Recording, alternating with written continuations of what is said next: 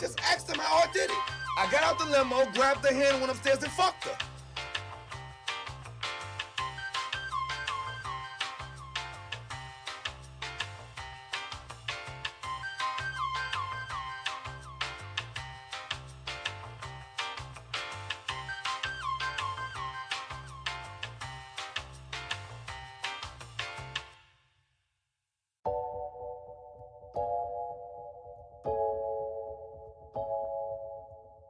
I would have been swallowed up. Have you ever been swallowed up?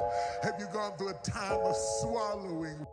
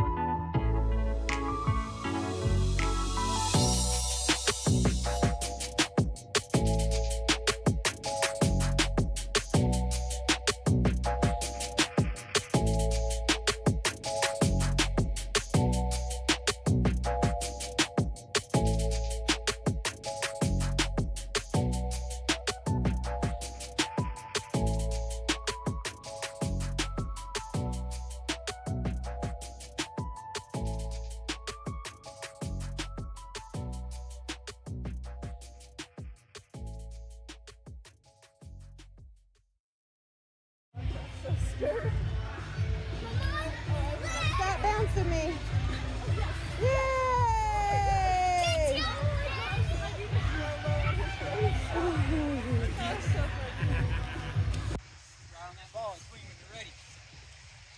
Hit the ball. Yeah, drop the bat, run. Drop the bat. Drop the bat. Yeah.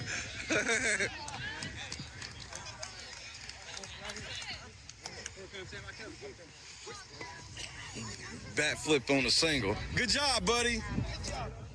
Way to go.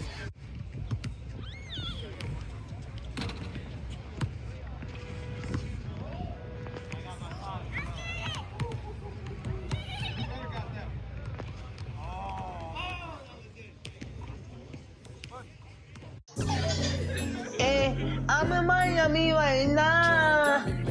I'm in Miami right now. I'm in that for your file. I'm on Ocean Drive. I'm in Miami.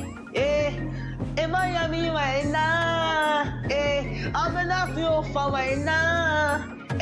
On Ocean Drive right now. That's on my mama. I'm in Miami. I go to the video, so I'm going to Cali. I swear I'm too official. I'm out with them niggas. I'm some other rapper on the city. That nigga, he wicked. We pull out with them guns. You know me in the real. Well, mama pays, I ain't having ever since that I was real. Now I came up like an 8-pack and I will never squeal. Would never ever run my mouth, cause I swear I'm too real. Yeah, I'm in the rings courting. I'm living life for real. Why the fuck you can hate it? I ride you to chill. You gon' really piss me off. And I'ma pull up on the steel. I'ma pull up on the drink, go and get your ass killed. Man, stop camming, cause I'm fucking wicked. I pull up to your city, tell me your location, bitches. You know we fuck that shit. My youngest know you killin'. I wanna grind, got money in my mind, put money in my wrist, so I can tell the time. You know I'm rapping and jobbing, I'm trying to eat. All around the world, I'm doing shows, I really come to eat. They trying to play on me, I swear I'm doing shit. One more time, I was post and I ain't have shit. Every day I'm just riding by the same outfit. I done came up, I'm switching cars, now I'm switching shit. These niggas mad at me, ain't wanna clown me. I'm in Miami right now, I'm off of South Beach. I'm living large, I'm living life. They know me, wanna take my life. Yeah, it's on my mama. I'm in Miami. I'm out there doing this video shooting on the Cali. I'm on my mama, I'm on my mama, and I'm in Miami right now.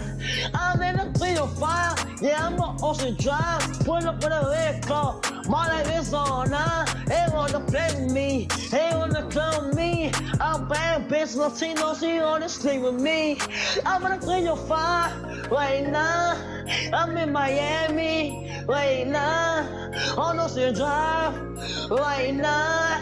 I'm in Miami right now.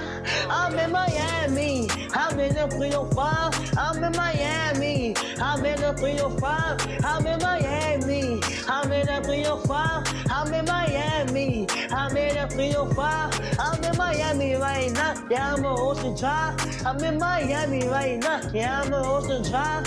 Yeah, in the front car. That's don't look at me. I'm the youngest in the game. You can't beat me. Cause I'm that nigga from the bottom. No, I will never change. Diamonds on my really, I got diamonds on my chain. I'm in this song, no, that's why I ain't no game. Yeah. In Miami right now. And the 305. Yeah.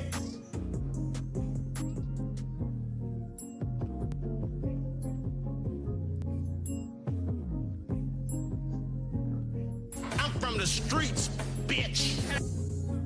Bro, this ain't it, dog. What? That was pain I was spitting. The depressed music is in. Listen, you really want to pop? Diss somebody. Oh, yeah. People love beef. But who could I beef with? Oh, yeah, I got somebody in mind. DJ Pooh, start that beat up, homie. Bitch, what you thought I forgot? I'm grown now. You think just because I came out your womb, your slew-footed ass can tell me what to do? Hell no, you got something else coming.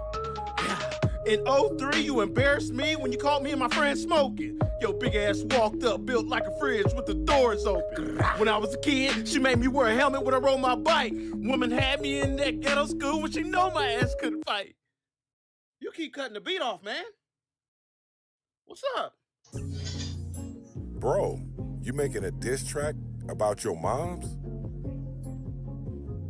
Yeah, what's wrong with that? The woman that raised you?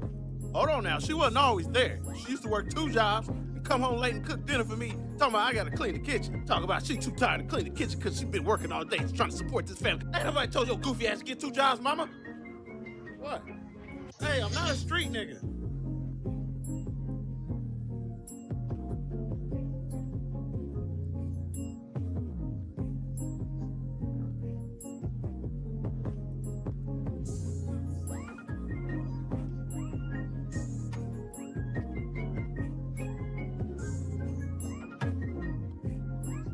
Late night crew. The fuck, man? What's going on, cousin? It's the Saturday before Christmas. Say what's up to your boy. I'm just happy to be here, man. I'm blessed.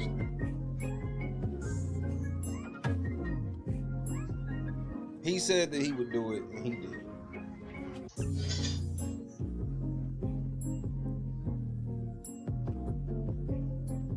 Kendra, Joy, Janice, shout out to Bob, Tommy, Scott Johnson, Turtle, Raging, Cajun, Be Kind, Please Rewind, Colleen, TK 3-time, Foxy, KS Dub, Jay, Bob Barksdale.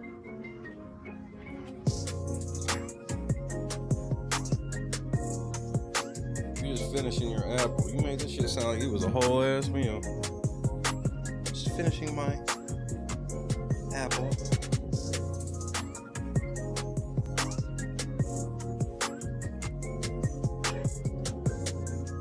This got weed in it.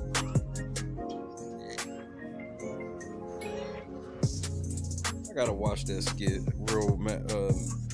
Mad Real World. Been a while. Madeline, what's happening? Conscious, what it do?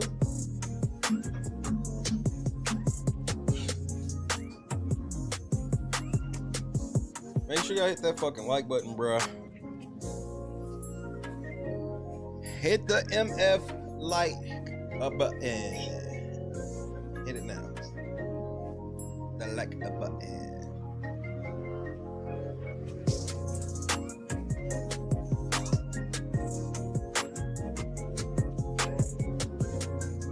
Okay.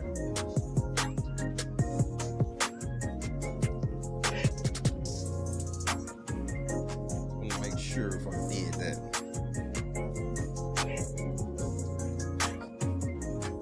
Gotta laugh at Jake Paul this evening.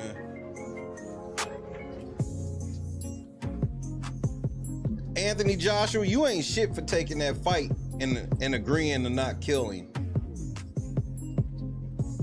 Anthony Joshua tried to hype this nigga up. Look, man, you was going at like 70% at best. I don't even think he was going that hard.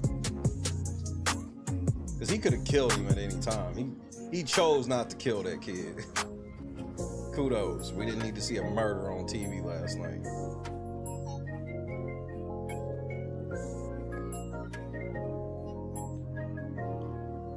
Oh, we got some big surprises coming up for some of you loser ass niggas. Just to set the record straight, INA, y'all still losing all of y'all shit. Cooking with Frank, you still losing all of your shit. Truth Hurts, you still losing all of your shit. I need everybody to understand y'all are still losing all of your shit. I just want to put that out there because some things are positioning themselves right now that's out of all of y'all hands. It's in, hands.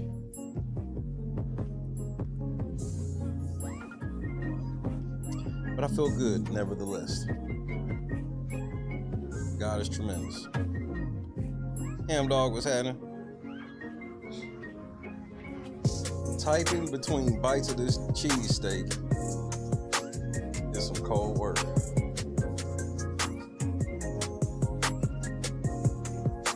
And I did finish my fish sandwich before I came to work.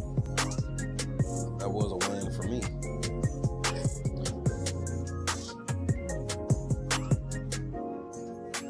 I guess let me listen to my two songs. Go to work. I might even have 3. We'll see.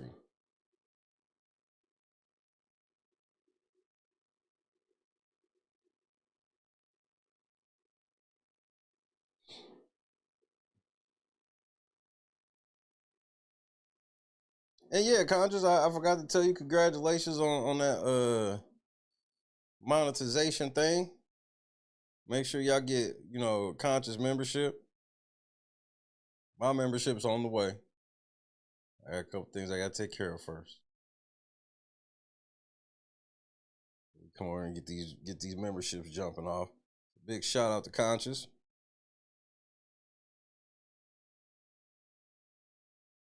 Make sure you go get you a Yippee membership. Do it now.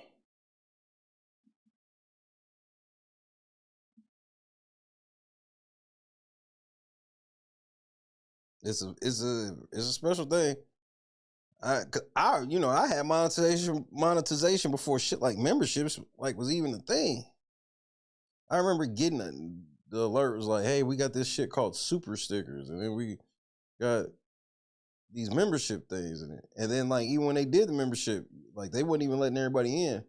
I remember when they put us in it was like a crazy thing. So all that shit matters, bro. So make sure y'all go support. Everybody that hear me right now, especially it's only 42 people in here right now. Yeah, all of y'all should all be subscribed to Conscious already. But for you late arriving motherfuckers, get to it. Shit, or get the fuck out, nigga. Whatever, bro. What do I want to hear on this Saturday? Which is weird because it's like I'm kind of back, and then I guess I feel back-ish. There's still a couple things that's keeping me from being what I call back. Because it probably feels back to y'all, but there's things that keep it from me saying I'm back.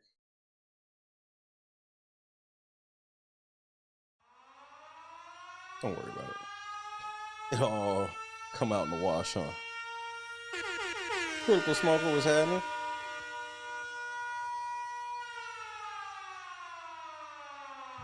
An igloo full of snow on a white stone.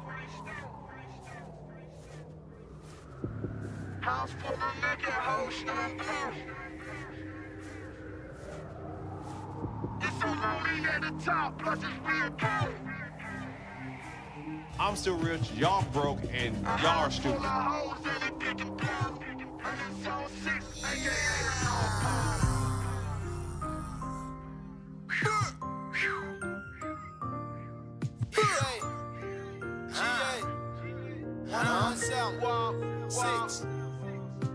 Middle of the winter, I pull up in a vert. It's the middle of December, she pulled up in a skirt. Santa Claus of the hood, I pull up with the work. They call me East Atlanta Santa, when up on me get murked. I'm just trapping through the snow, selling 9 heifer bricks in 4 ways. Over the hills we go, got an extendo and an AK.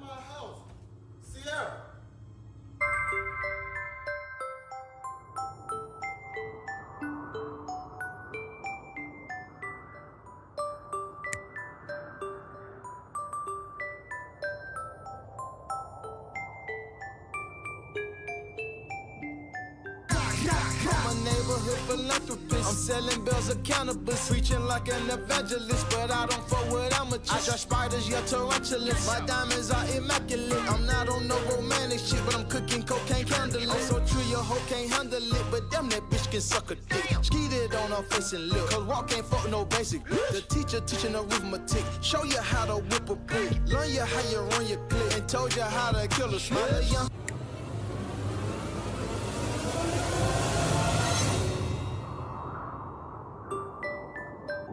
she a freaky chick, but damn she on that sneaky shit. When I wore a half a zip, and now I gotta slap a trick. These record labels broke as shit, Ricky Dicky rocker shit. I sell more milk down a Mexican, my dog food, yeah, it's excellent. Only started selling Christmas tree, I'm trying to jingle bells, ho. It's Christmas time, it's Hollis Queen, I'm stomping in my shell toes. Christmas time in 96, I X out for 12 goals. When I go out, got gifts to give, but I don't fuck with 12 though.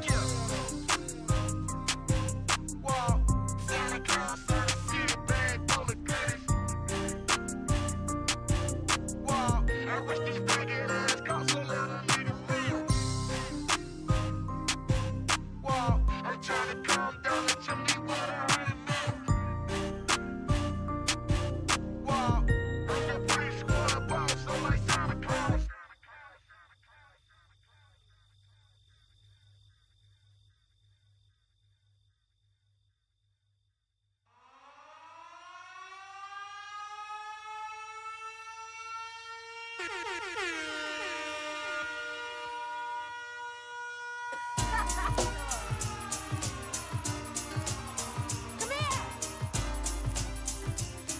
Got a package.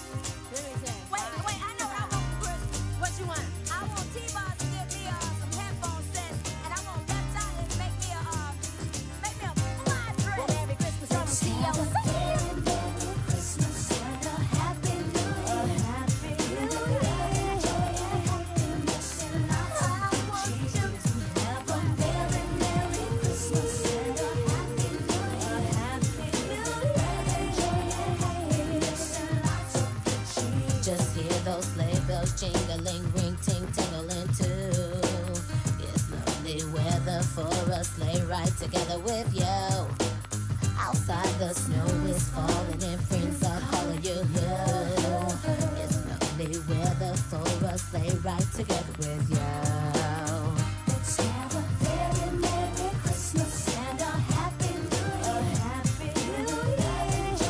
Happiness and lots of cheese. Have a very Merry Christmas and a Happy New Year. Happy New Year. Happiness and lots of cheese. Reindeer presents, happiness. Check it out. Giddy up, and away we go in winter wonderland. Oh, we ride in the snow. With the left, everything is grand. Sleigh ride if you like me, baby. Don't be scared. Take my hand. T to the left, I see if you can take a glide. Giddy up the guts and step on up so we can She's so nice and rosy, comfy, cozy, all we. We're snuggled up together like the birds of a feather would be. So let's take the road before us, sing a chorus or two. Oh, come on, it's lovely weather for a sleigh ride together with you.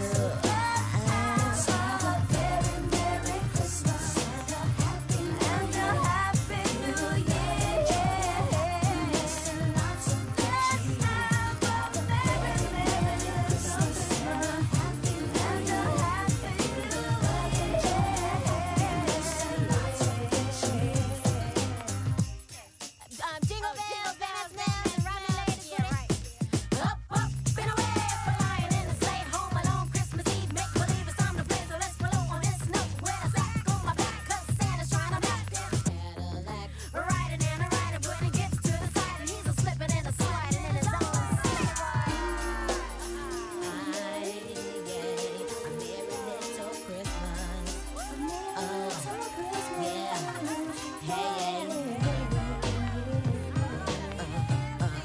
A merry little Christmas.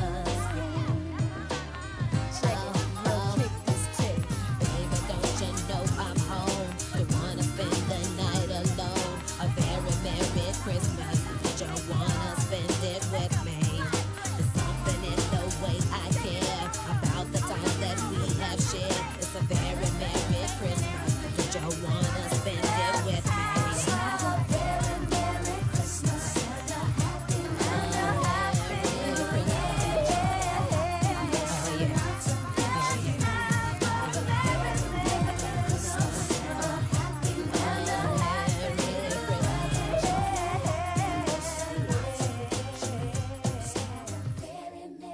Christmas.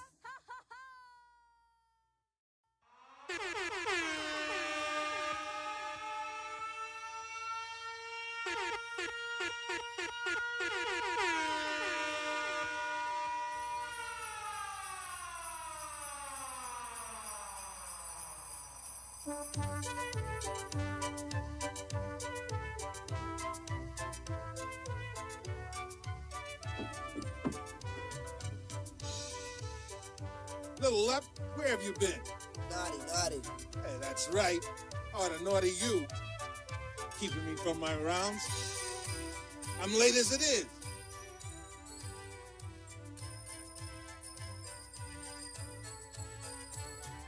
Now stay put. Don't go anywhere till I get back. Understand me? Nice.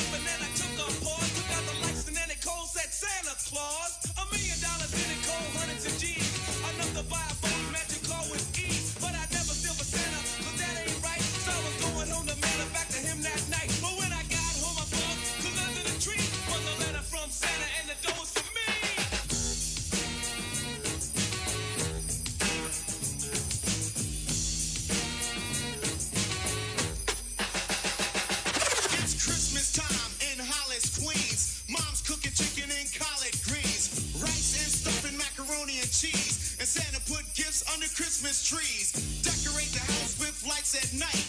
Snow's on the ground, Snow White so bright. In the fireplace is the Yule log. Beneath the mistletoe as we drink eggnog. The rhymes that you hear are the rhymes of carols. Like each and every year we bust Christmas carols. Yo, come on, let's check. You ain't just man from last night? Santa, Macy's. Yo, man, let's go eat, man. I'm starving. Come on, man. Yo. Rhyme so loud and proud you hear it. It's Christmas time and we got the spirit. Jack Frost chilling, the hawk is out. And that's what Christmas is all about. The time is now, the place is here. And the whole wide world is filled with cheer. My name's DMC with the mic in my hand. And I'm chilling and cooling just like a snowman. So open your eyes, lend us an ear. We want to say Merry Christmas and Happy New Year!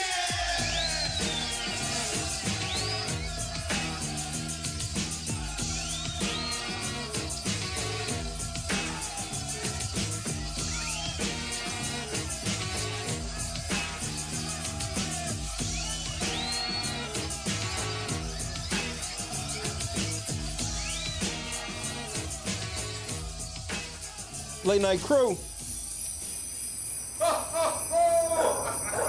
Fuck going on, man?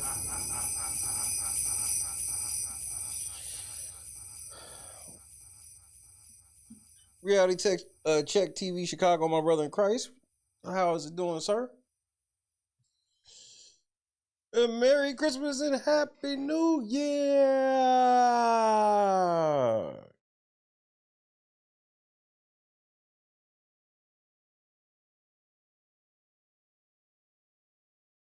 Bam, bam, bam, ba-dum, bum, ba-dum. Bam, bam, bam.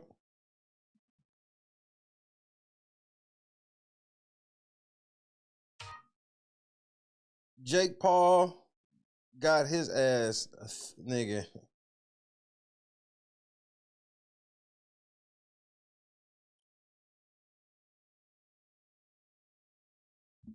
Hiram in the cut one time. What the fuck is going on, cousin? We are back outside. Green Bay turnover on downs. Alrighty. Who's Green Bay playing tonight? Bears?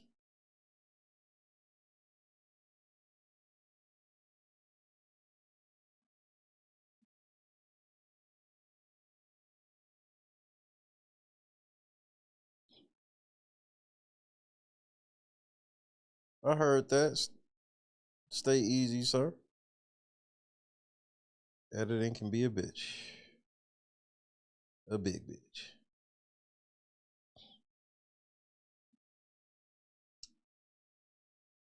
I'm happy this is today's show. Feels like for me personally, it feels like my last show before I get to take my training wheels off and get back to what I do. You know, I've been waiting for this moment pretty much for 18 months. Even a little longer. You talk when this shit first started, you saying, we talking like 20 months.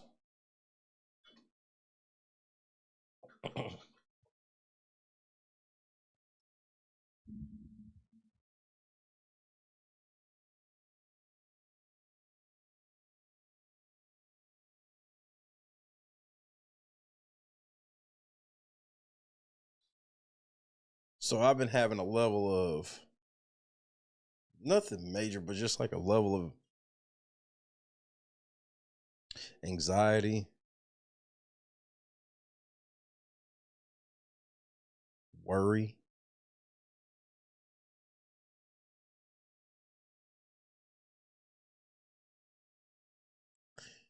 Well, all these things are natural feelings when returning to something after being away for a while.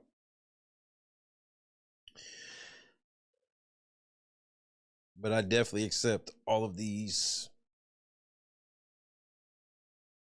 feelings and emotions because there's some crazy shit getting ready to happen, and you know, I myself, I'm still at a level of extreme disbelief.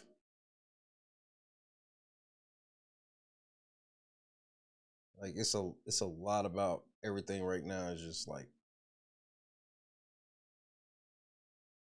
it makes it hard for me to even believe what's even going on.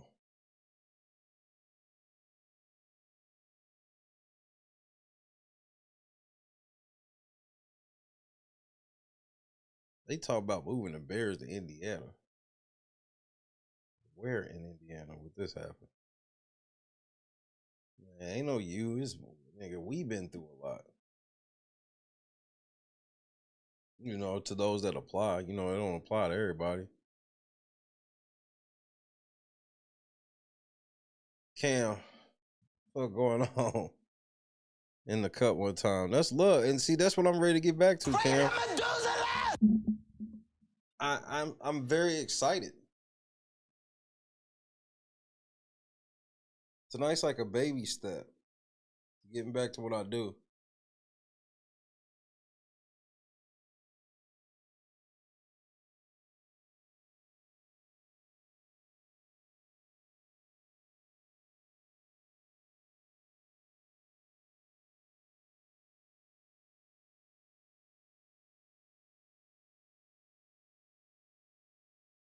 It's been a crazy almost 2 years, man. It's been almost 2 years. This shit's been a lot, man. This shit heavy, bro. Heavy ass shit, my nigga.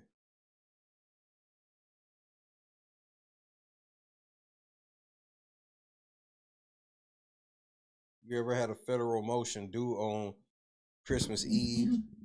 Yeah, neither have I, but we got it done on the 19th. You know what I mean? Shit like that. So we ahead of the game. We ahead of the curve. And I'm just so utterly thankful to be slowly but surely getting back to it. So I know there's some that's like, man, Shay's never going to really get back to it. Nah. I just know how long all this shit truly take. And the reason why I know it'll work is because none of you niggas is willing to take as long as I'm willing to take.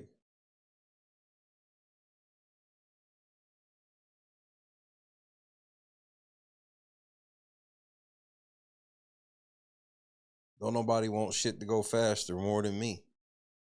So. But I'm not selling the brand short. If this was all about me, I'd have walked away from this shit a long time ago. But all this shit bigger than me. And I know that don't mean much to a lot of people. Motherfuckers don't care. That's cool. I understand.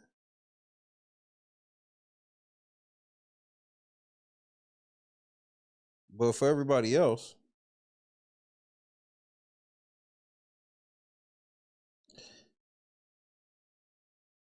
let me just put it to you this way.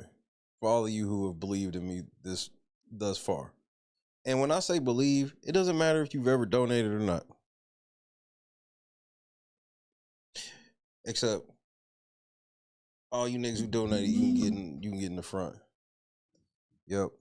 We gonna make this shit classes as a motherfucker. You niggas who didn't donate, go to the nosebleed seats. Ain't now motherfucker move. But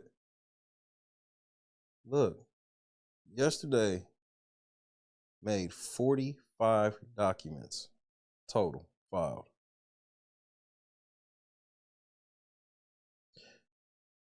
I just want you to stop right there. And I just want you to look at me.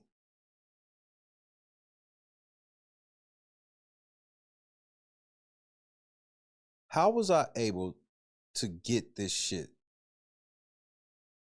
to 45 documents? 45 docket entries. They told me I would be laughed out of the courtroom. And that was the odds-on favorite. Shay getting here in the world of betting was like a plus 100,000. If they had odds on me, if you just put $1 for me to get to where I'm at, you would have at least turned your dollar into 1,000.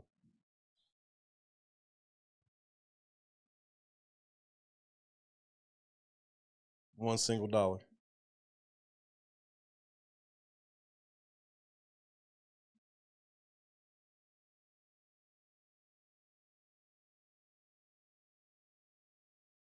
This is not about bragging. I just want you to pay attention for a second.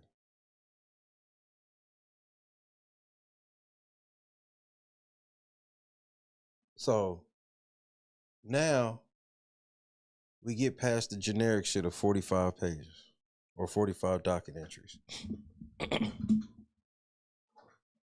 Let's talk November 24th.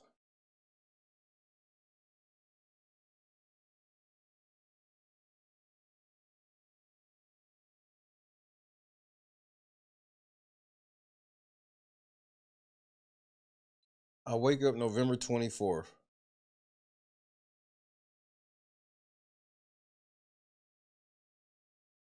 To a 1-week channel suspension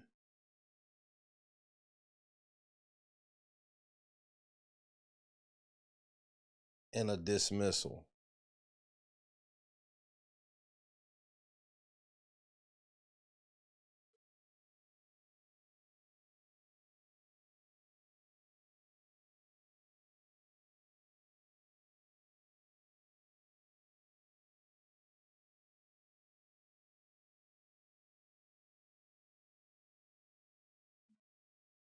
And I cried like a fucking baby. Boo hoo crying.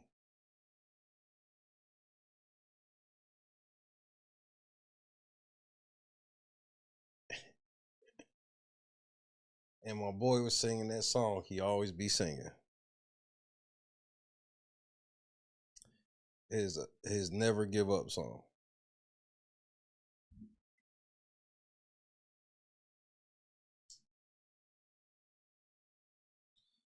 So I said, all right, I'm going to take this as a personal challenge. Because he has no idea what's going on. He just turned 4. He has no idea what's going on. So I'm going to take this as a personal challenge. I just watched the Lord use my boy right now to tell me right to my face through a 4-year-old to not give up. So what does not giving up look like? All right. What's next? I know I'm right. What's next? Is it 9th Circuit time?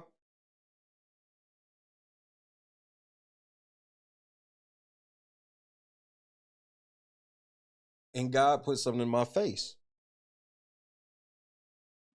to show me, oh, no. Not time to go to 9th Circuit. Not yet. Because, see, we have a problem. There's errors here. And I don't mean errors like, oh, you didn't listen to what I said. No, these are like real errors. What the fuck do you mean I got the Indian terms of service attached? What are you talking about? Well, let me go check. Who knows what the fuck I did? You know, I am pro se going against $1 million firm, so who knows what I actually did? Well, shit. Well, I'll be shit. I didn't put the Indian terms of service. You just thought I did. Okay. So What do you mean there's no tortious interference? Because your AdSense contract is a YouTube contract. No, it's not. AdSense and YouTube are two different companies, and you can easily just Google this and see this. And, you know, I can have AdSense without ever having a YouTube channel, and having AdSense doesn't give me a YouTube channel. So what are y'all talking about?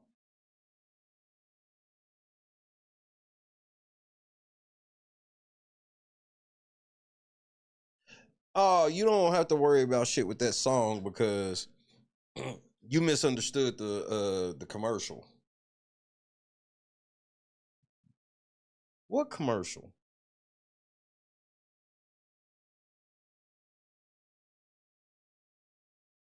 They didn't understand that I have an actual license for the song Built to Last. This is a true story, and this is public record. You can go check yourself.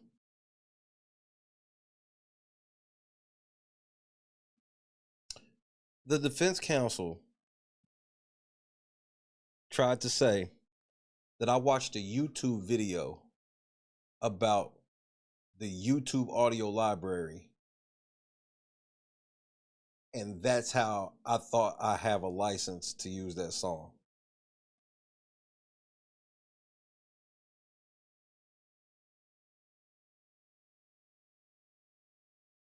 It was so hard not to say anything.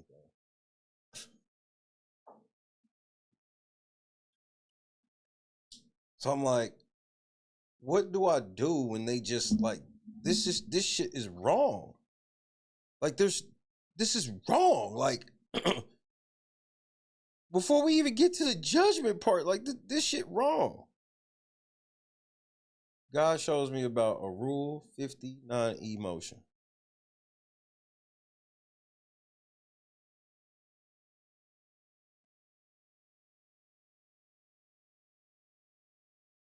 And before I got my hopes up, I had to read it. Rule 59E. Bro, I'm trying to show y'all something. Just pay attention, man. Please just give me this.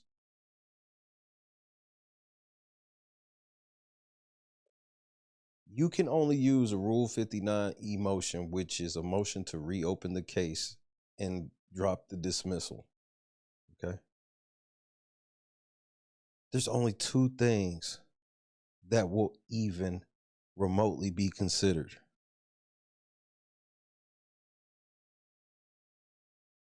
The first thing is manifest error of fact or law, which means that he has to vacate the dismissal if there's something that he got factually wrong, whether by accident or anything else.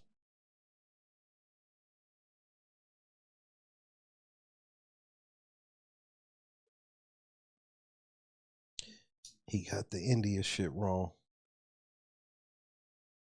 So on that merit alone, that's enough to reopen the case.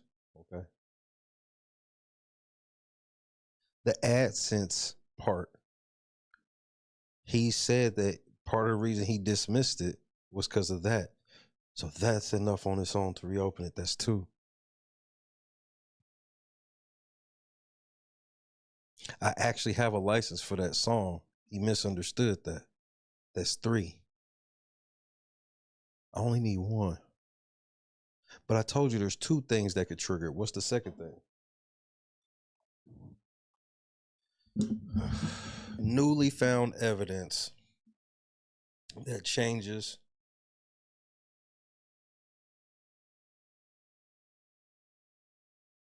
everything in the case, in a case. Okay.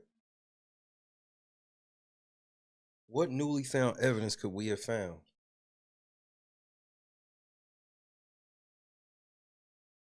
Well, remember I told y'all I wasn't going to take my break for that week until I sold that card, right? because I didn't want to put the family in a bind just by taking a week to finish this paperwork. And God told me just take the week because I had already went a week, and God told me to take the week.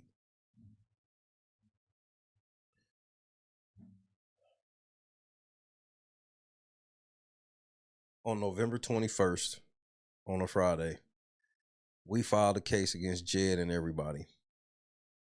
He files the dismissal on the 24th, which means the business day prior to dismissal, the case was filed, which means that, yeah, that was new evidence that just came up.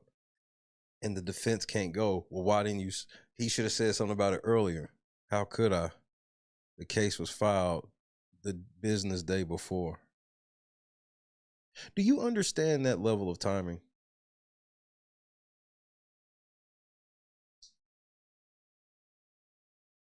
I'm telling you, this is not about me bragging.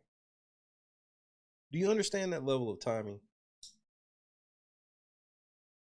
Come on, man. It's in your face. That type of shit be in your face. And y'all like to use a word called coincidence. It be right in your face. But you'll call it a coincidence.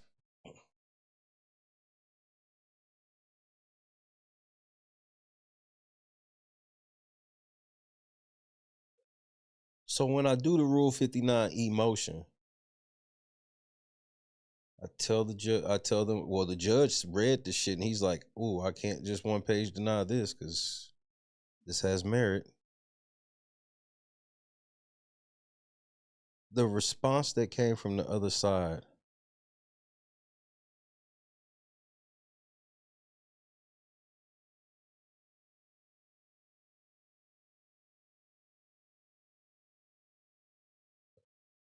the tone changed.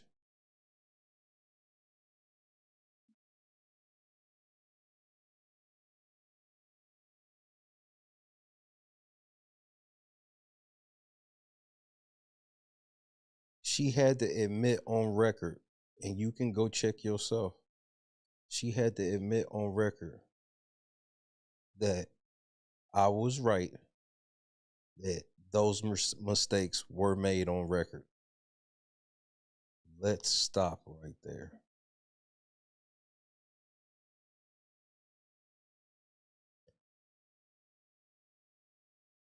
How does that not impress you?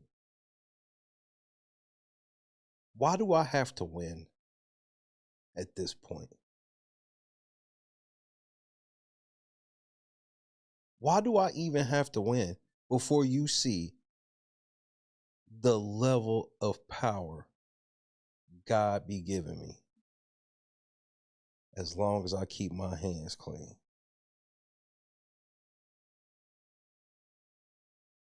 We got on record $1 million law firm saying hashtag Shay was right. Are you paying attention?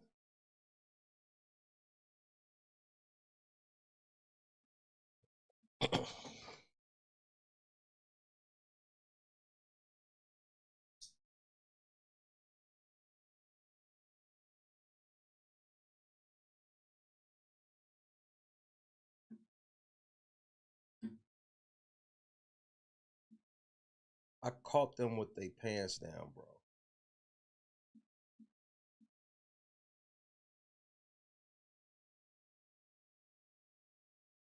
They try to rubber stamp our case.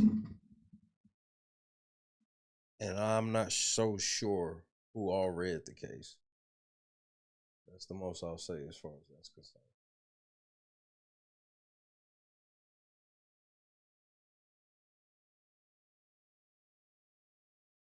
But we caught motherfuckers with their pants down, bro. Whatever you want to call it. Pants down, hand in the cookie jar, whatever, nigga.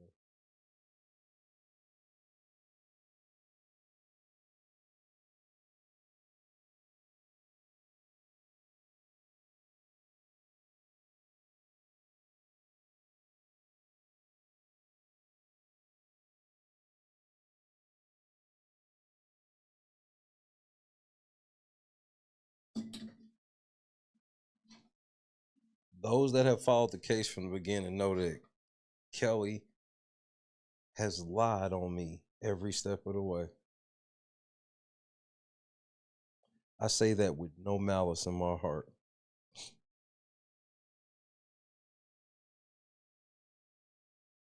I read the prior cases. I read where other people try to sue YouTube. But nobody had no shit like what I had going on. Everybody else was crybabies. They thought I was being a crybaby. And then they found out I'm God's son. So look, I need y'all niggas to get y'all affairs in order.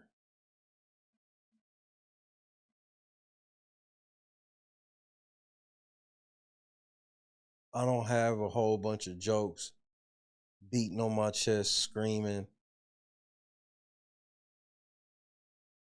You don't understand the magnitude of what's going on and the level of shock that comes with that.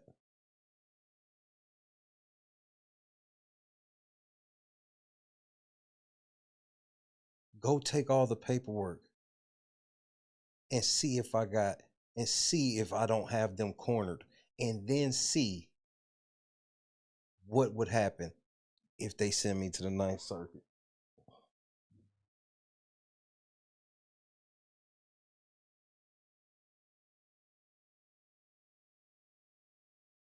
I was personally insulted.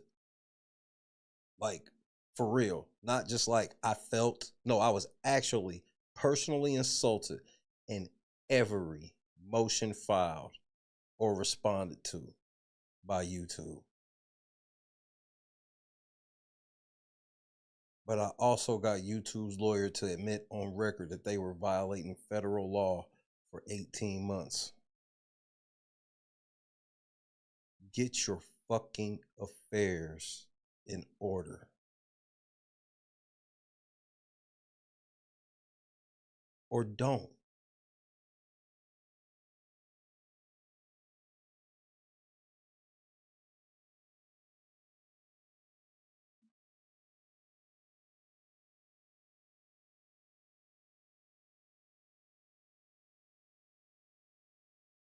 I really wish my grandparents were here.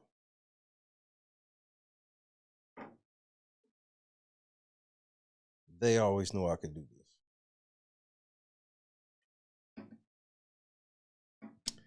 They always knew.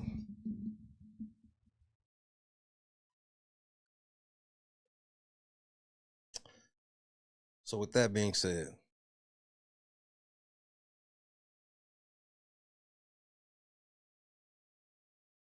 yes, I have confidence in my intelligence and feel that I am smart. And I don't feel that I'm a know-it-all, because you can't be a know-it-all and be smart, because smart means you always constantly trying to learn.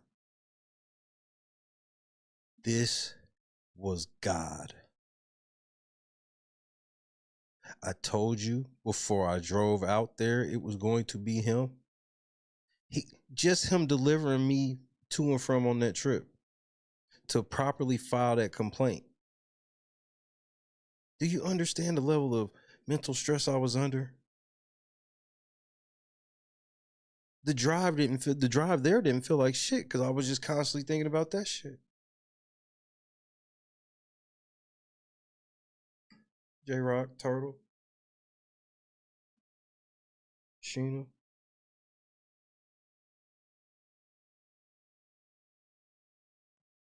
So you got this nigga over here, he over on that other channel, thinking this shit a game, bro. We in federal court making history, bro. Look at me, bro. We have made history. I couldn't have did none of this shit without the Lord and y'all. Plain and simple. I'm literally just the vessel on this one. It's crazy. All this shit's crazy.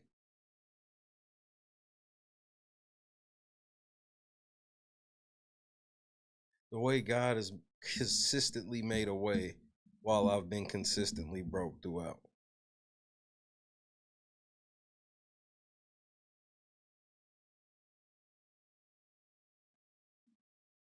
consistently.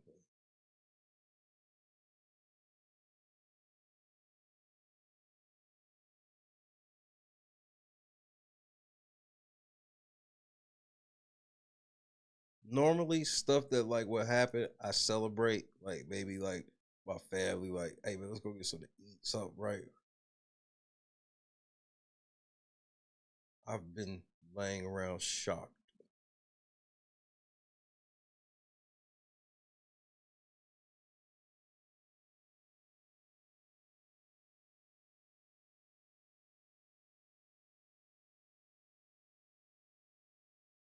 Cause see, the ops will read the paperwork and be like, yeah, she did admit it, but she said this app. It don't matter what a nigga say after they admit that they ops was right.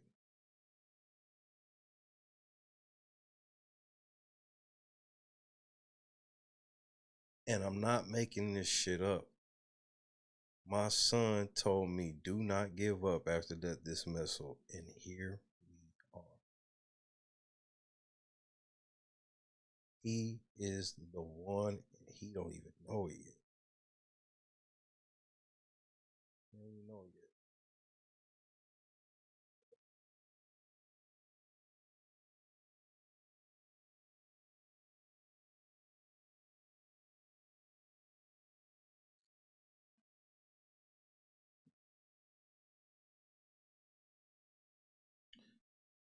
So here we are. You know,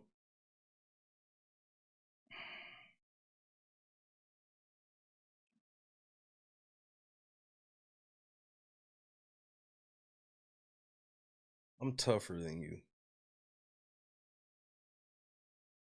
That make you feel a way about me.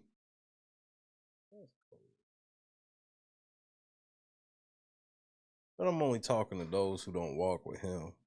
All of us who walk with him, we know what time it is. We marvel when we watch and see things happen, but we are not surprised. We marvel.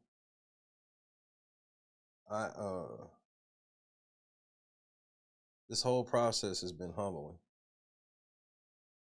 There's so much about my life that I didn't understand some years ago that even throughout, I've had comforts through that where it was like, I kind of know how this ends because for the longest, there were certain things happening that I just didn't understand. And I just had to keep my faith in, i.e., you know, reading terms of service and following rules. Even, and you want to know what's hard about the following rules shit? It's not even that following rules is hard.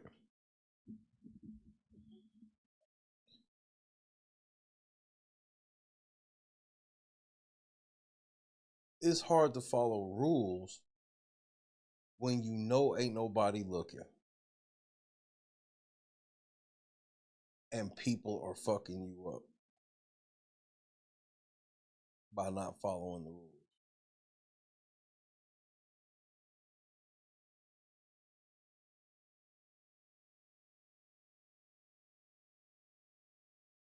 And the easy cop out is to say, you know, oh man, if Jesus could hang on the cross, I could take this.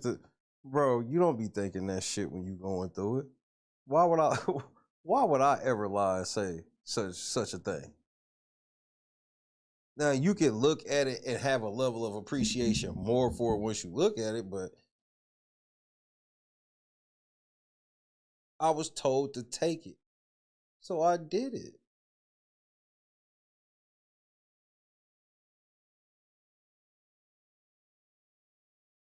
I was told to keep my retaliation behind this microphone while never crossing the real lines.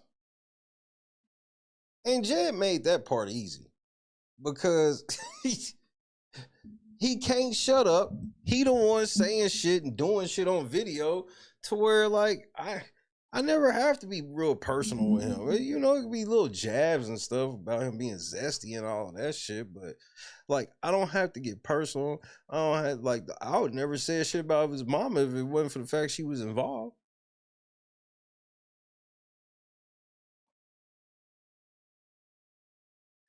It's just that, like, hey man, shout out to my longtime viewers, because this is what I'll say and I'll move on. My longtime viewers know that it's been this level of fight that I've had, and it always gets bigger and bigger, but it's a fight that I've had on this channel for years, where people think because I'll say, shut the fuck up, bitch, that means I'm willing to break federal law. Because it always astonishes me. People, these niggas will look at me and be like, well, what did you expect me to do? Not break the law? Like, nigga, you want to roast me? You want to call me fat or whatever the fuck? Okay, but like, now you putting my kids and shit in danger. You putting my house on the fucking internet. These niggas put a literal picture of my house. Like, I gotta move when this shit over, bro. Like, I'm sitting in this room now, the room they make fun of me in, and I know that there's going to come a time soon where I'm not even gonna be in here no more, bro. We're gonna be on some other shit.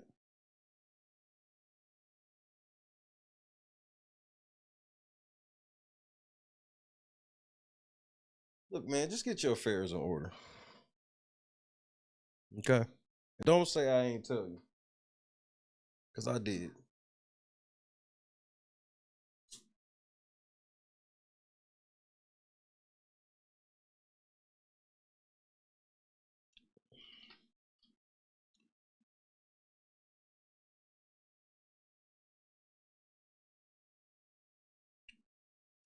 I lost too much being hot-headed when I was young. And not even the type of hot-headed where it's like, not hot-headed getting in fights or whatever, just a level of hot-headed and pouting.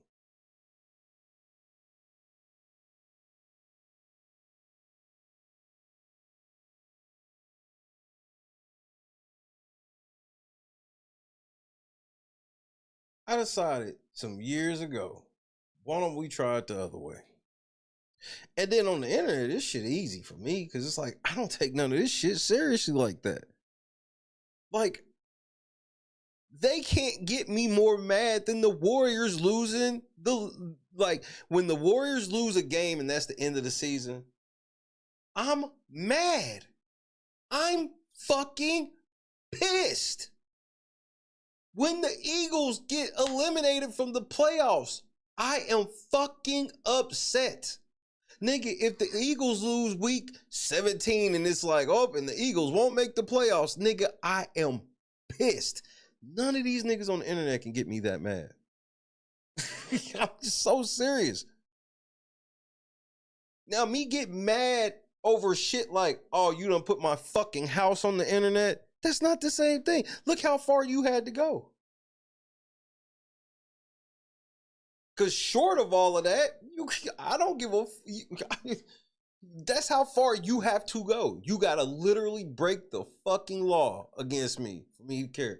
Because that's when niggas realize, like, man, if y'all want to go, bro, I'll make funnier videos. I'll give funnier rants.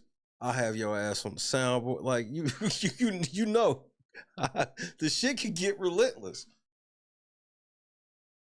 But I color inside the lines. Y'all the motherfuckers that go, man, yeah, man, fuck your kids, fuck this nigga. I hope this motherfucker die, and like, shit. Then y'all linking up off the platform. And then if we link up, the crazy thing is how our link ups are different. We'll link up off the platform talking about our defensive stance. King of it, Jackie. Bro, am I lying, LNC? We'll talk about our defensive stance. We have never had a meeting talking about how we getting ready to fucking attack anybody. We don't be talking about how we go, even niggas just doing shit like Jed. We don't sit and go, we attack it. All right, it's time for us to go attack this nigga. Nope, it'll end up being shit like this. Hey, y'all, I gotta go talk about X, Y, and Z, so get ready. These are more the talks. Expect such and such to do X, Y, and Z. Like, they're just, it's just not, bro, when I think about their level of shit, they be off the air planning just utter destruction and devastation. These niggas is in the chat.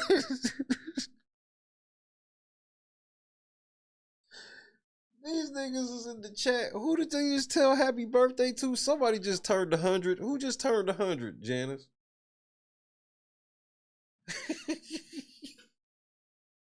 Like, they should just, I can't be a part of no groups that's just all stressed out like that all the time. Like, no. You'll hop in our chat and you'll sit here. You'll sit here and you'll see, oh, here go that little white bitch eat all the food. Look what she done ate this time. I bullshit you not. Somebody just turned 100. I wish I could remember who the fuck it was. It was somebody just the other day. I bullshit you not. Like, I can't be a part of all this aggression and shit all the time, man. I gotta be out in the field. When Dick Van Dyke, that's who it was. I'm pretty sure it was Dick Van Dyke. It was somebody. But I bullshit you not. These motherfuckers, then they be having conversations I can't even be a part of. They in there talking about Dancing with the Stars and shit. Then football shit come up. That's why I can't wait, man. I miss Nop so much, man.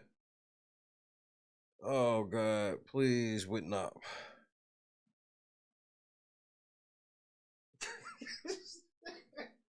Jamie, don't come in here on that fuck shit. Don't come in here with this foolishness.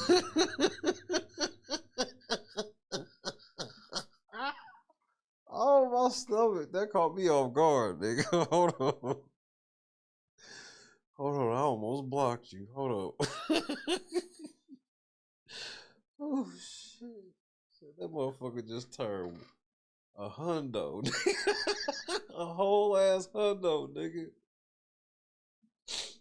Jed, they over here talking about your mama wig. Look, Jed. Look, me and you need to have a serious talk because we ain't talking in a while. Because I know you like, wait, are you moving on? Yes, Jed. I'm moving on. But look, let me holler at you right quick. Let me tell you something.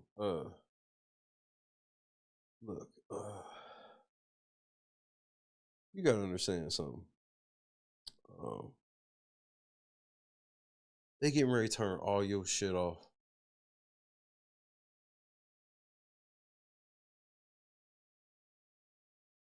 I saw you got hoodies now. What took you so long? I could only seen that coming. I got a new hoodie, Jed, that I'm gonna start wearing that I'm getting ready to drop. But I'm waiting for something to happen first before I drop it.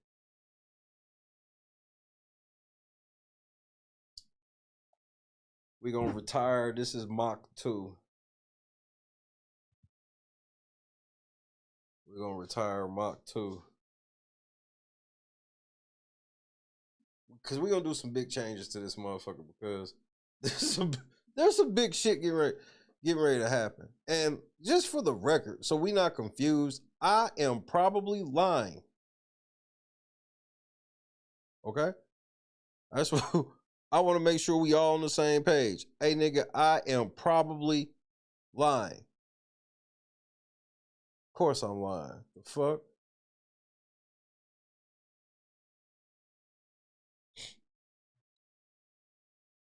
Jordan Love down with a concussion. The fuck? Oh, hell no.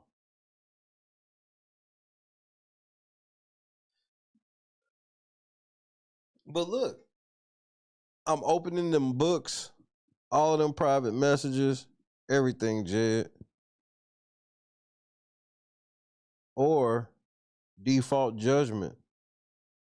So you gonna have all your shit turned off and you gonna owe me money. A lot of it too.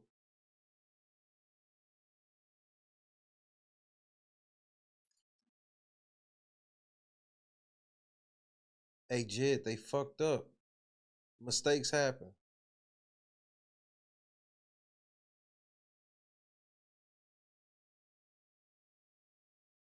You don't get how this ends yet, do you? Oh well. Linux was handing TK 3 times.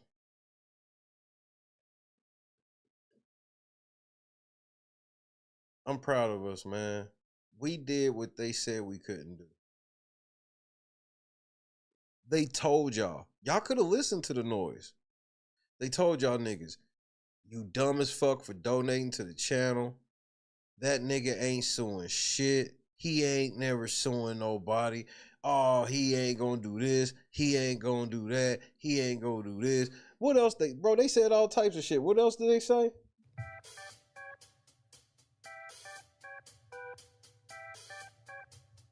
Belt to ash. I guess we gon' survive the onslaught of this lawsuit. He got 22 days from the 5th. But boy, I know that he coming back to YouTube because he needs some help because his grip is gone. I might not have the lyrics, but I'm telling y'all that we're looking real strong. And I guess do say we ain't going nowhere. So this is what I'll say. You tried, they helped you, you failed. Good luck. Bye-bye. Dismiss. Get your ass out of here.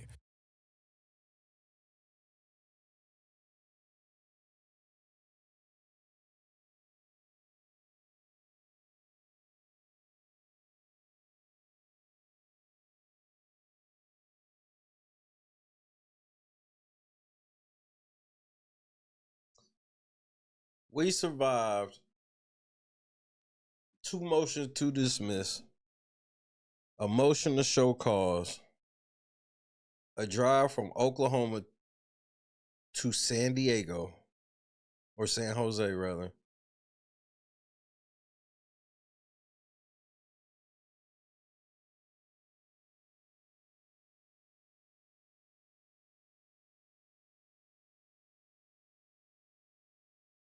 I was the lawyer.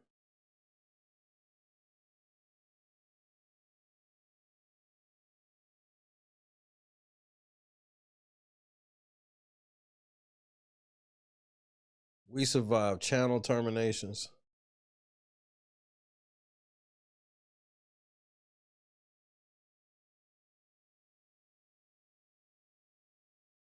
This is the least amount of television I have ever watched in my life. I know nothing about TV.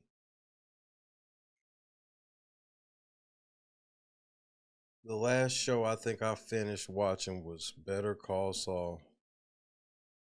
I don't think I've watched a new show or anything since. I just got comfortable enough to start back keeping up with wrestling within the last couple months.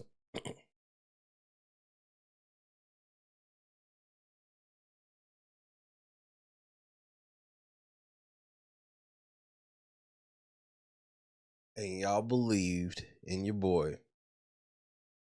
And somehow we are on the brink.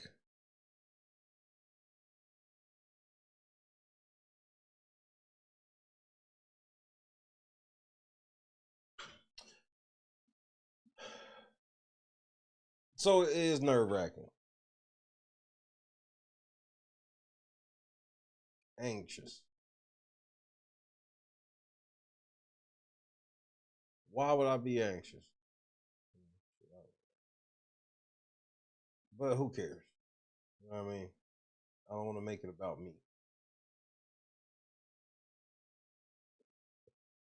but I am personally part of a status update, if you will. So there is merit to me mentioning me for you niggas that's gonna say some shit that's gonna make me call you a bitch to your face.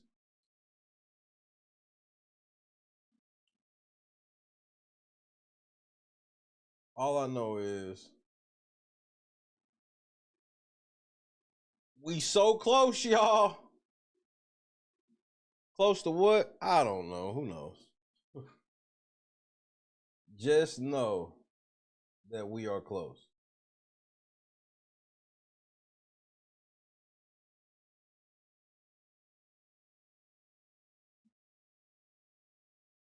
When it's over, we going to Erewhon. Nigga, I'll drop you off and I'm not coming back to pick you up.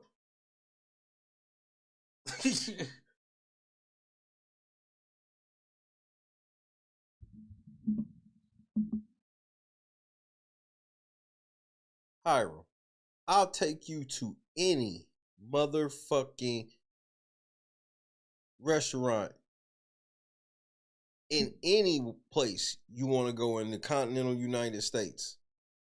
I don't care how much it costs.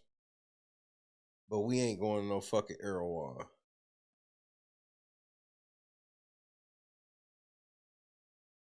You a grown ass man saying that you need a Justin Bieber smoothie? Pause.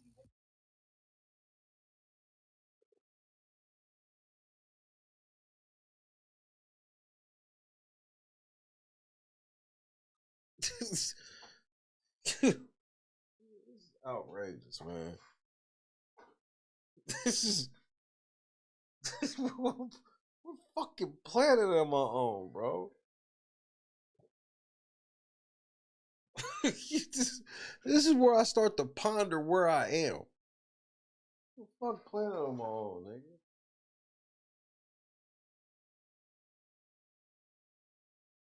Let me guess, it's got extra protein in it. Man, what the fuck?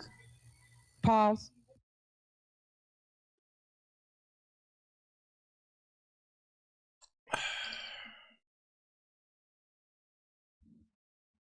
Come on now, dog. Come on, man.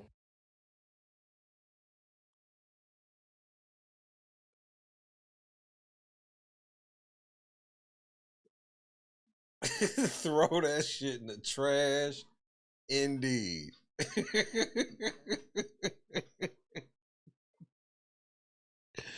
Let's get it right. It's the strawberry glaze. Don't make me slap the shit out of you. Like, we not do. This is what we not getting ready to do. Let me tell you what we not getting ready to do.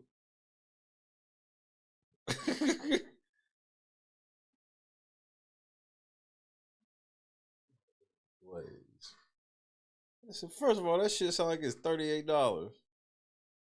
Nigga, I was telling Christy about Erewhon football coming in the room. And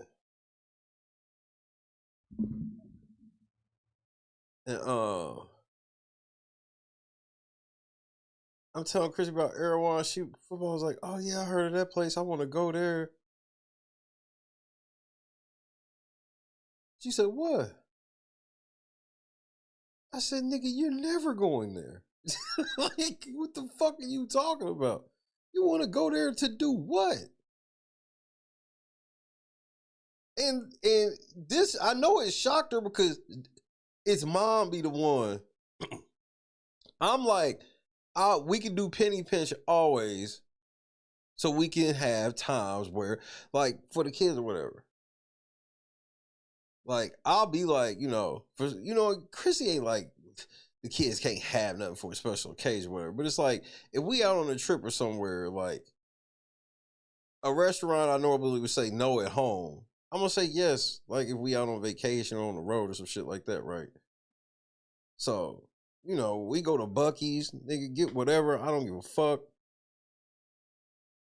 Because if we broke, we can't even stop at Buc-ee's. I wouldn't even do that to myself. But you saying some shit like Errol, because if it was like a more like expensive spot, I'll tell Christy, like, She be like, oh, I don't know. I'm like, man, just come on, bro. Cause I'm all about like, let's just have the experience. We, you know, all this shit ain't guaranteed to us. You know what I'm saying? And so, Erewhon, nah, that's past any of that sentiment daddy be on. The answer is no. And I told her, I was like, look, even if we were to be rich, she was like, you wouldn't go there if you was rich. I was like, if we were rich, I would go somewhere. You could just do so much other shit. Like, I look at like having money as doing shit with it. I don't look at money as I just want to spend twice as much on shit I already be buying, 10 times as much. I'm gonna buy this $20 gallon of milk. Why? Why? And then one of the stores got closed because there's roaches and shit all over the motherfucker. And I'm like, I've been around, bro. I used to work for a nigga that played in the NBA, bro. That's just not how rich people live. They live more like regular motherfuckers than y'all think. Yes, they have experiences that are some shit you can never do, but on a day-to-day, they live like you with just more upgraded daily amenities. They got more shoes when they open the closet. The house is a bit bigger than yours. But like going to the grocery store, they shopping like you shop, bro.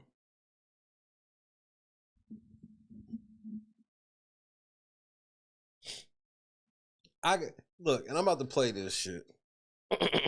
Cause I got a theory about Erewhon. And tell me if this don't make sense to you. I said this is a new con that anybody out like in Beverly Hills or any of these places can do. What am I talking about? Let's say so if you got enough money and clout to get properties across that area of California, like how Erewhon has, that means you know some people, right? So think about it like this. I come up with an idea where I go, look, we gonna put all these fucking groceries in here and we gonna price this shit to a level that no sane person would buy. But we gonna make our store super popular. How we do it? Look, I know this celebrity nigga, I know that celebrity nigga, and we'll just tell them, look, we gonna have this grocery store. You just come get groceries out of here. We won't ever charge you. But we want people to see you shopping here. And then once the influencers see you shopping here, the influencers will come to the store and actually buy shit, and those will be our customers. Because the influencers aren't bringing no customers. Because even if you watching an influencer do it, that's what you watching them for. Because you never going to spend no money on that shit, so you at least want to see what it's like. Because you never going to do it. I think the Erewhon business model was built off, we are going to build a place where influencers come and buy our overpriced mid shit. Because you saw that's what happened. You saw some famous people going in that fucking store and the fucking influencers come like vultures.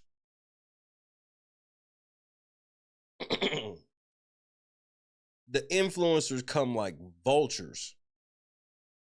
But most of the influencers, what a lot of businesses are realizing, most of these influencers don't turn into conversions. Because think about it, on some real shit. Who is buying shit at Erewhon outside of the YouTubers, the TikTokers, the people on Instagram? Who else is buying the shit? And they all buying the same fucking shit. It's almost like they priced everything in the store so high that they only made it because we ain't really seeing nobody try anything outside of smoothies, strawberries, and like the food, like the prepared food. But grocery wise, we ain't really seeing nobody try shit.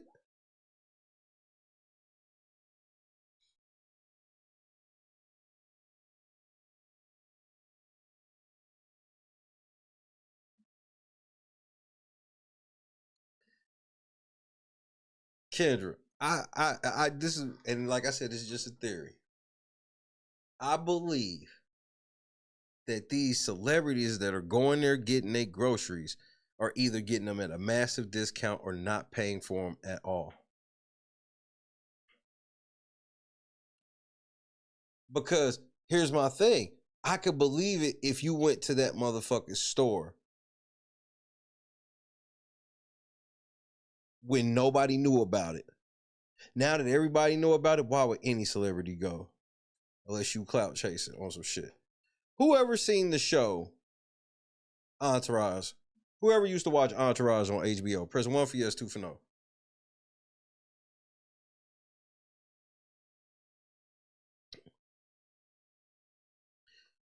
So,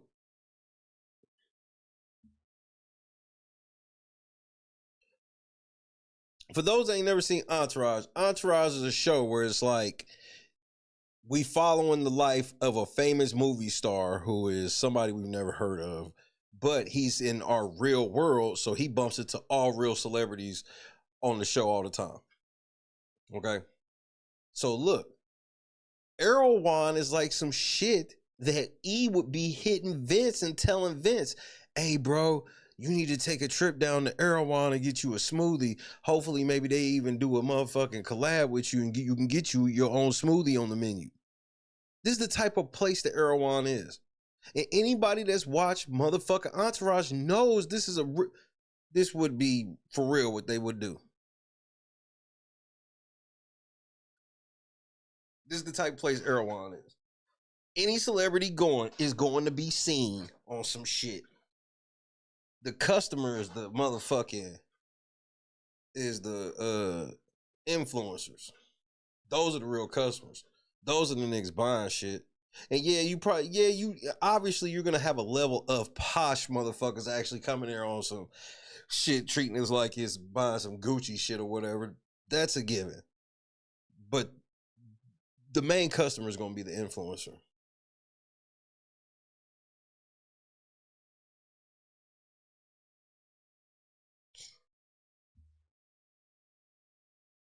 You go in there, I mean, these motherfuckers, we watched this shit.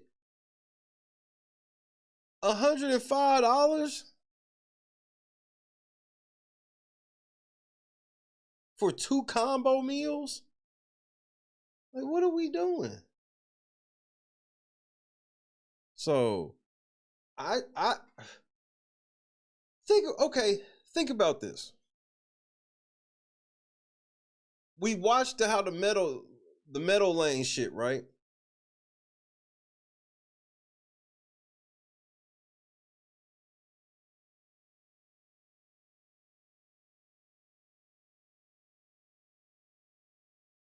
We watched the metal lane shit, and it's like it's easy to do this shit. That's what made me think of this is the business model where it's like you can start a really shitty business and just pay some influencers, get a couple celebrities and some influencers to come to your spot because so many of these influencers will say whatever the fuck you want them to say for some clout and some money.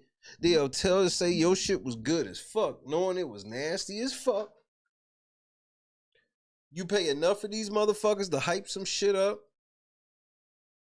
and your place goes viral. It's not even hard to do. That shit ain't even hard to do.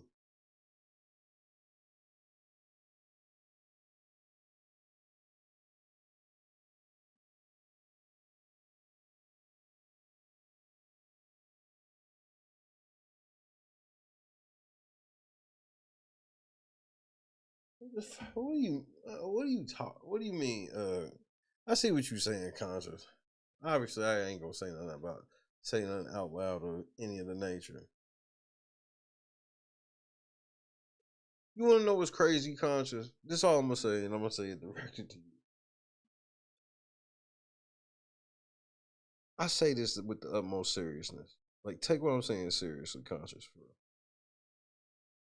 Do you know how fucking sad it is that you have to even question something like this?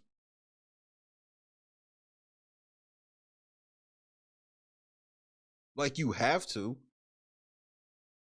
You know how sad this is?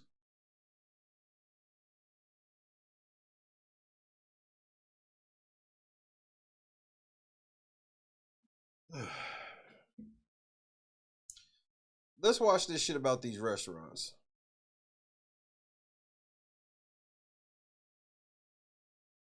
I was watching this shit earlier and it was actually kind of interesting. Hey man, hit that like button.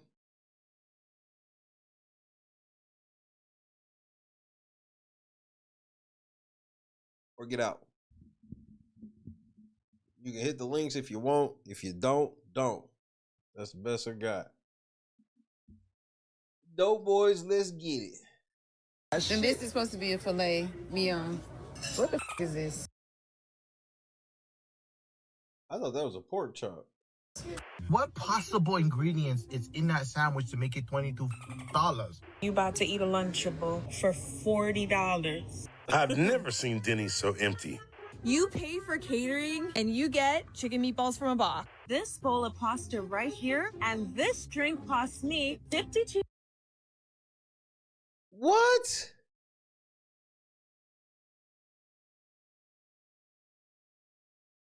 And when you get done with that magnifying glass, pass that motherfucker here. $52.95 for a bottle of water and a bowl of pasta. Pellegrino water is fire. Hiram ain't lying. That's the sad part. He's not lying. But most places, bro, you paying more than like at the real ritzy places, you not paying more than $5, $6 for it. Like some of these places, I'll be like, what do you think Ruth Chris charges for this?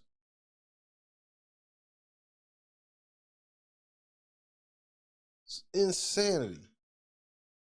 $2.95.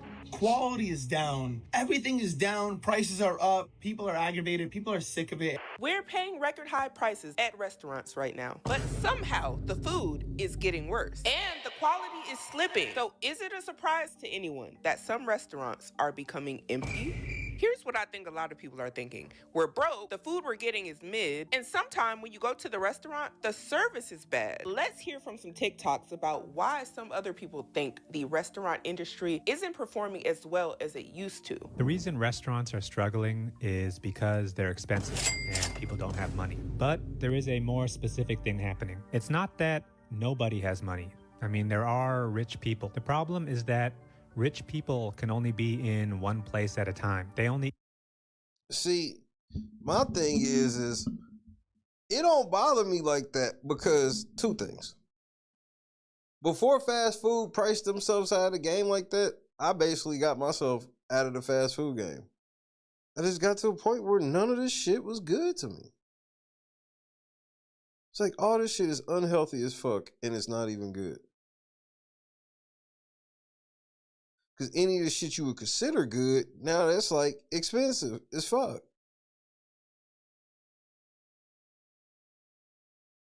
So I treat it like when I was growing up. When I was growing up, eating out was a special thing. Like, it's crazy to see that a lot of people have, like, I eat out 2-3 times every day. Like, every day. Like, I understand, like, you can have a week. You on vacation or some shit like that. I can understand that. But, like, this is how you eat out every day, 3 times a day. Every day. So, for us, we eat out a couple times a month. And there could be situations where that bumps up to maybe like it's never more than fucking like 7 or 8 in a month. Eating out, it's a family of 4. That shit expensive. Cause it ain't like back in the day. Family of 4, you run into you go to Wendy's on some cold shit and get some good shit for family of 4 under $30.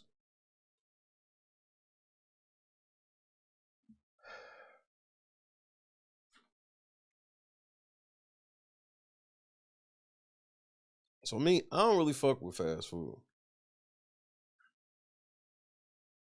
Like McDonald's be gross with me. I don't be wanting Burger King. Like, and you want to know what I'm telling you? I think I've told this before. But like when I'm so happy to get back on the road this in 26.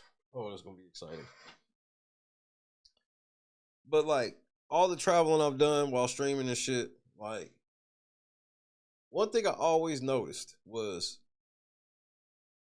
what really put fast food in perspective for me was everywhere I went, there was pretty much somewhere you never heard of that was like fast food type of place that everybody around the place went to and everybody loved it. But what was consistent was McDonald's, Burger King, Wendy's, Wingstop, IHOP, Hooters, Applebee's,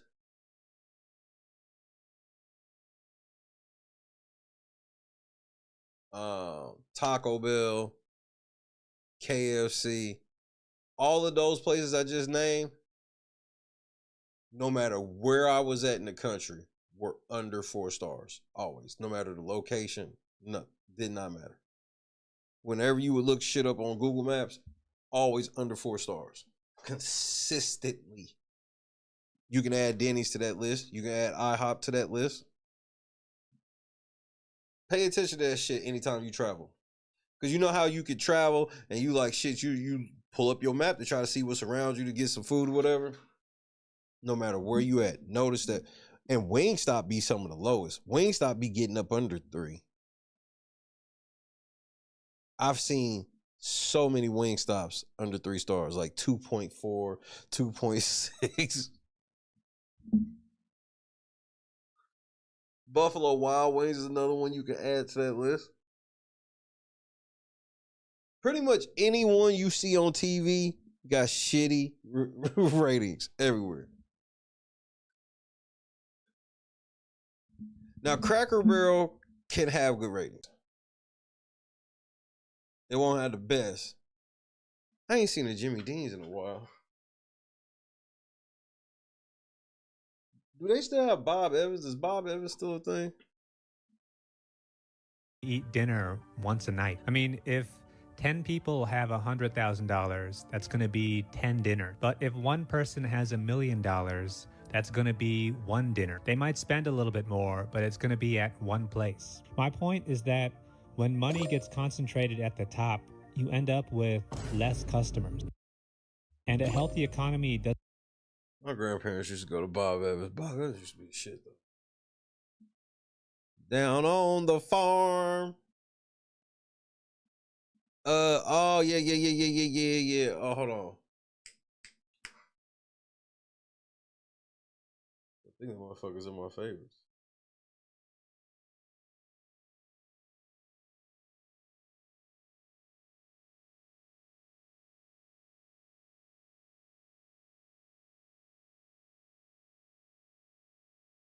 There go the Mexican spot.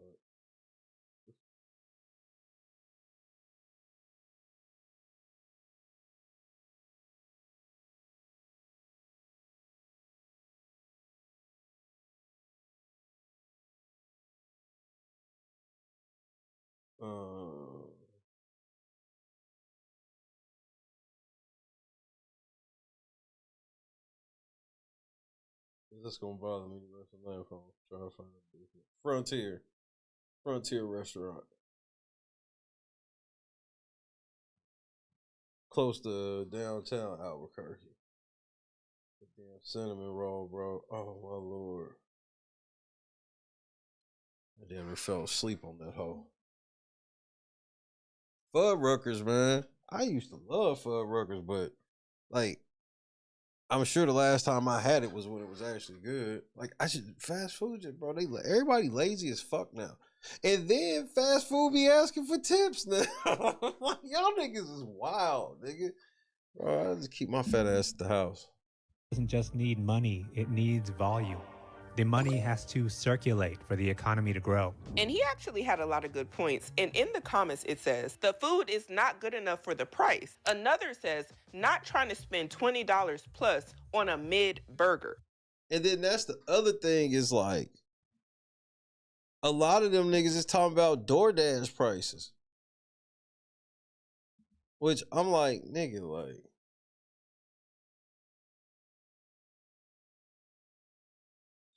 let's say if I was on some shit, like, let's say it's like, all right, man, if I'm not doing a steak dinner for myself, right, like going out for a steak dinner, then it's like, all right, I feel like I'm gonna spend like $20, $30 on myself to eat, right? Even if it's something I really want, it's going to be 2 meals. Like me personally, if I'm like, I'm willing to spend $30 on myself on this meal, I'll go get a really good pizza from a really good pizza place. Camel, what's happening, cousin? All is well, dude. Man, I'm so happy for you, bro. Just for the record.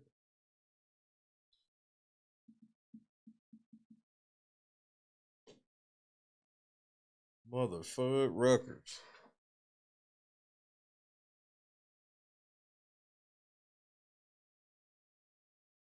Flaky Jakes. Where was Why does that name sound familiar up there? Where was that at? Hold on right quick.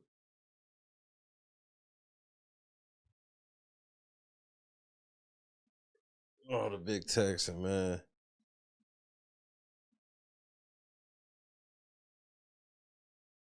It was, I think they cheated with that steak. It was like it was regenerating while I was eating it. Yeah, dude, of course.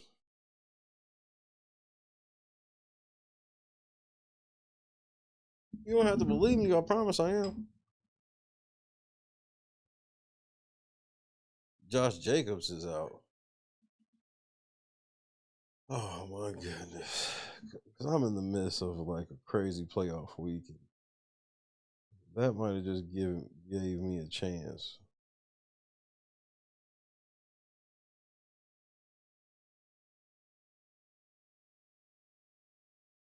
Where's the word coming from? He out. Saquon Barkley finally had a good game. I needed that shit. Boston, what up, dude? Snuck in on me. Flaky Jacobs on Washington and Franklin. That's where it was at. Sure was.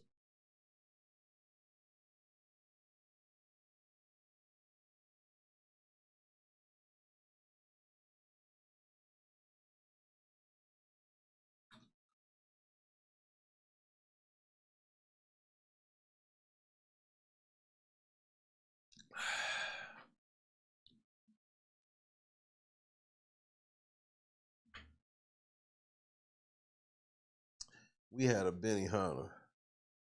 Or a Bennigan's. Farmer, what's that place you like to go to? Shenanigans?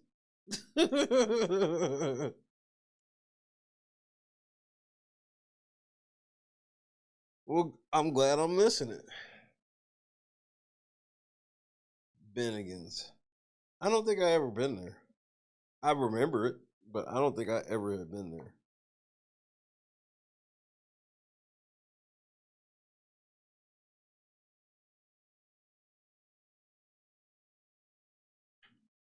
Well, here's the thing with Benny Hanna. So I went there like Benny Hanna was my introduction to like Japanese food and shit, right? But me and Christy learned about like other Japanese steakhouses that nobody know about, like our favorite shit ended up being Kabuto, where literally you could get all of the same. Like me and Christy was like, if me and Christy wanted to go do it big, I'm talking about like, let's have steak, shrimp, scallops, sushi, all that shit. Our bill is still going to be under $50 if we go for lunch. So it was like their shit was better than Benihana. Benihana just like their shit's so much more expensive. It's just so you can say you did it. It ain't like Erewhon expensive, but it's like less than half of the price to go to like one of these unknown spots lunch.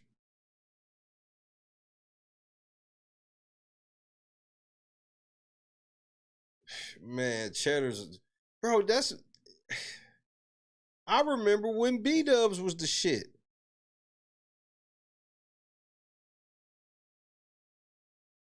I remember when Hooters was the shit. And they all got bought out by This is it, bro. The biggest, nobody talks about it. The biggest thing that happened is venture capitalism.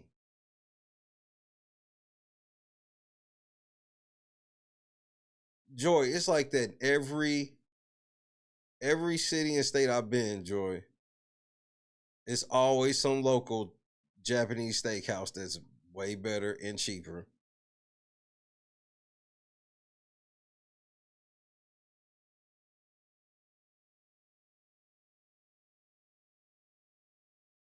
Friendlies, man. I remember Friendlies.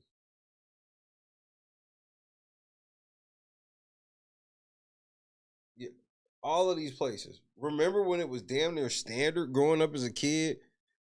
Like I having an ice cream cake for somebody's birthday.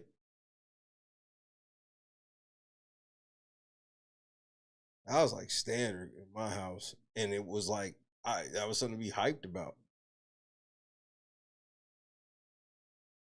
But niggas don't care now, and the case study needs to be about venture capitalism coming in and taking over and being like, fuck quality. It's about speed and quantity.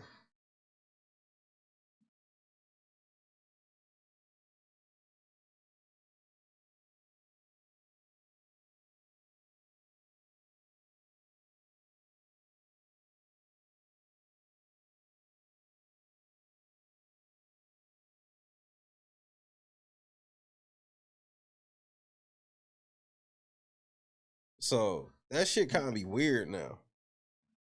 That's why all this shit sucks. That's why, bro, you know, any of y'all that are out of the fast food loop, you know you got spots where the main reason you go there, number one, is like the price is caught up. See, when I grew up, eating local was like Friday night shit. Friday, Saturday night. You would either get from the local pizza spot or the local fish spot.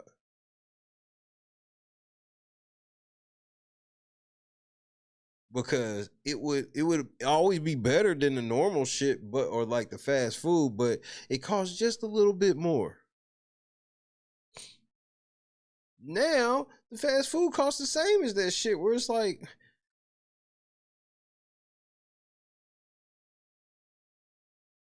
I can pay $9 for a burger and fries, or I can pay $9 at the local spot and get 6 chicken wings, fries, and it's gonna be a lot of it, and I ain't gonna be able to finish all of it. It's probably only be like $8.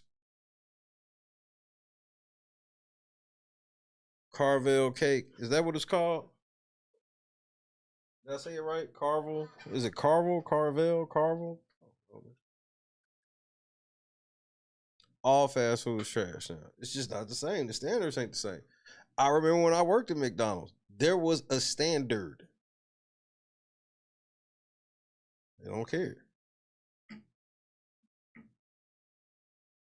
And they know that y'all won't stop going. Now, I will say that it's gotten to a point where they've had to retool some shit a little bit, but overall, they like, niggas ain't gonna ever stop going. That's when I realized I'm gonna stop going. And you know, I'm happy I did. I feel better for it. You know, and I don't like no braggadocious type of shit. Just like, you know.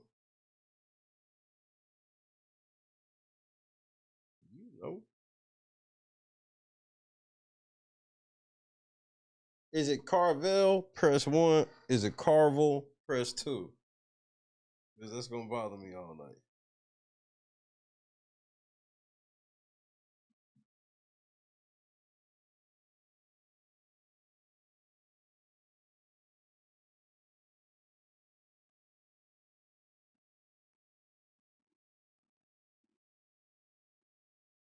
Hey, Russ, what's happening? I want y'all to see this taco appetizer, nigga. I want you to see these $35 tacos, nigga.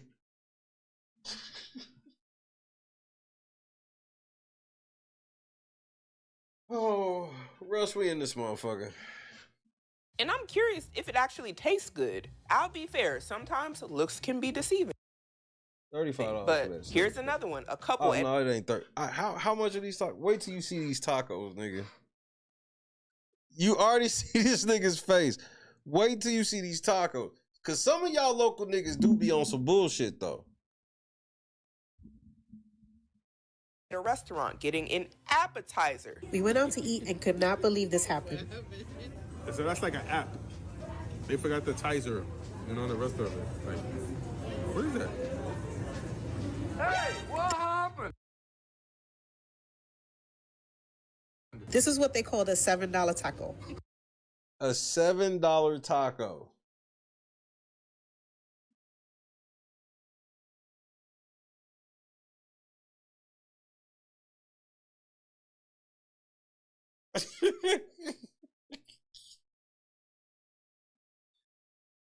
A $7 taco. It's the same size as a lemon wedge.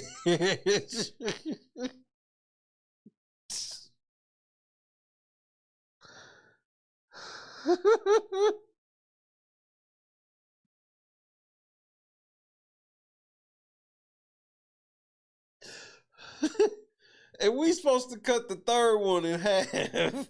What kind of shit is this? No. The lime is bigger. You can literally pinch it. It's the size of a lemon. Half a lemon. Definite ripoff. That was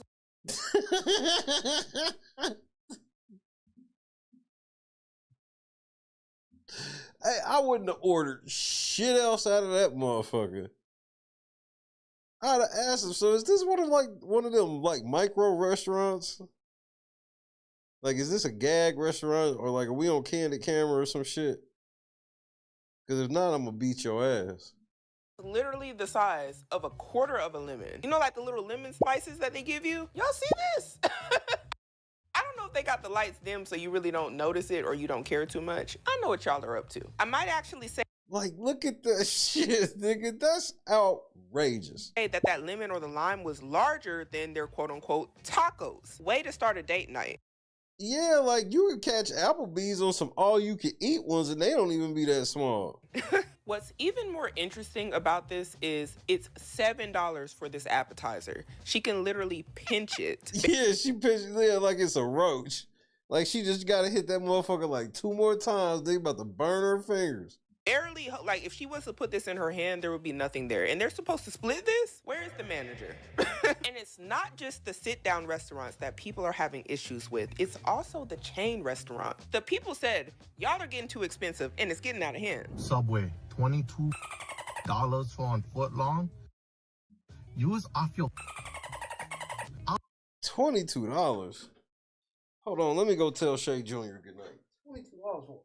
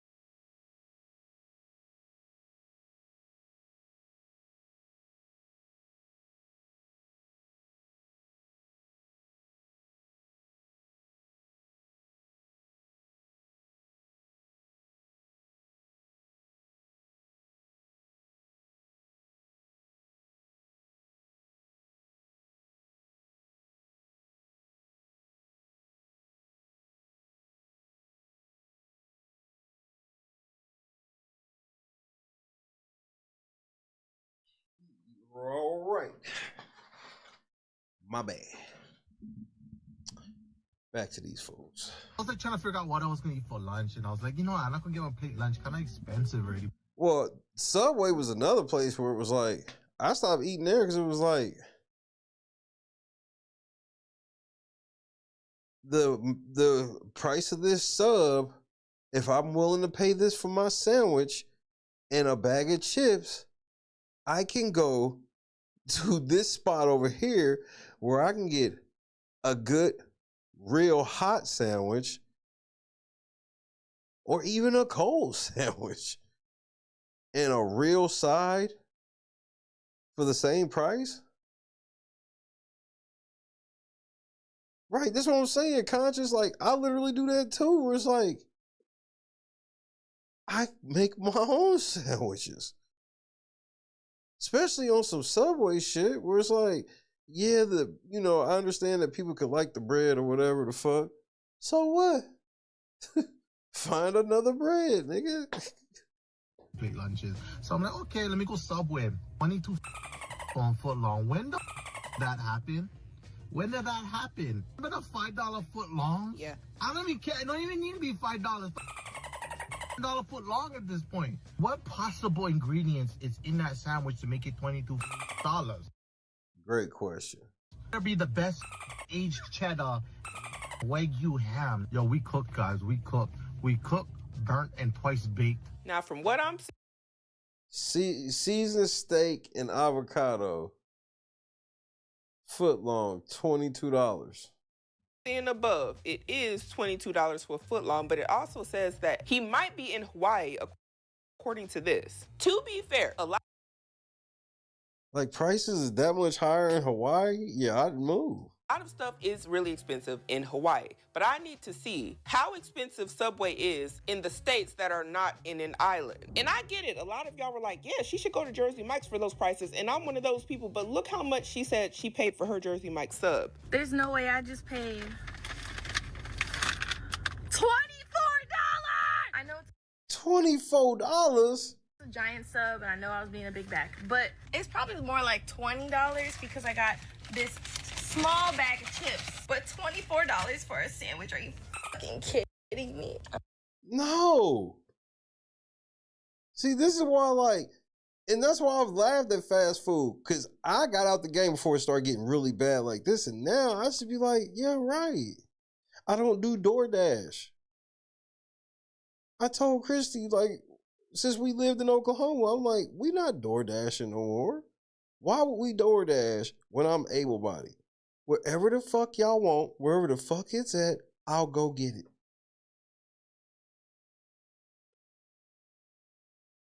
Because it ain't as convenient as the shit sounds, because it ends up adding, like, the prices on DoorDash be higher, and then it adds like an extra $10 to which the fuck you wanted to buy. But she sound like she done bought this off of DoorDash, but this is in person. I'm living in hell. So did you guys know Subway's expensive now? Yeah. I knew it wasn't gonna be like a $5 foot long anymore. I haven't had this since, it's been like 2 years now. But before that, I hadn't had it in so long. This thing, a Black Forest ham and cheese with some veggies sandwich is $18.05. And Mr. Moore, you in trouble, baby. You could pray. God don't answer fraudulent prayers. You in trouble. They coming for you, baby, because you done signed off on all that garbage. They used you. They used you. You going to jail. All of y'all going to jail. Nigga, I'm sorry. I'd have felt bad that they made that sandwich for me, but ain't no way I'd have left out of there with it. $18.05. $18 for a sandwich. Like, I could have had like a proper, juicy, delicious In-N-Out burger. Bro, Texas Roadhouse is still like affordable. Especially in the grand landscape of shit. You can get you a steak dinner. It won't be the biggest steak, but you can get a real steak dinner with sides and shit for under $20.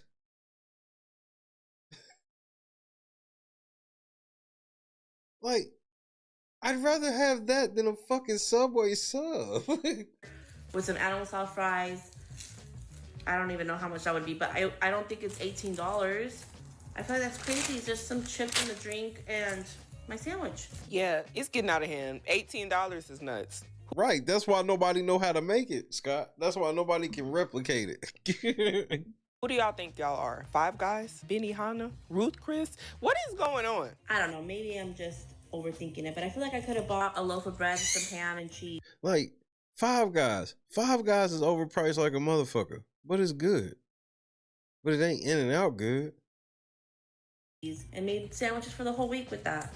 Sandwiches are expensive now, I guess. You know I love the proof. 1805. Now, Subway specifically is the one on social media a lot of people are upset about because, yeah, we do remember. I think I've had Five Guys like maybe 3-4 times ever. This is back when I was in Indianapolis. I mean, they ain't got shit on In and Out. I ain't front. In and Out so fucking good to me. The good days of the $5 footlong. Can we go back to it? Probably won't never. But we can wish, can't we? Like, we went from a $5 footlong to a footlong costing. Let's see. Let's actually look it up. How is access denied? Yeah, I don't know how much it is online because it said access denied for some reason. Okay. Anyway, and people online are just as outraged as I am with these prices. $18 is ridiculous. A premium nugget sandwich is less. Someone here says, I ordered mine online and picked it up only to realize they didn't melt my cheese. Honestly, it pissed me off. Y'all niggas still be thinking because them prices is high, they now gonna get y'all order right. Oh no, your order is gonna be just as wrong as ever. All this technology that they have installed in them places, they still gonna get it wrong. It really messed it up. And that's the thing. You already pay so much for the sub just for you to have to take it home and put it in the air fryer to melt the cheese. And somebody here said, oh no, I'd rather just go to Jersey Mike's or Firehouse if I'm going to spend that much on a sub. I would have to agree. I think. Yeah, if I was gonna spend, like, and that's used to, remember that? Well, at least that's how it was for me growing up. If you wanted the cheap sandwich, you go to Subway. And some people like going to Blimpie. I wasn't a Blimpie fan. You go to Subway. But if you had a little extra money and you wanted an actual good sub, then you go to like Penn Station or Quiznos or some shit. Like, how is Subway like charging like Penn Station prices? So I'm sure a large cheesesteak at Penn Station's got to be $20 now. That Jersey Mike's is better too, and I also think the prices Subway is charging now is quite up there with Jersey Mike's. You might as well just go there and get the Big Kahuna. I think it's the number 56. Oh yeah. Also, if you are going to go to Subway, most of the time they do send coupons in the mail. That might help with the. Javon has just confirmed Unrivaled coverage due to Unrivaled research because I got a motherfucking Unrivaled squad. Shout out to Javon Barksdale. He has just confirmed that it really does say access denied on the Subway website. Hell no. Price, but you shouldn't have to do all of that. What happened to the $5? It is probably because most of the spots are franchised. And they all set their own price. Footlongs. What happened to affordable food? Because when I look at these receipts, I think about how many of y'all make $18 an hour. That's going just for the food she's eating right now. And she's likely going to be hungry in about 4 hours. Another chain restaurant that has a lot of people debating online is IHOP. All right, this video shows an empty IHOP, and it's about That's crazy. 7 p.m. And you know what? I can't remember the last time I went to a fucking IHOP, bro. But they consistently have low ratings. Any part of America. Get on your phone right now. If you're not watching this shit on your phone, get on your phone and go to your map and look up IHOP on Google Maps and see what the rating is. I'll be shocked if any of y'all pull up one that has a 4-star rating minimum. The comments in this video are saying it's not saying it's because Denny's food isn't bad, even though some people may say it's not that good. Once again, overpriced processed food. The nation is poor. We got IHOP at home. This is like a reoccurring theme in the comment sections of people. The nation is poor. We got IHOP at home. We're just like, hey, we can't afford to go there. But it ain't that. But that's where I'm like, no, it's like, but people people are more conscious with their money. So people are still going out to eat like and sit down restaurants. It ain't like that's the case. It's just that people find better restaurants for their money. Why would I pay $20 a plate at IHOP when I can pay $20 a plate at somewhere good? They need to lower their prices to $10 a plate. That's how they was winning anyway. Denny's and IHOP and shit, they was winning because they was notorious where you could be eating for like under $10 a person. Now they charging like they fucking O'Charlie's or some shit. Next comment here says, we got a 3.7. I'm telling closest to me, 2.5, 3.9. I try to tell y'all niggas, man. From all my travels across this country, IHOP's one of them places. You're not going to be near one that's got 4 stars. 3.9 is high as fuck. That's one of the highest I've heard. IHOP Bridgeview, 3.9. Rated over 4 here, but around Niagara, 3. Must be the Americans. See, yeah, y'all shit up north, so you definitely on the curve. I'm not bullshitting. Look your McDonald's up right now. Look your McDonald's up.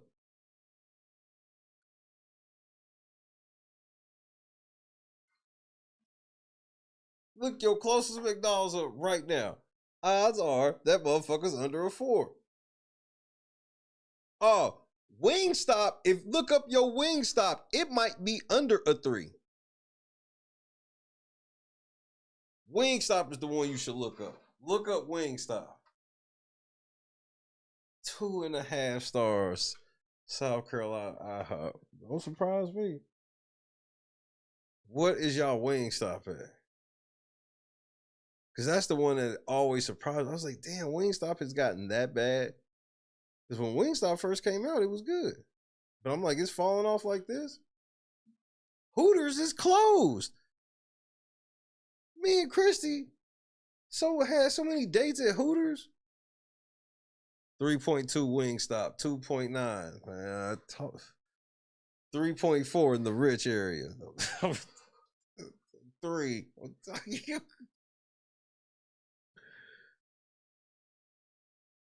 IHOP's 3.9. The others are 3.3 and under. Wingstop 3.8 and dollars.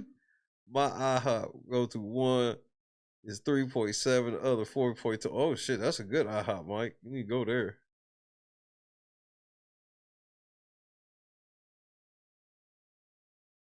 Wingstop 3.9.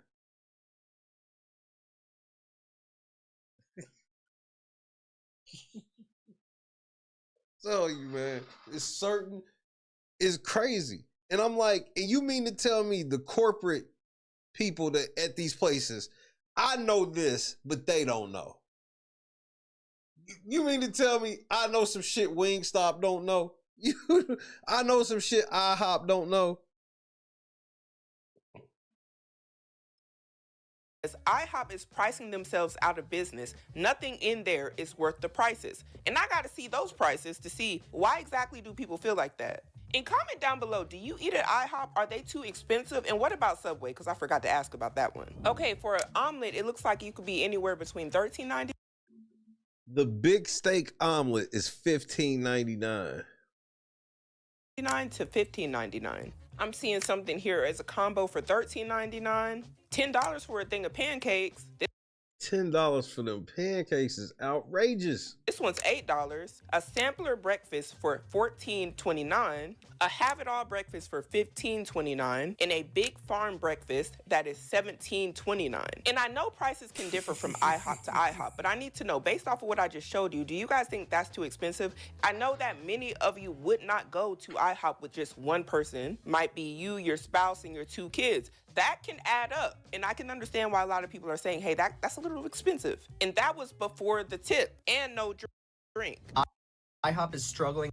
Like, remember, that's when you was balling. Like, remember there was 2 types of, who had Ryan's?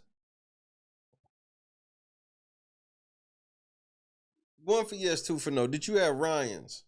The buffet Ryan's. So Ryan's, it was two types of experiences. You had when you just went to Ryan's to just get the buffet, which the buffet was under $10 a person. Or if you was balling, you get you a steak with your buffet.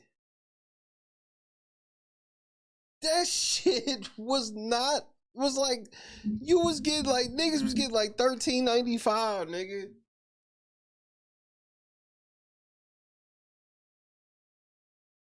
So to hear IHOP charging, and then when you think about days that you may have used to go to IHOP when it was decent or whatever, you wasn't paying $20 a person. Near 20, because you would go somewhere else. Wingstop 4.0, we winning. IHOP 4.0 in Lawrence. At least it's over in Lawrence, where I could at least believe, because that's by the base. Ryan's was my shit, though.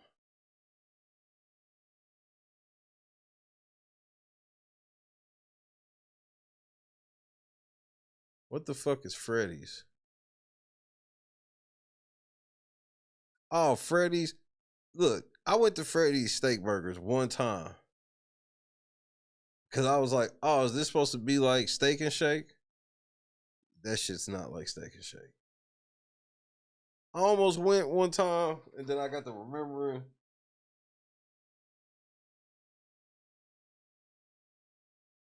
The 3.9, yeah, Camel sent me, he showed me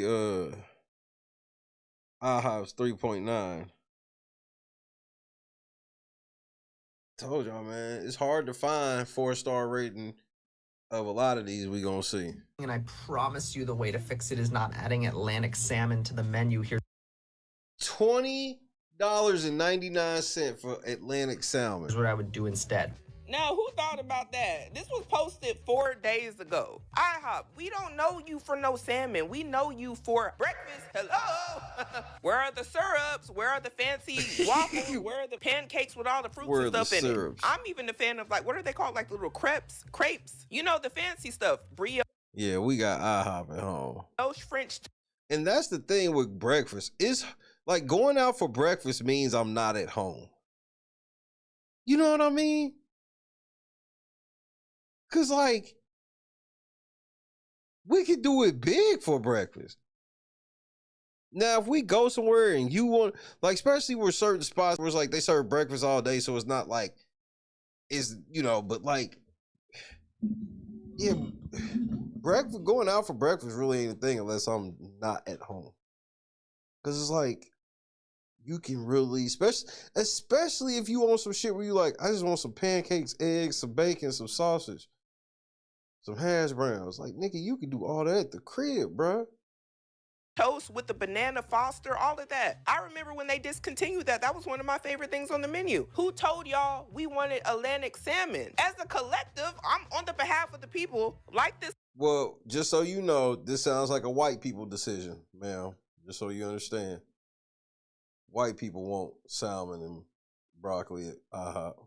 This lady here in the comments is saying, bring back the flavored syrups. Do some breakfast bowls. Because salmon at IHOP is a crime. Then they took more shots at y'all saying the food is bad and the prices are outrageous. Let's see what else this man is saying. Here's what I would do instead. First, we launch a series of Chipotle-style fast casual restaurants where you can customize a breakfast burrito or a breakfast bowl. That's stupid as fuck. I would never go there. And then choose all your toppings. Second thing I would do, I would make a big push into pancake mix. Our brand is synonymous with pancakes. It's literally insane that we don't sell a pancake mix. Third, because they ain't got no slave to put on it. You know, you can't sell no type of pancake mix or syrup unless a slave is on it. Third, we go back to 24-hour service, obviously. Finally, wait, IHOP ain't 24-hour no more? Doesn't matter how you do it, you have to bring the price. Look at this shit, bro. Country fried steak and eggs, $20.79. The breakfast sampler, $17.29. T-bone steak and eggs, $23.99. Nigga, I can go to. Do you understand the type of meal I can get at Texas Roadhouse for $23.99? And that's if I don't do no extras. Like, you know, I just take what I can get. It's still gonna be a lot. With unlimited rolls.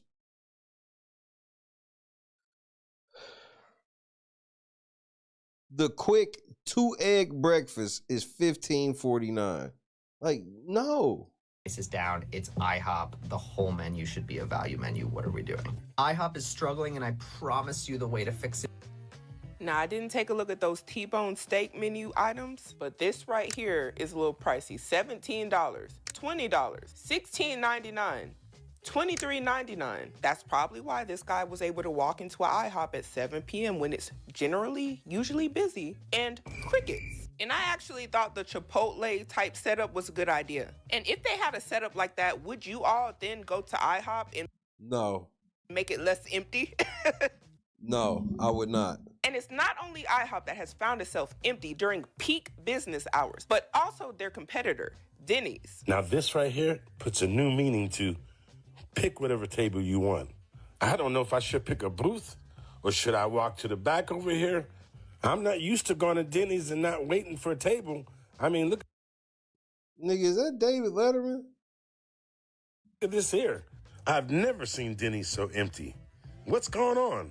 I could have just used DoorDash. The creator of this video ends up saying that a lot of the old stomping grounds are not as good as they used to be. And he's talking about even Denny's. I want you all to think about a restaurant that you used to really love going to, but every time you think about it, you're like, it's just not the same. The quality has went down to the garbage. And It's all, for me personally, my correlation is chains.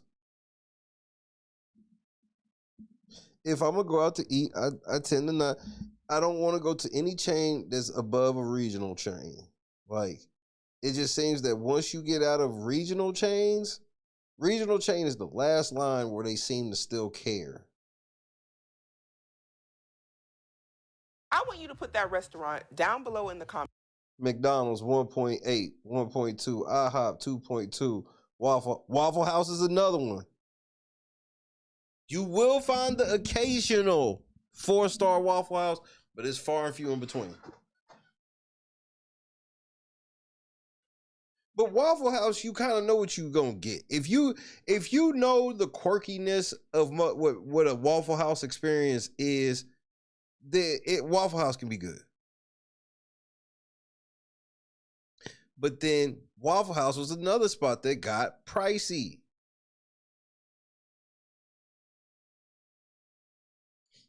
People fuck with Arby's. I used to fuck with Arby's heavy when they were cheap. That was another place I fuck. Bro, you used to be able to get 5 beef and cheddars for $5.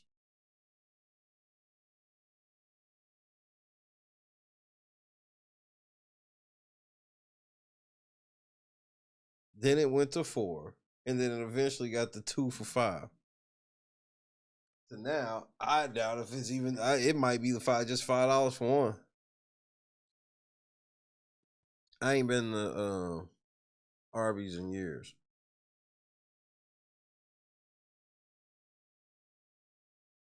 Like, I used to eat all that bullshit, but I was damn near 400 pounds.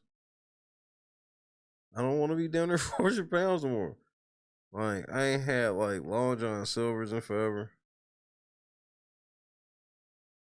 I used to fuck Rallies up.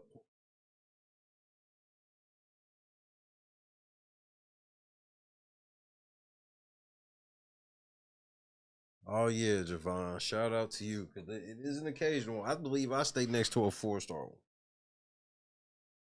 But if you in a straight metropolitan area, it's probably, and that's when it's worse. So like if you in a city, like the closer you are to the downtown of a big city, the lower the ratings are of all chains.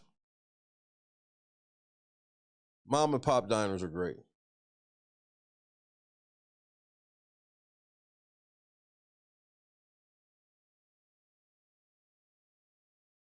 Rallies used to, man, Morgan, Rallies used to be my shit. I used to get the same thing for so long. When I used to get 2 chili cheeseburgers and a chili cheese fry. It was like $4 exactly for the longest. And the reason why I remember these prices like that is because it was literally last time I was really eating this shit.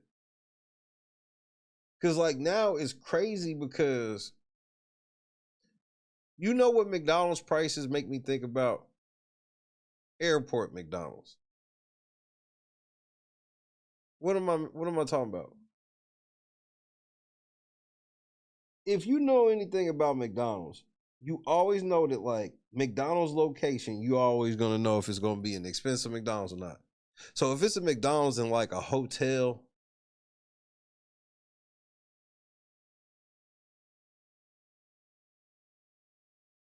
some shit like that, the prices are gonna be higher.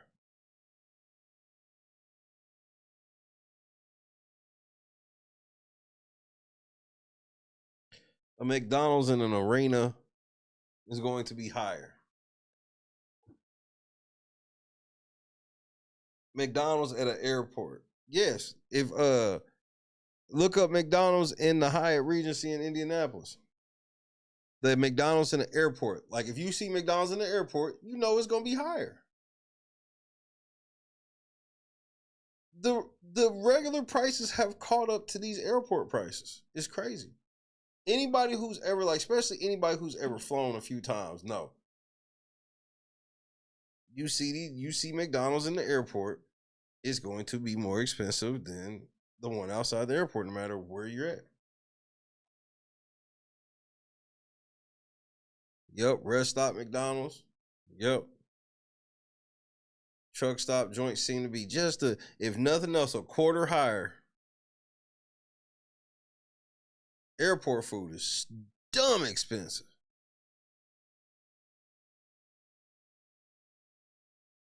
So like the regular McDonald's prices have now caught up to those airport prices.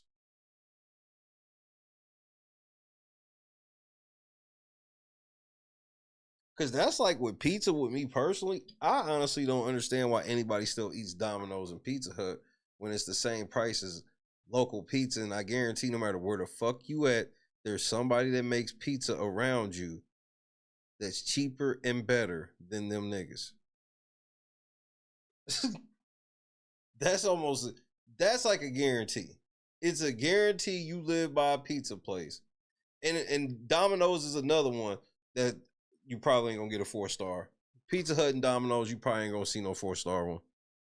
Unless you buy some type of historic one, you know, where they famous for this. Joy said not in St. Louis. St. Louis is a weird spot when it comes to just like, period. But I'm not inclined to disagree with that with St. Louis. But for the most part, most other places,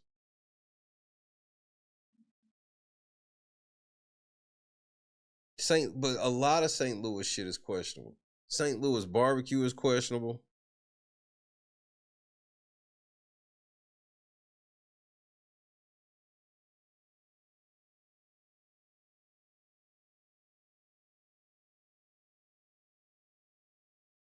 But see that type of high ass food on the road, that's what got me into like Loves and like fucking Buc-ee's and shit like that. Because like on some real shit, you're gonna pay $8 to $10 for a sandwich on the road, like at the McDonald's and shit like that. The combo meal you normally get gonna be like $2 higher and all of that shit. Meanwhile, if you willing to get the other shit, it's gonna be fucking better and more value. Especially from like the stops itself. In most cases, you know, obviously some spots you look over there and you like, looks like I'll walk over here to Hardee's.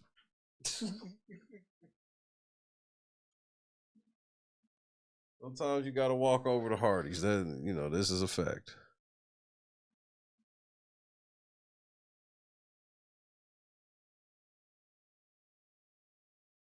Now that's the other thing.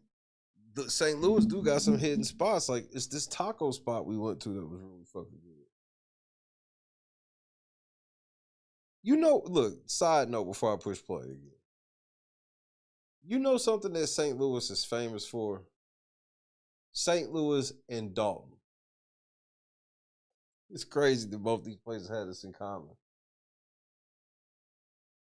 St. Louis and Dalton are two places where people do not respect stoplights. These two places, people regularly run stoplights. And I'm not talking about like you was late going through it. You know what I mean? I'm talking about you sitting at the red light and you go, I'm out. Dalton and St. Louis. And Dalton, I'll at least say that could have just been an experience, you know, when I went, that was just crazy that day. But St. Louis, consistently.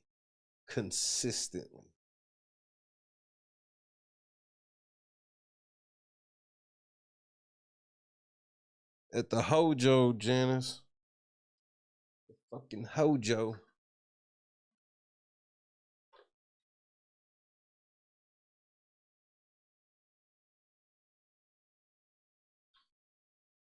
And you know, it's hit and miss.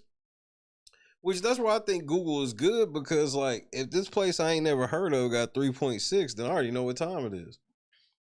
Comment section. Which one is it? My vote, Chick-fil-A. I'm sorry. But some of y'all niggas don't even check.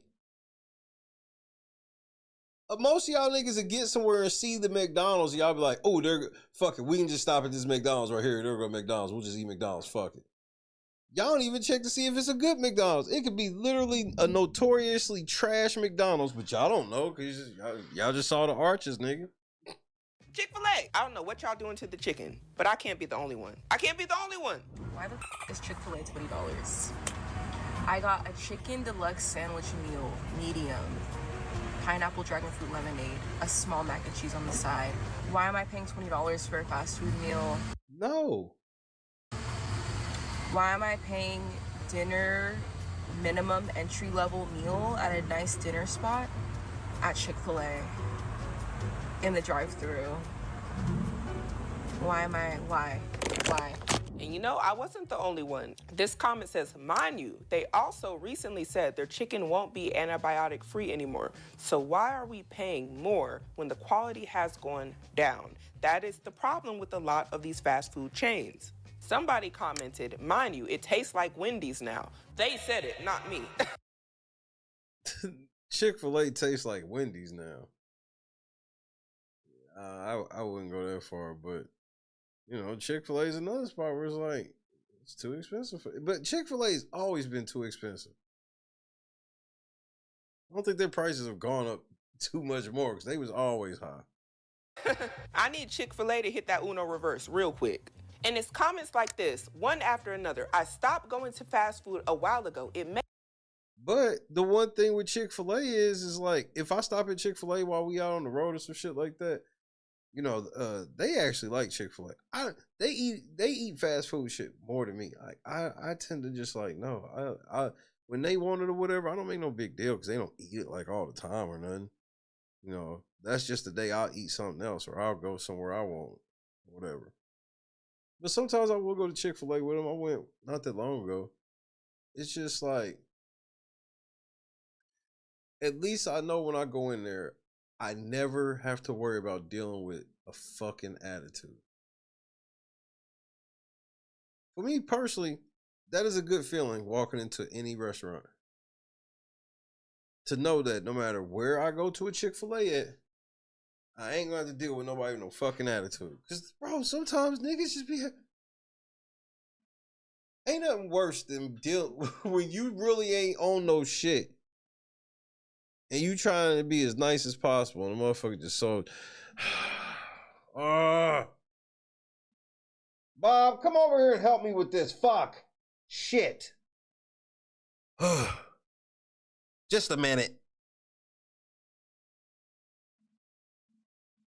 I don't know why we... Like, you know that's not going to happen when you go in Chick-fil-A. No matter, like, you can say what you want about the foods, whatever. Now, the macaroni and cheese is actually some of the best macaroni and cheese I ever had. I'll give them that. Makes no sense to pay all that for low quality food when you can just go to a local restaurant and eat there for the same price. Inflation and shrinkflation are crazy. And I'd have to agree, but a lot of the local prices are crazy. I don't know if it's because they are trying to compete with the larger chain restaurants and they're like, hey, these people ain't got nowhere else to eat. They're going to eat here. And you might go to a lot of these mom and pop restaurants and they're charging just as much, sometimes more. And then they're like, support local business, which I'm sure a lot of people do want to support local business and have no issue with that. Probably would prefer to support local business. But the only problem with that is sometimes they're charging way more and their quality isn't that good either. Overall, I think a lot of people are feeling like the restaurant industry needs a reset. If the prices are going to be higher, at least let the quality be higher. But it just went the total opposite way. It's like the prices got higher and the food quality got worse. Make it make sense. Can somebody please explain to me why this was $3? First of all, Dunkin' is a place I don't go to at all. I remember when they first came back, because they was a thing when I was growing up. I remember eating there, but it's like, you know, eating a donut and shit as a kid. You don't fucking know it's a donut. You're just happy to be able to get you a donut. You don't really start deciphering until you get older. But remember, I don't know about where y'all was at. They went away where we were at. Then they came back. And I remember I went in there, and I don't even think I bought anything. Everything was so fucking high. It was crazy. Don, this was happening. Everything in that motherfucker was so high.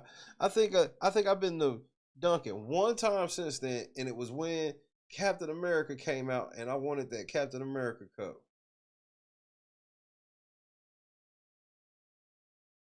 Which I think is still over Mom's house. I'm quite certain.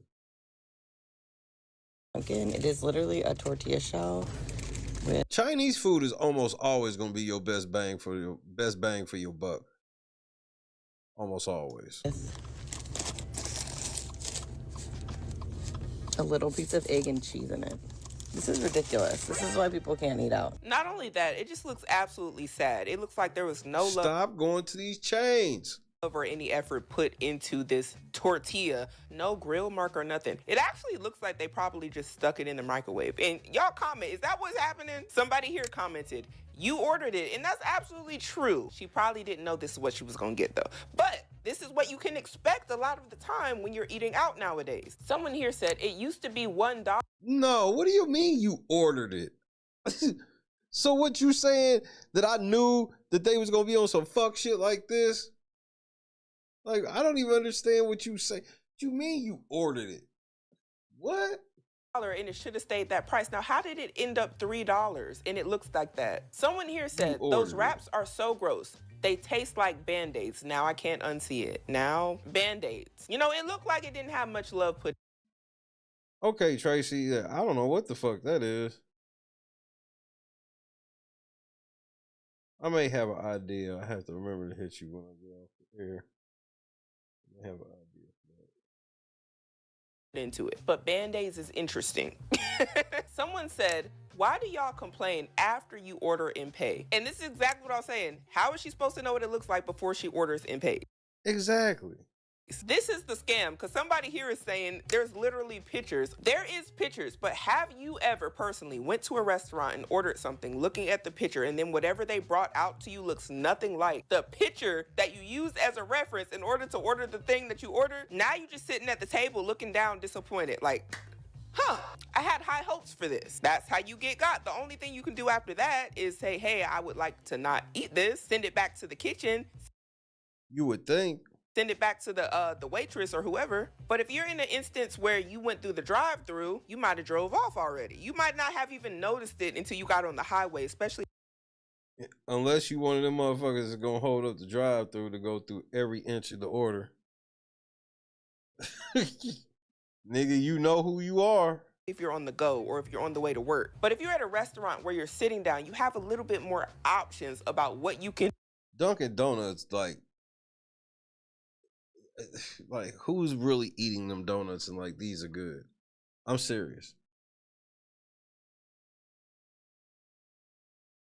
do in the event that what you paid for isn't matching what you thought you were going to get. And honestly, sometimes I think it's better to just tell them, hey, just give me a refund, because you don't know what they're going to do with that food or the food they quote unquote remake in the back after you just told them you weren't satisfied. It says POV, you walk. It ain't even that deep for me. I'm gonna take that L. Out of a breakfast restaurant in Myrtle Beach because the prices are insane. Okay, they have a salmon omelet here, $39.98. Oh, so you went to somewhere in a tourist trap. They said they went to Myrtle Beach. This is common.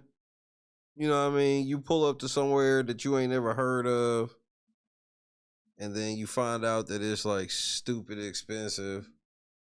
You think it's just some family restaurant. You get in there and it's like this. Cause they're in the middle of a tourist trap, basically. Yeah.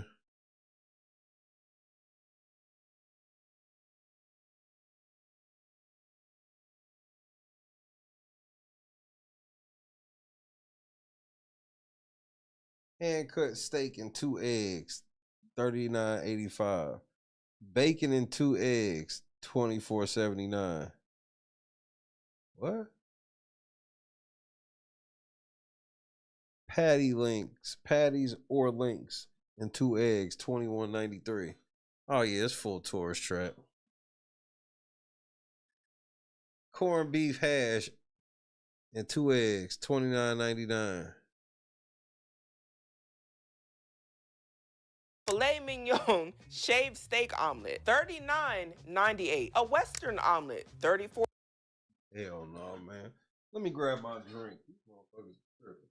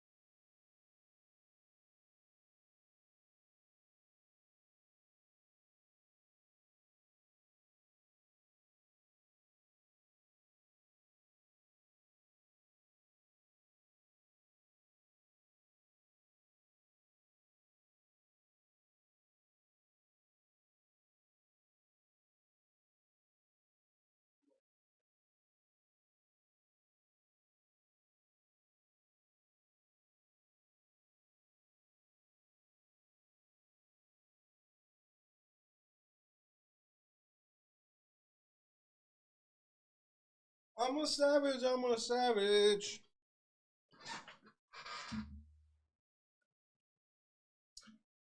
Back to these hoes. $4.99. Salmon grilled on a flat grill with 2 eggs, $39.85. Bacon and 2 eggs, $24.79. Okay, y'all are tripping. I already was like, huh? But y'all officially went off the deep end with that. Ham and 2 eggs. I guarantee it's either right outside some hotel shit. This is the tourist joint. $24.79. Pork chops and 2 eggs, $26.99. Are they serious? Granted, it says here that the egg plates comes with your choice of grits/home fries and toast. I thought we were looking at a crab boil menu because, excuse you? A bacon or sausage and ham and cheese omelet is $31.99. Oh, hell no. My. 3 Nutella pancakes is $38.99. I've been to Myrtle Beach before. 3 regular old-fashioned buttermilk pancakes, $18.99. Now y'all are tripping. You can literally go to the store and get the little pre-made box of pancake mix. But how come the short stack costs the exact same and it's one less? What? That might run you $5, and that's probably for a big... Yeah, locals laugh at these people. This is for people, exactly, conscious. This is for people that don't know how to get off the beaten path, to find out a mile away It's like some cheaper shit that's way better times a million. One. Are you $18.99? Stop sign? What? What the fuck? 3 Nutella pancakes, fresh strawberries and banana for $38.99. And that's probably for a big one. Are you $18.99? Stop sign?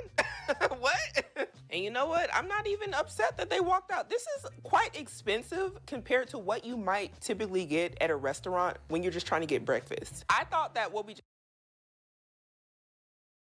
I love in-hop breakfast and lunch. Look, you see the hotels and shit in the back. Yeah, this is a whole ass tourist trap. Just seen with IHOP was a bit more reasonable than this. Can you imagine taking a family of 4 here? What a Jet2 holiday. And I must have missed it because she said here, $50 for shrimp and grits and a biscuit with gravy for $17. And I know that Myrtle Beach is near a tourist attraction. A lot of people like to go there for bike week and all of that different stuff, the beach, but $40. Carl, what's happening, cuz? this is still crazy. I feel like a lot of restaurants that are charging stuff like this are doing it simply because they can, and they're in the location to where it's like, hey, people are around, they're gonna want something to eat, they'll be fine with it. And the part that's getting me is she's even saying here in the caption, I'll spend money on food, but this is unhinged. And that's how I feel. I will spend money on food if it's good. If it's good, but it still should be reasonable. It shouldn't just be, oh, your food is good, so you can charge $50 for some shrimp and grits. No. And that was like what I was telling Christy, where it was like, it's not that I can't see us having a scenario for like a once in a lifetime type of deal where we got a meal that's pushing like $1,000 or some shit like that because of the experience that comes with it or whatever. You know, we celebrating a graduation or, you know, something big. But to go to Erewhon? What the fuck is that?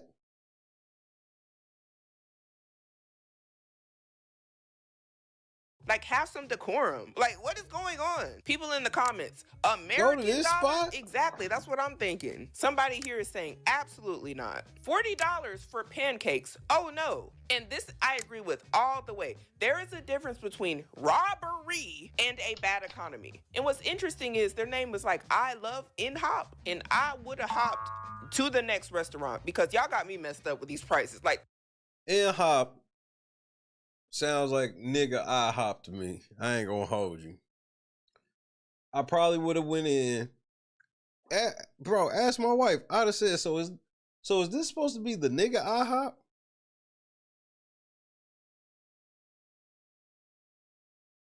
Hiram, even if you hit Powerball, we gonna fall out over you going there. You want me to go, whatever the fuck. We falling out over it. We not falling into this Erewhon trap. This shit to me looks like niggas trying to steal IHOP. I guess maybe you gotta be black to kind of see it.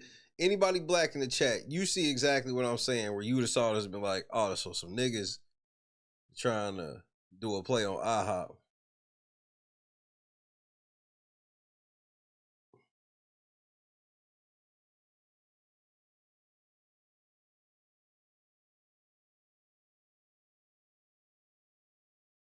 Like out rip. And then you go in there and see the prices and see they was on some nigga shit just like you thought. this is truly ridiculous. Have you no mercy on the customers? Because there's no way y'all looked at that menu and was like, yeah, that makes sense. $40 for pancakes. In Starbucks, a lot of the coffee goers are saying that y'all are expensive too. I know I'm not the first one to say this, but how the things get so expensive? I went to Starbucks the other day with my daughter. I got a tall latte, a small. She got an orange juice. She wanted an orange juice. I said, no problem. I get both. The guy says, cool, meet you at the window. It's going to be $13. I'm driving up. I'm like, $13 for a small latte and an orange juice? Let's stop right there. Yes, $13 for a small latte and an orange juice is outrageous. Nigga, Starbucks has always been high. What the fuck is this hoe talking about? There has never been a time where Starbucks was cheap.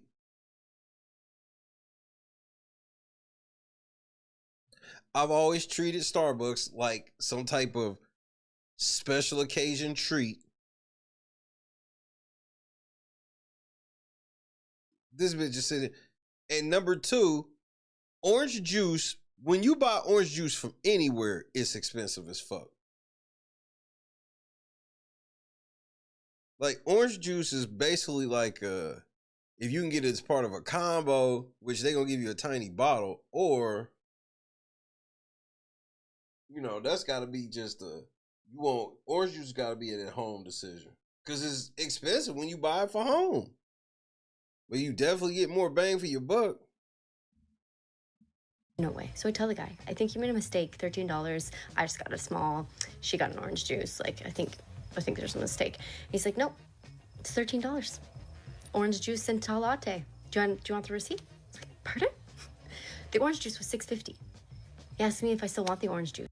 The orange juice was $6.50. I was like, do you want me to get in a fight with my child? I just told her she could have one. We ordered one. She heard it all. White people shit. What?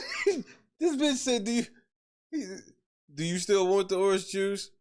She said, do you want me to get into a fight with my child? I already told her she could have the orange juice. Well, let me let you in on a conversation that would have happened in our black car. Take that orange juice off of there. You ain't getting no $7 orange juice. We get you something to drink somewhere else.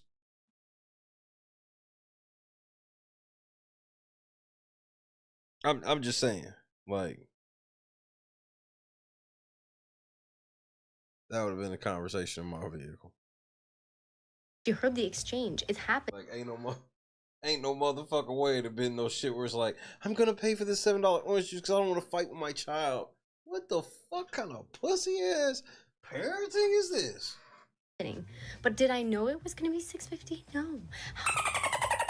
$6.50 for orange juice is wild. I would have maybe guessed maybe $2 to $3. Do I still think that's high? Yes. Considering you can go to the grocery store and get a big gallon of orange juice, maybe about $4. I don't know. Might be able to get it organic for that price. And you know what's even... Nigga, and if you don't care if it's actually orange juice, you can get you some Tampico for $2. If you want some orange juice like shit, nigga, you just get you some Tampico. Potato Gamer was happening. And crazier about a lot of places like Starbucks is many people feel pressured into tipping even for their coffee in the morning. And this often sparks a lot of... Yeah, Sheena, that's a rookie mistake. Who the fuck would ever try? Like, bro, like anything, the coffee is already up there, but that's going to be the most affordable route to have an enjoyable experience. A debate online about, hey, we're paying for the coffee, we're also tipping the baristas a lot of the time. Some people do, some people don't. And this ends up becoming a lot of money for the customer a lot of the time everywhere they go. But there also is a problem with employees not getting paid enough money from their employer. And that can be seen here in the comment section where somebody here is saying, and a tip at the drive-thru, sorry, no. Another saying, same, my Starbucks coffee was $9 the other day for one coffee. And another comment here saying, I can't afford to do anything anymore. A lot of people are being priced out of even going to get a coffee. Nigga, a lot of us have always been priced out of going to Starbucks. Like, especially on some regular shit. And if you're anything like me, I don't want my coffee or my drink filled up with a bunch of ice. Give me the drink. Y'all always be like, no ice, no ice, no ice. Okay, this is what you're expecting, right?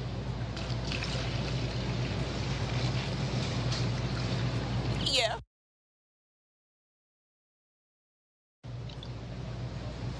Like this? Yeah. Nah. You ain't getting that. Ooh. This show no ice right here. I slap shit out of you.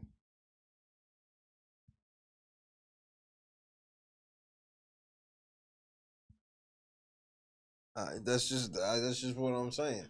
I'm gonna slap shit out of you. And take that. They would never know. I'm just saying. I just gotta ask. Is that affecting the check? Because I want my cup full. And I'm just playing. I know she's just trolling. I hope so, because why wouldn't you fill up the cup if I say no ice? Asking for a friend. Somebody here said, so you get no tip, no tip, no tip. Somebody here saying, why do y'all hate y'all job? It's the supplies coming from your paycheck. And somebody else That's insane, Javon. here said, do they pay you extra for this? And what time do you clock out? Oh, that's a good one. And it doesn't just seem to be people being fed up with the coffee. The prices are extremely high and unaffordable to a lot of people, even getting a smoothie. What kind of world are we living in right now? I'll tell you what kind of world.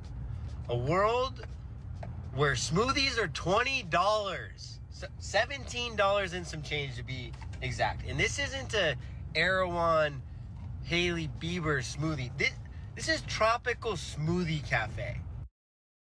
What? Okay. $17 and some change.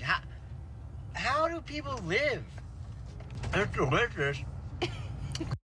Don't get me wrong, and I added the B12, the vitamin C, the vitamin D, the immune support, the whey protein, the fat burner, and the energy recharge, but like...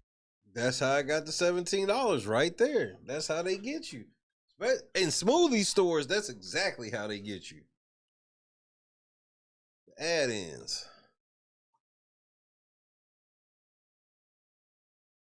Starbucks rots my gut.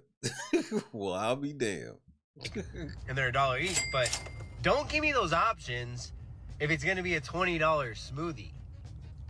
Tropical Smoothie Cafe, You never had a corn dog. I thought that was standard for like every kid at some point.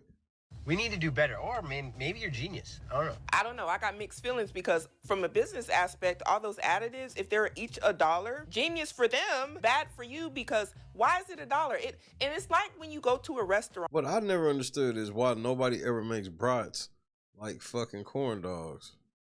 And they're like at least at the fair. Charging you $5 for a little tablespoon of guacamole or something, and you look in your plate and it's like, where is the $6-7 I just spent for this guac? Is the guac with us? That's how I feel about these additives that were $1 a piece. He probably didn't get very much compared to the large amount of it that he could have got himself. You see what I'm saying? Additionally, I just went to Tropical Smoothie the other day. We spent $40 for 2 people. We got 2 entrees, a chicken pesto and a wrap, and 2 smoothies, 2 sweet potatoes as a side. $40. Now this made me think, dang, I could have just went to a restaurant, right? Possibly. Yeah, that's what I generally do. I just go to a restaurant. We could have went to Ruth Chris. I'm not saying, I'm just saying, might as well. Because you are quite literally. That's a stoner recipe that I bet is really good. Look, I'm telling you, Scott, like, I mean, that's something I told Christy years ago, and we shook hands on that one forever on that, like, because I've always, like, you go to the fair and you see all this over the top fucking food. Some you would try, some you wouldn't, or whatever. You never see like fucking a bratwurst corn dog. You would think that it just seems such an easy thing.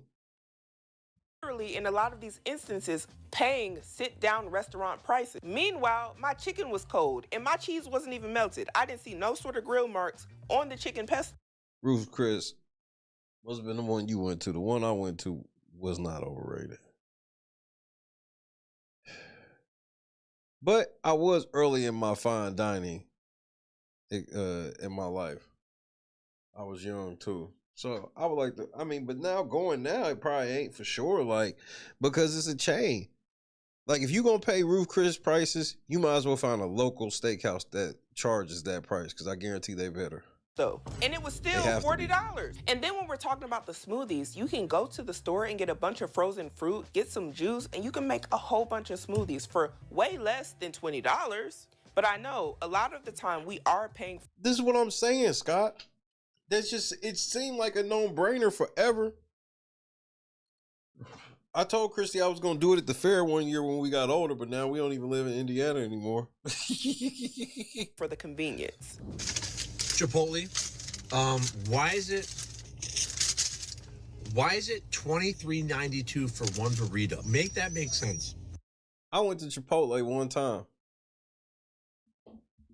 Me and Christy went one time, and I just could not believe how overrated that shit was. All of you niggas that said Chipotle was good are liars. And if you think it's good, you've never had Qdoba. Because I'm like, I'd rather get Qdoba. Qdoba's a little less expensive while getting more shit. And then Christy got like they overhyped their guacamole. They supposed to have like this good ass guacamole, nigga.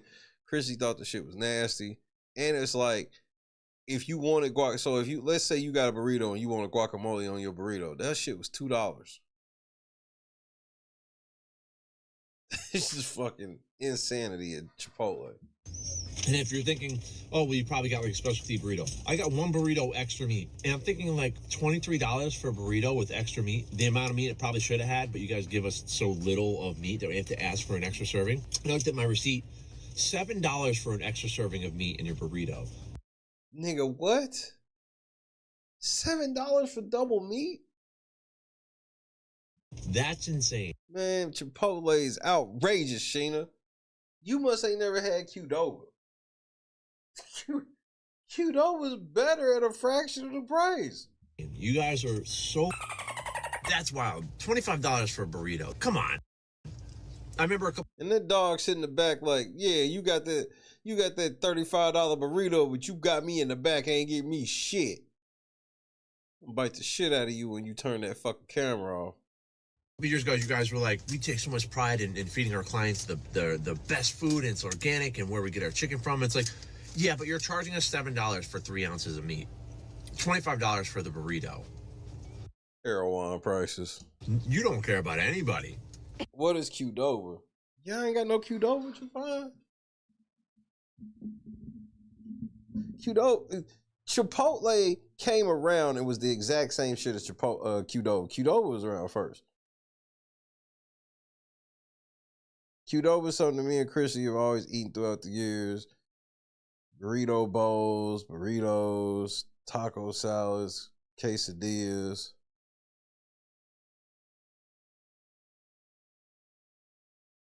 I don't think I ever really had the tacos because the tacos always felt like not really worth the price. But Qdoba was fire. Chipotle is like mid Qdoba, but more expensive. So I just don't understand why people go there if you got access to a Qdoba. Like, go some real shit. Because they make it right in front of you. So you get like the shit exactly. So your order's never wrong at Qdoba. Unless you like maybe ordered it and some shit. But if you go in, your order is never wrong because you watch it. They putting it on there as you tell them to. I'm now homeless because I bought this burrito. Now, somebody in the comments is saying $7 used to be the cost of the entire burrito. Can we go back? Another comment says, quality has gone far down and the prices have gone way up. In Talk plain, Morgan. 2007, it was delicious and $8. That is interesting. When I reminisce on how food in restaurants used to taste about 10 years ago, it kind of makes me sad because it's like we can't get that again right now. The restaurants have lost their minds. I'm not sure if they're going with the cheapest product possible and just giving it to us because they know we're still going to show up as a whole, but I see more and more people, especially people who can cook, opting out of going to these restaurants because they actually know how to cook. If you know how to cook and you're going to a restaurant and they 95% of the time, like even like let's say I'm on some fast food type of shit. I mean, I'll make it at the house. Especially, man, shout out to the Fields. If I'm in the mood for like some chicken fingers and shit like that, like I'd be better off going to get some good ones, like some good frozen ones, so like good ones, throw them hoes in the air fryer. That's what most of the places are doing anyway, is just getting some good frozen ones. Most of them places ain't fucking cutting that chicken up and breading it, and no. So it's like, even like with fast food, it's like, shit. Let's say if I really want it fast, but something decent. Let's say I want chicken fingers and fries. The grocery store is 24-hour grocery store is a 5-minute drive. 5 minutes there, 5 minutes back. Throw the shit in the air fryer. Fraction of the cost. Because if I'm willing to pay, if I'm gonna go ahead and pay $20, I know if let's say you going and you like, man, I'm gonna pay $20 just for, if nothing else, chicken fingers and some French fries in here, out of here. you gonna get enough for multiple meals. Multiple. So like, I don't even be, me personally, it's like, even if I'm gonna eat quote unquote bad, I'd rather just go to the grocery store and get it. Throw it in the fucking air fryer. Or whatever the fuck. They aren't like giving you food that's even good and you can cook better than them, you're gonna be like, why am I spending all this money anyway? Yeah, you don't want to cook, but you would just do it anyway. That's probably better than getting some mid food. Working at a restaurant literally. Most of the shit that I be wanting is like shit I can't make at home, to be honest with you. Like, I love Tony's Tacos. I can't really make Tony's Tacos at the crib. Changes your brain chemistry when it comes to food prices, because what do you mean this wrap? It's like $18. Like, maybe you got me once, but you only getting me once. Like, especially some of this shit I do, this shit, I'm like, never again. Pretty sure it's $18, and I'm getting it for free after my shift, as I do my Caesar wrap, saving the other half for my grandma. That's crazy. I got this for free. $18 for that. Also, can we listen to the science behind food tasting so much better when it's free? They were like, oh, do you want this for free? Yeah, and that was the best wrap I've ever had in my life. If they said pay for it, I don't know how good it would be. $18 for that is crazy. I don't really even see much in the bowl. And it is probably mostly lettuce because they love to stuff the cheap stuff inside of these tortillas and be like, yeah, it's filling you up. Like, we gave you a lot. Where is the protein? Like, where is the stuff that people really want? At this point, we all $18 fucking dollars. all need to go on strike. Stop overfilling Ham and beans and cornbread. the drinks with ice and stop giving so much lettuce to give the illusion that we're getting our money's worth. Add more meat. Just when Pause. I thought a lot of the stuff we seen was high, I seen some videos about pizza in New York. All right, it says here, $47 for a pizza, NYC will meet. Oh my gosh. Okay. Nigga, y'all charging $40 for a fucking pizza? How big is this fucking pizza? Hey, it says he got a pepperoni pie for $38. For one pizza, it's $38. And then he got another pizza for another $38. Did he also have to pay $1 for the box? Like, what is that? He ended up paying $82.74 total for 2 pizzas. What the fuck? Oh my gosh. Like, this must be like one of those famous pizza places because that's the only reason this would make sense to me. And I understand that some restaurants charge more than others because the quality is actually there and worth it. But no, you can't convince me that your quality is worth $38 a fucking pizza. You lost your fucking mind. everybody can't be out here charging like they are 5-star restaurant. But I want to know, would y'all pay $82 Fuck no. The answer is fuck no. for two You ever ask me no shit like that again? pizzas? Somebody here says, heck no, that's got to be close to a 600% markup. And they agree. Somebody here commented, pizzas everywhere is getting too expensive. And like, is it everywhere? No, like generally my experience is pizza's kind of one of them things you pay for. If you want some really good pizza, you're gonna pay between $20 and $30 for like some really like, and then when I say that, it's gonna be a massive pizza as well.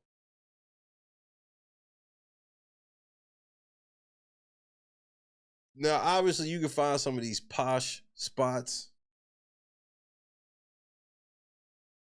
Shit, you can go to Blaze and get you a pizza for under $8. Get that motherfucker made for you. Is it up to like 15 now?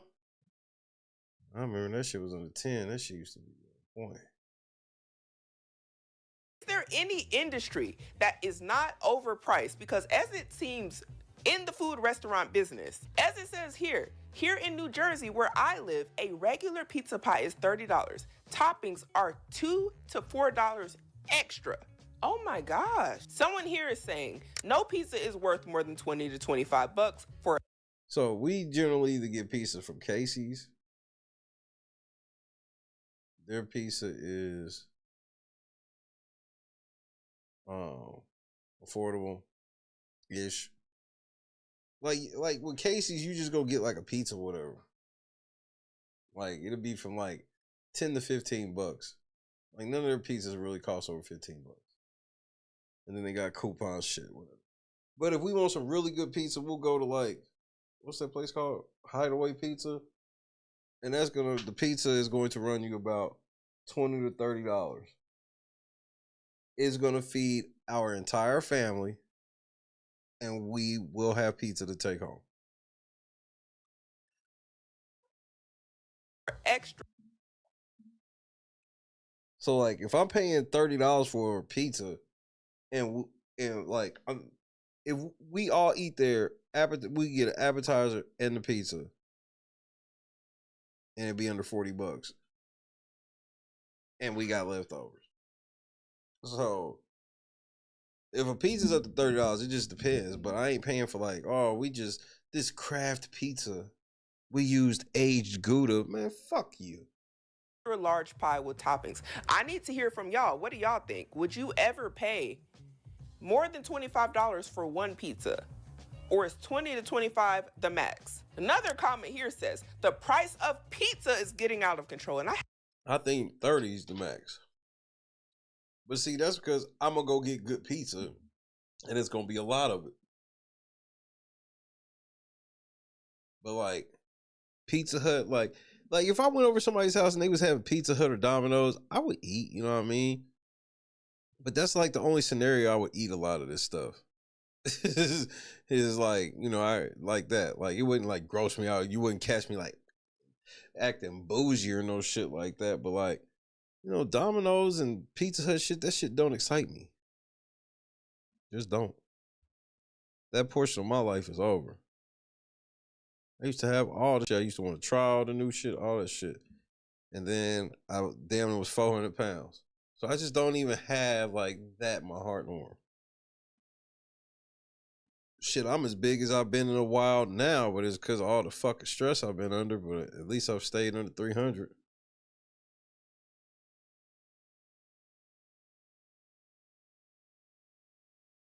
Bears are coming back. Hey, Bob, who did you say we needed to win?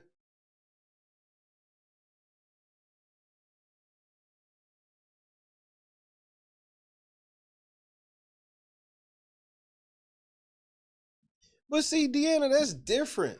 Like, it's different when it's like, because that's a treat. You looking at this shit more like a treat. So we need the Packers to win. Damn it. Come on, Packers. Fuck the Bears. What did I tell y'all Bears niggas? Y'all always celebrate at the wrong time.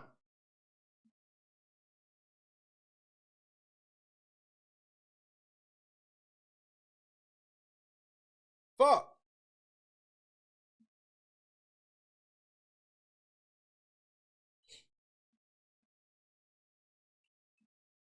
Tie game with 24 seconds. Son of a bitch.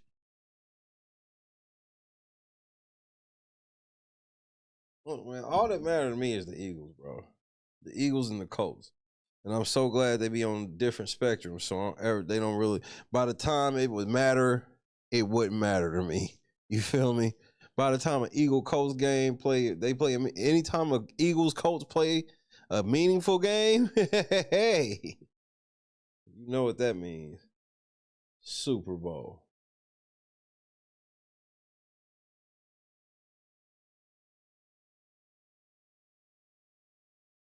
Man, no disrespect to the Bears. I fuck with Caleb and shit, but nigga, I need what I need. You know what I'm saying? I got needs. Before we get back into it, make sure you hit the like button. Hit the PayPal, Cash App, Venmo link. At least let's hit this goal.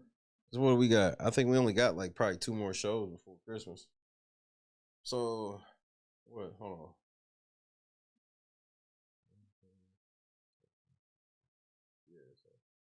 Christmas Eve, I'm probably not doing no show. Christmas Eve, yeah. We probably only got 2 more shows before Christmas.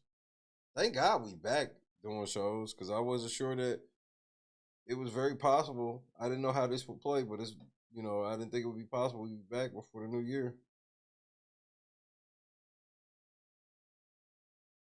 So hit the like button, all that stuff. Let's hit this goal so we can hit the goals going forward.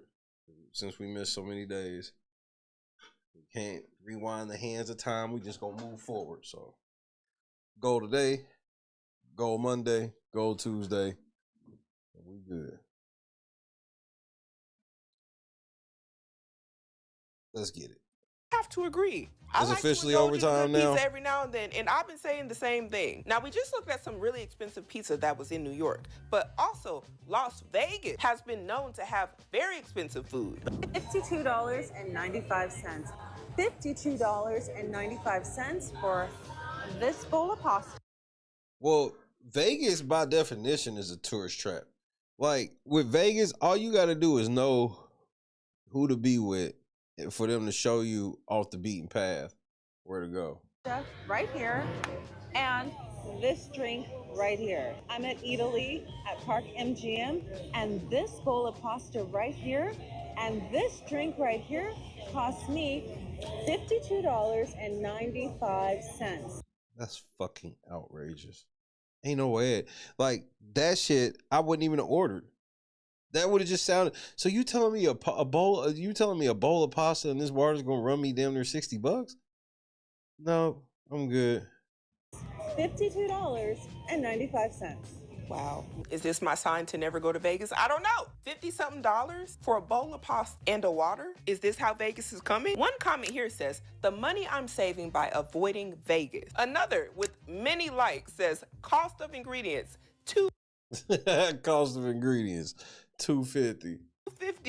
Well, someone here says, welcome to Vegas. I used to pay $4.99 for a buffet in the 90s. $4.99, really? And another that used to be how these hotels would get people in, was they buffet.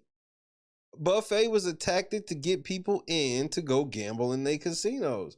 Now they don't even have to compete like that no more. They just know that people are coming and people are coming to their hotel, no matter what the name is, whatever. So yeah. says, which is why Vegas is no longer a destination spot. I remember going to the Monte Carlo, and that was still the greatest breakfast buffet I had ever seen in my life. Maybe it's not too bad. Maybe this is just at this place. Las Vegas and lost their motherfucking mind, because $20 for some pancakes, $14 for a sausage biscuit. Yeah, exactly, Scott. That's just like a corporate destination now. Like, that shit ain't like that. Like, the best shit now is just like none of the shit that's famous or popular is where to go now. It's crazy. The ads and shit tell you where not to go now. $15 for a sausage biscuit is diabolical. Yeah, I guess Vegas ain't the spot for me. And that's okay.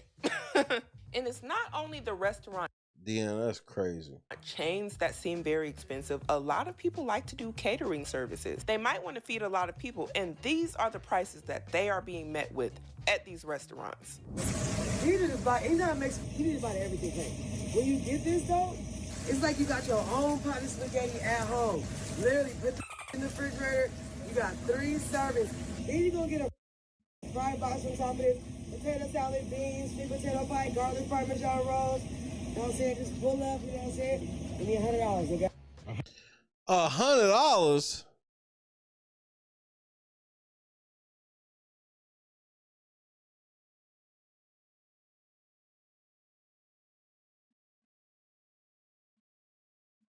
Bitch, are you for real? Your smoking ass, smoking turkey tails. $100? Wait, she said give me $100. Bros, you know what I'm saying? Just pull up, you know what I'm saying? Give me $100, okay? $100? I'm taking it back. Now, don't get me wrong. This is a big amount of food. I'm not pulling up. I'd have gave you 50 for that plate. That's not really my cup of tea. But yeah, I can see you feed. Everybody can eat off of that.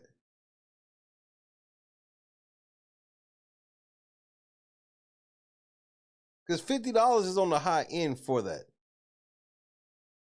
Somewhere local would probably charge you like $20 for that. $100? What kind of dope fiend shit is this? Food on this plate, but $100? Now, we all know spaghetti is cheap to make. That's why I'm a little taken back by it. I'm not mad at the hustle, but she said, give me $100. Like, I'm mad with her having mannerisms like she a fucking rapper. I'm waiting for her to grab her dick. All this gold in her mouth with these eyelashes is outrageous. that was normal. The top comment says, I ain't paying $100 for nobody's Lansgetti. Yeah, lasagnetti, nigga. That's exactly what it is. Oh gosh. You know it's bad when they start making up words. She tried to slide that last $100 in on the low. That's how her food be like $60. Like, man, y'all niggas, like, some of y'all niggas be making these plates. Wow. She did, right at the end. Somebody here said she talking all over it. Now, this goes back to customer service. I'm not sure if they're gonna wanna go there if they see you talking all over the food. And I have nothing against you being passionate about what you do. Well, I don't even look at shit like that because it'd be different if I see her dealing with a customer and she hand that to a customer. She's doing a spot. But everybody ain't gonna like that. Everybody ain't gonna like that. And again, here we go. $100 for 3 servings of spaghetti. It cost me dang near $30 to make a full pot of it. And that's... It cost you $30 to make a full pot of spaghetti? The fuck? Why is your spaghetti so expensive?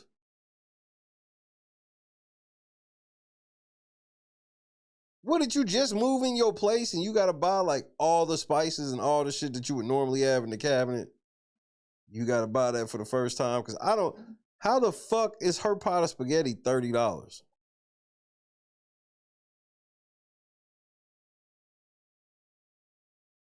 You get a box of spaghetti for $2. The meat will be the most expensive shit. That's the point. A lot of the time you want to support the businesses, but they just take it a little too far. They be doing a little too much. King Kong's left butt cheek don't sound like they making spaghetti with love. They're just doing too much. So this is an order for 10 people. It's supposed to feed 10 people at Chipotle. It is $17.40 a person. Catering order, mind you. Nigga, I would never order catering that's $17.40 a person from a chain. Maybe 10 toddlers. How come I only got 5 hard taco shells? I got 10 soft little tortillas. This is the rice for 10 people. In comparison, these are the bowls they gave us to serve. Okay? Standard Chipotle bowl you get.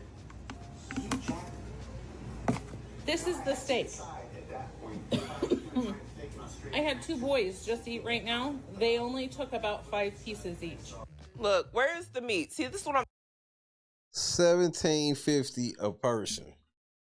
I'd have sent this shit right back. Because this is too expensive to just let this slide. I'm talking about. The meat is what is costly. I'm willing to bet, and I haven't even seen this full video. Ain't no way I'd have... Chipotle is so expensive that I'd have never even considered remotely thinking about them for catering. That she is loaded down with all the veggies. Because there is nothing. This is the chicken. Okay. Mind you, here's my hand. $17.50 a person. Nigga, you could have just went to Chick-fil-A and got a couple of big ass trays of nuggets, nigga. Everybody would have been happy with that. Okay, these are tiny, and they're not even full. They're maybe half. Y'all see this disrespect on the screen? She paid $174 for this, by the Stupid bitch. way. Where's the meat? Look, hey, somebody got to say it. Maybe half. You get 1 thing of beans. Okay, 10 people, 10 toddlers, whatever. I had to get meat from Costco out so I could feed everybody.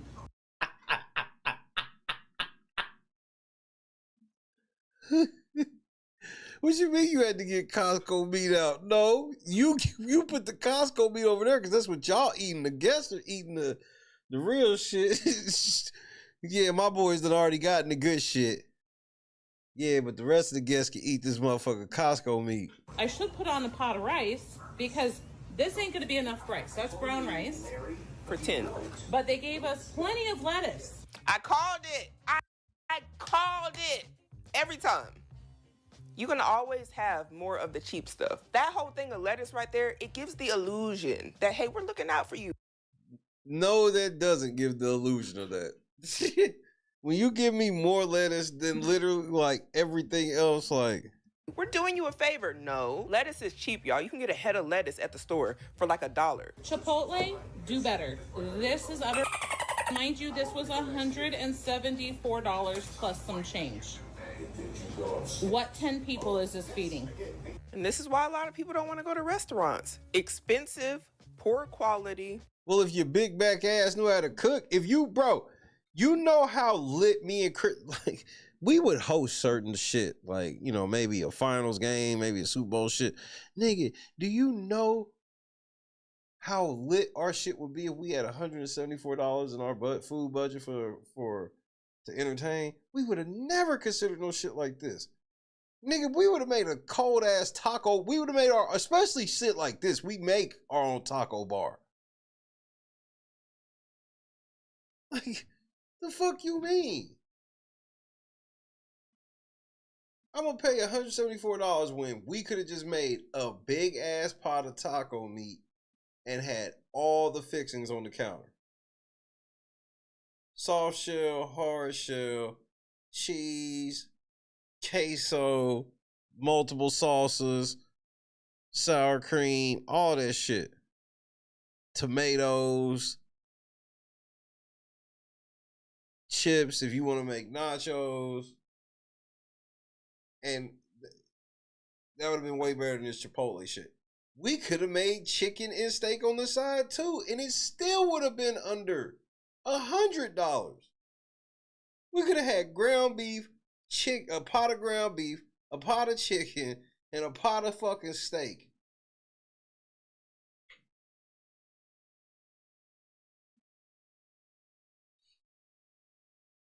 Like, real shit, Scott. If you go to Aldi's and really do, yeah, you can really entertain on some shit and do it big.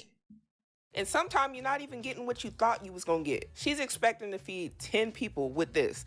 That ain't gonna do. Maybe if they're small, She but wild. 10 adults, like, good luck. Somebody here said, no way you spent $170 for nothing. And she said, yep. Somebody above said, oh my gosh, wait, I worked. A lot of y'all niggas still ain't learned the wave of cooking for yourself. And the power of, if you willing to take that same $20 and spend like 15 minutes in the kitchen, you can have an amazing experience yourself. The amount of cooking videos where it's like, and not just and there's levels to it. What type of cooking you want to do? Something fast or something complex? Because you can find tutorials for either. Their catering orders are always weighed, but the containers are supposed to be stuffed with the food. Carl, think about if you had $170 to feed a party of 10. Nigga, we could have had multiple desserts. Especially if we thinking taco bar, that's smart. Because now we can make a pot of meat. If y'all want chicken and steak, we can make some chicken and steak. Niggas could have had alcohol. All of this for that $174. I mean, the level of doing it big for 10 people to entertain at the house. But she don't know how to cook. So she was like, man, let's get some Chipotle catering. Bears win. Son of a bitch.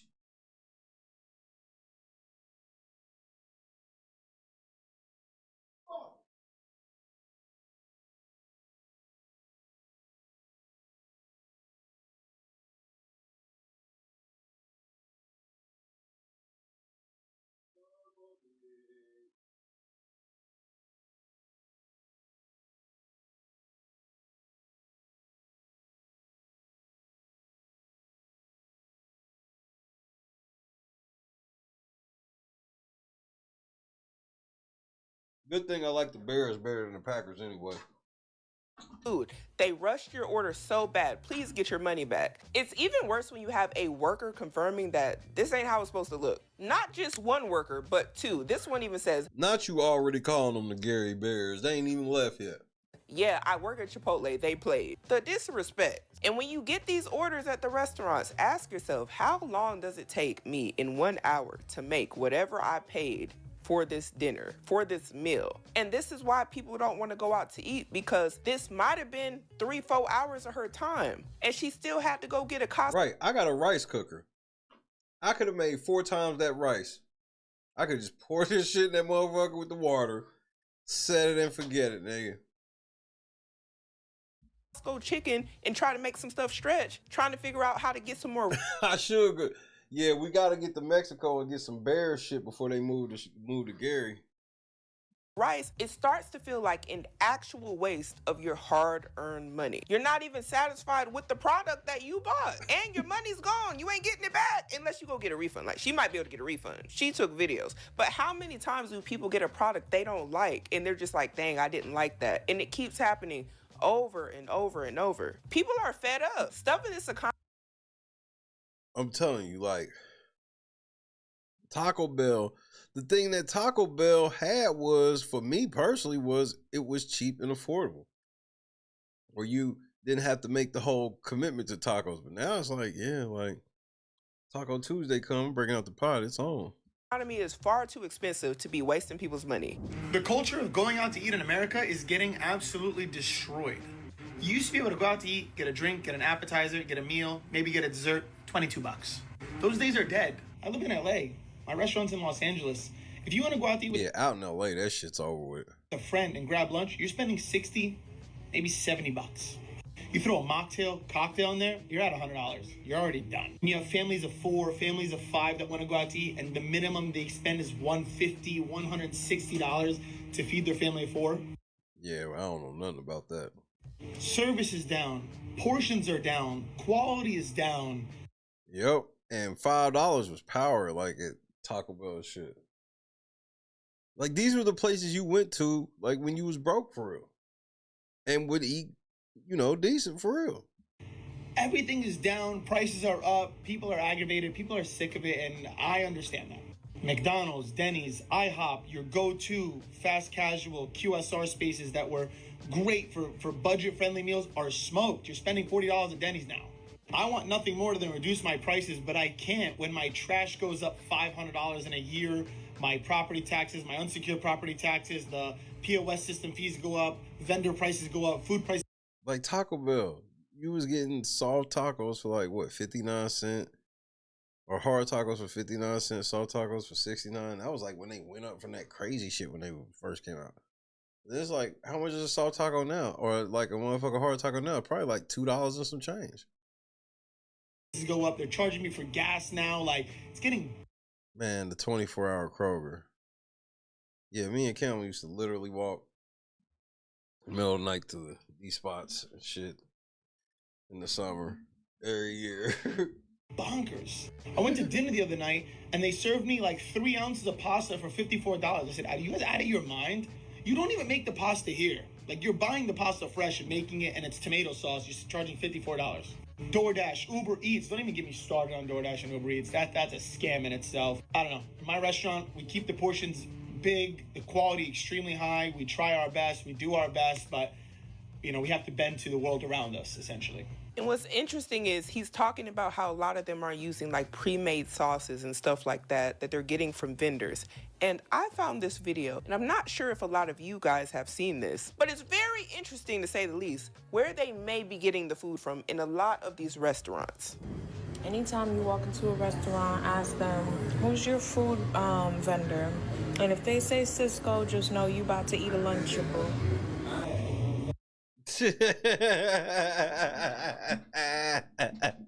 For $40. Like I said, I'm gonna eat it though. We need more information. Who is Cisco? Why?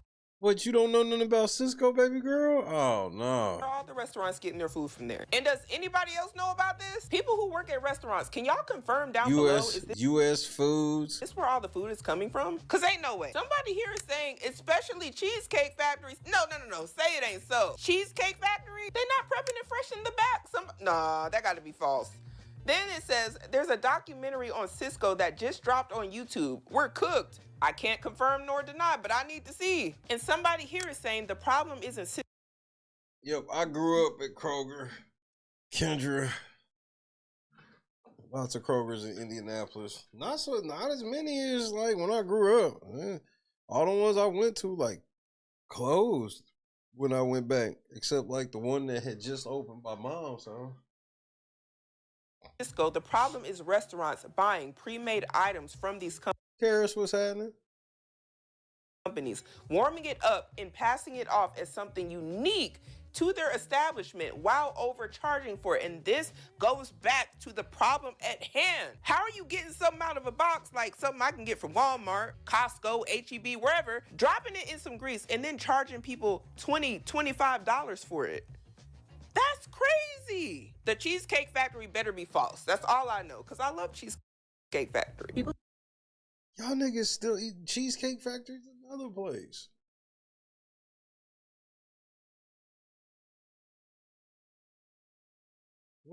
So what did my Eagles get? I thought we needed the Bears to lose.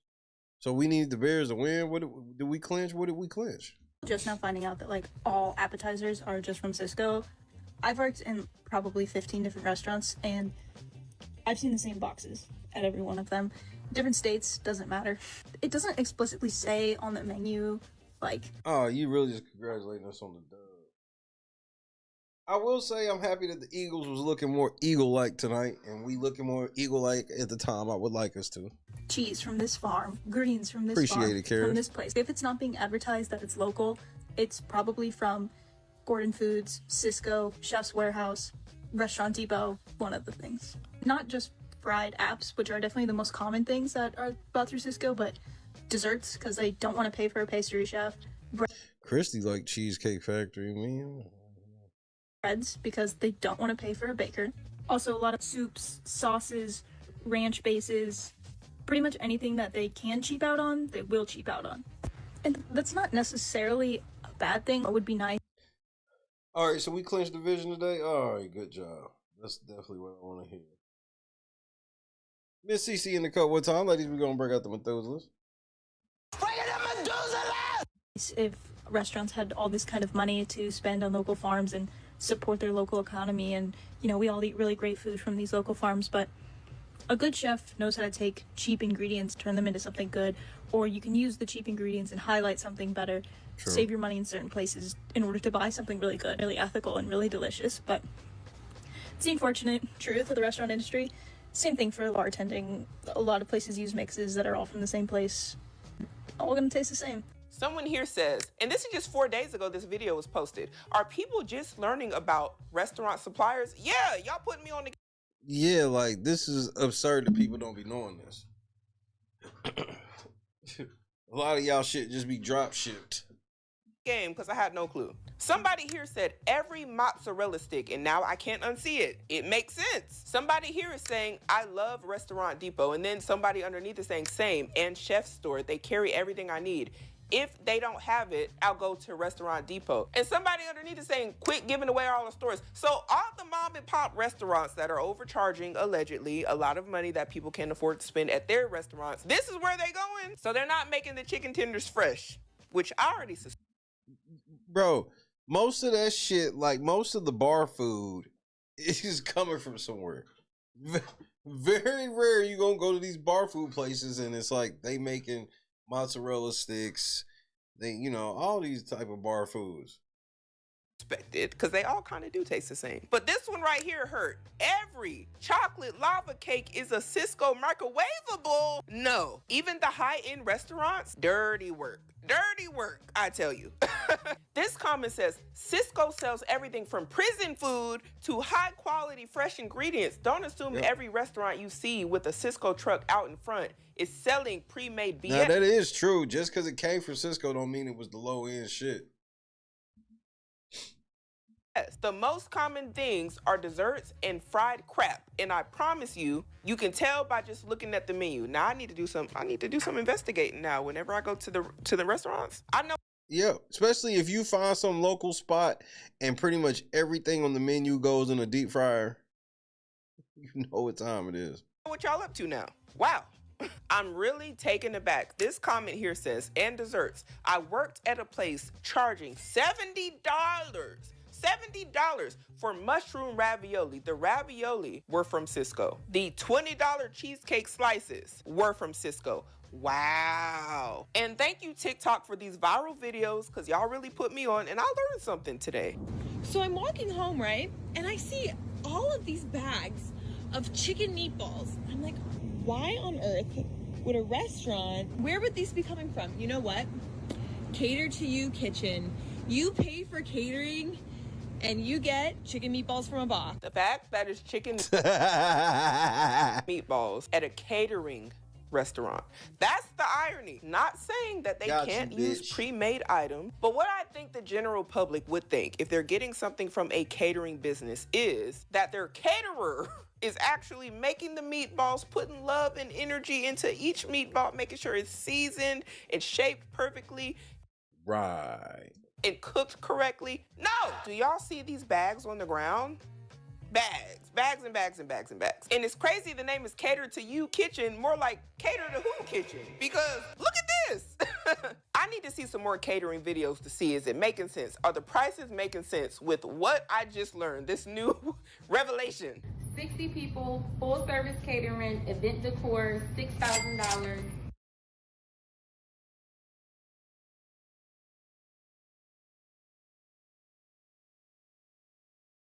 Did she say 6,000? Let's get into it. If they are getting if I see one item that looks pre-made for $6,000, it better not be Cisco or the Restaurant Depot place that we just seen. Cause what is going on? And I better not see not one meatball. Cause now all of y'all suspicious. All of y'all, cause there was a whole bag on the sidewalk. 60 people, full service catering, event decor, $6,000. Let's get into it. Sweet chili wings, barbecue meatballs, fried cabbage, baked mac and cheese, our famous vegetable rice that everybody loves. So just DM us, text us if you want to book. Like I said, this is full service catering and event decor for $6,000.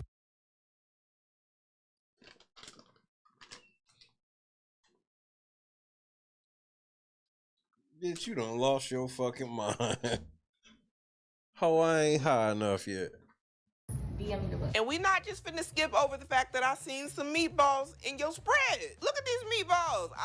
Was you shopping at Cisco? Suspect. Because for one, why are y'all charging $6,000? Is crazy. $6,000? Wow? Is the $6,000 worth of food with us in the building? Because I'm not seeing it. I'm sorry, I'm not. And I understand that people got a business to run. I have nothing against that, but I feel like this is a bit unreasonable. Now, that's just my opinion. Just because you got to run a business don't mean I'm going to let you rob me. Somebody here said $6,000 for 5 plates and some fake plants from Hobby Lobby. Look, I wasn't even going to say nothing about I don't see nothing wrong with the decor, but I don't see the $6,000 That anywhere. ain't even 600. Mind you, it did say that this includes the venue, full catering service, photography, and event decor, and a DJ. Still don't see the $6,000. That's a lot of money. Somebody here said, I thought it was going to keep going. And it's different strokes for different folks. Somebody wouldn't mind paying the $6,000, I'm sure. But this, for the average person, is probably quite expensive if you are trying to cater an event. I know some aunties, got some uncles, fire up the grill. They know how to bake. They know how to make some Southern food. They know how to cook for a large amount of people. People can do it for less than $6,000. I'm just saying. Not only can catering get very expensive for people, but just the overall $6,000 for 60 as people a whole is expensive. has a lot of people dissatisfied. Imagine paying a bunch of money for food and for service, and you didn't like one or the other. I hate to do this, but when I tell you we had an awful experience trying out a new restaurant, where do I start? The service was horrible. We waited over 2 hours and we ended up getting a refund because they didn't even have my food. People that were dining in were waiting over an hour bar just to get their drinks. I was not a fan how they were treating the older server. There was just so many red flags that I'm so annoyed because social media definitely overhyped it. We literally sat there for 2 hours and then It's easy. All you gotta do is social media always overhype shit. Y'all be thinking, y'all don't realize that these niggas open, that's the first thing you should do when you open your business. Have you some money to not only let these niggas come eat for free, but pay them to come eat for free. Them niggas is gonna overhype your shit, all this shit. So yeah. And y'all niggas all fall for it every time. they came out Social media, worse than commercials now. and said that they don't have any more of my food, bruh. Because we were trying to support, but the experience was so bad. So we've been here for like 2 hours and somebody just came out and told me that they don't have my order. They ran out of the food.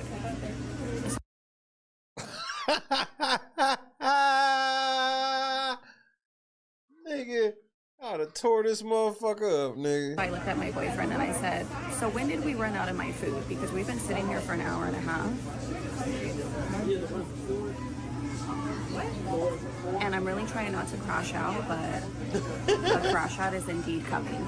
And many people have these sort of experiences where they want to like the food so trying not to bad, crash wanted out. to give something new a try, and end up disappointed. Time wasted, hopefully not money too. And sometimes your restaurant experience is ruined because of the person serving you. First and last time here. Multiple employees and no greeting, but they welcome the next couple. Hello. May I get a small 4-way with onions?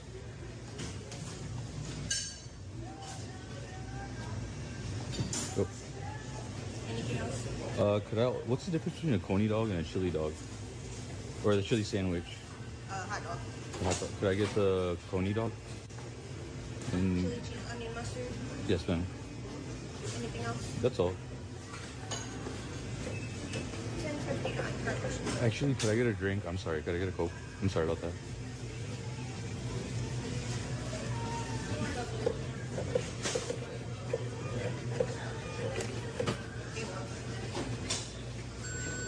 She got a fat butt.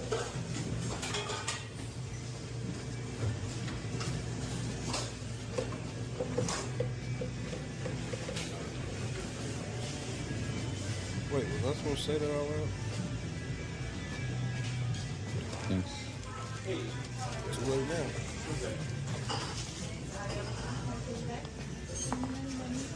Ice Spice all the way. A couple of us came in and they greeted them.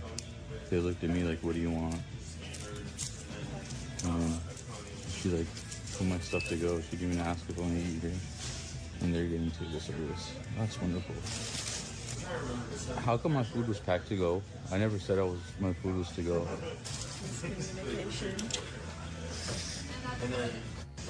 There wasn't much communication, to be fair. It's like the rudest place I've ever been to. So he's just having a bad experience at this place. He just got essentially just stared at. He getting ready to go it was a full lack Karen, of communication. nigga. She didn't even You say can- hello. you can just feel it on And the his- first on comment the says, feel the that, energy. sir, would be the Gen Z stare in 4K. I'm not going to lie. Don't nobody want to deal with that.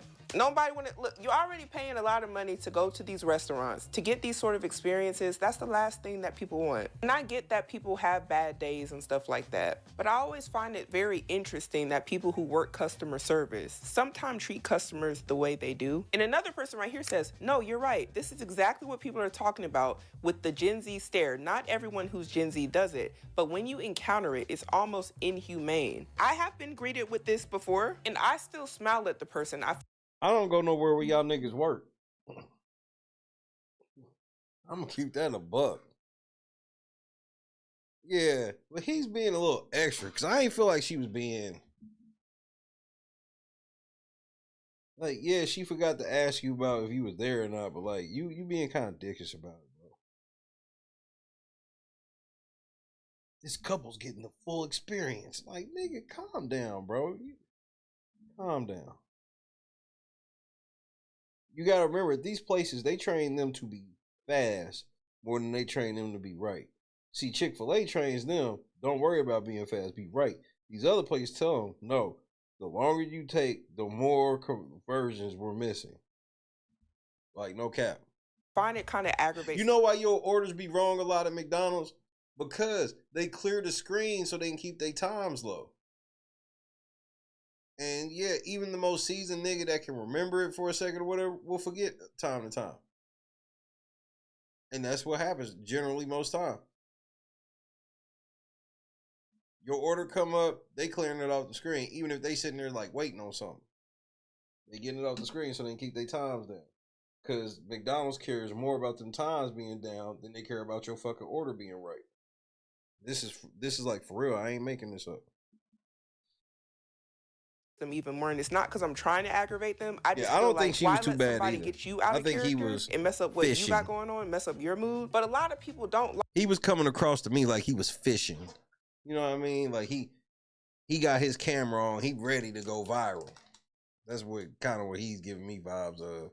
Like being looked at like that, and they feel unwelcome, which makes them not want to spend their money in that restaurant or that establishment. Y'all, there's so many reasons why restaurants could be empty. It could be that they're too expensive. It could be customer service, poor quality of food. Also depends could be the the restaurant. constant rise of food whenever you're trying to just go out with your family. But I want to know down below, why do you think that a lot of restaurants right now could be struggling or empty? And are you going out in this economy paying these high food prices at these restaurants? Or are you opting out because you ain't got it right now? But we got to start making better decisions today in order to have a better future. And this is supposed to be a filet. Yeah, that's crazy.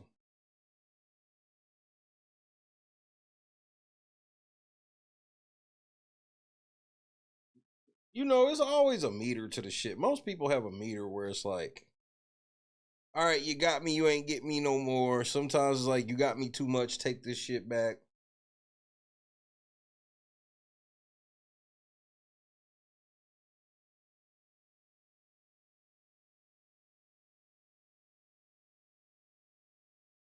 Hey, what's happening?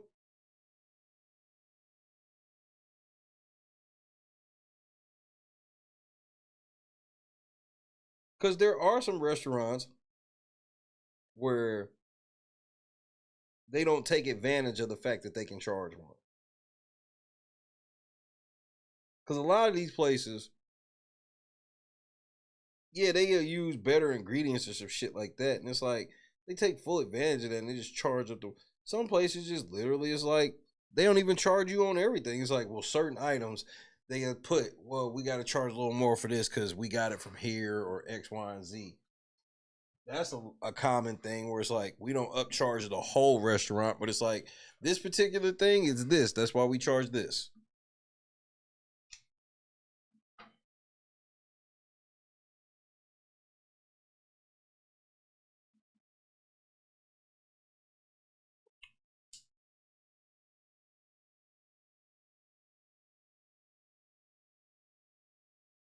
Are you ready for Christmas? 1 for yes, 2 for no.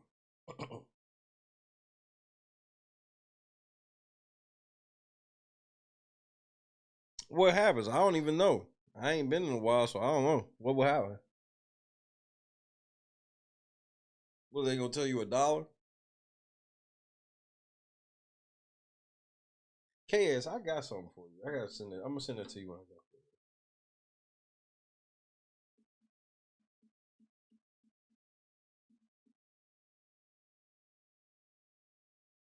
It's gonna be 80 here.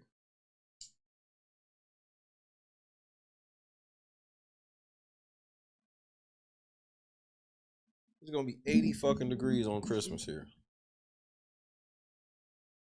Crazy, huh? I think I want to plan for us to do something on Christmas. Like go outside and do something. Cause that's some rare shit.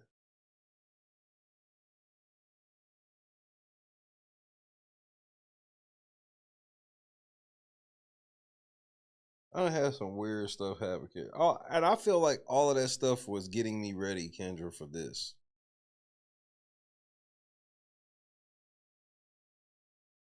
Like what's happening.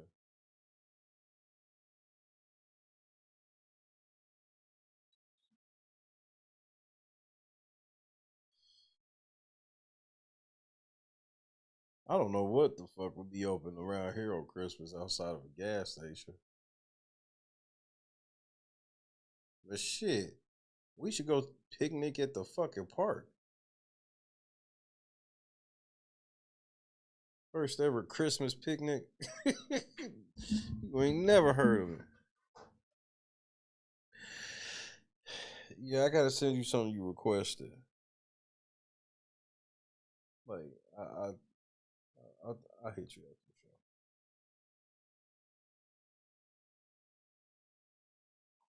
But I think what I'm gonna do is I think I'm gonna grill on Christmas. I think I'm gonna throw like maybe make some ribs, brisket or something, throw it on the grill.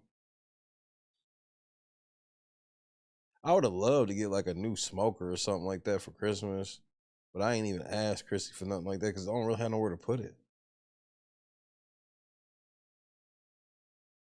Like this is a good house for house for us as a family of four, but like to stay contained.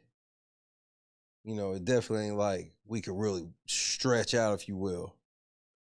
As if, you know, whenever, hopefully we get somewhere bigger when we move. Hopefully.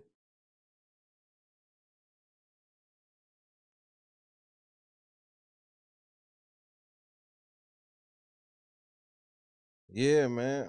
I believe you, Bob. I done been hit on DoorDash and shit before, so I already know. But I just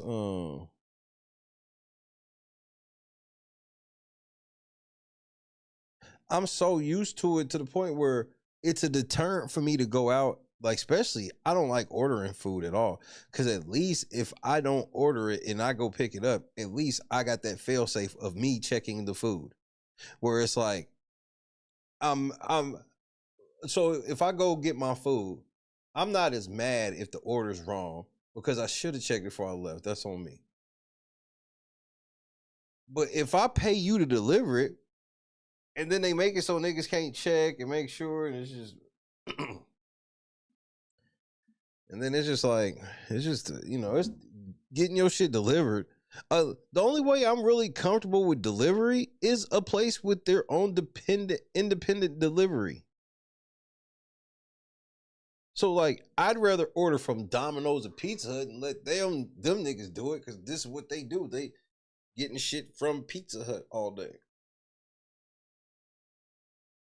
You ordered some shit DoorDash 20 minutes ago. This nigga was laying on the couch playing Madden.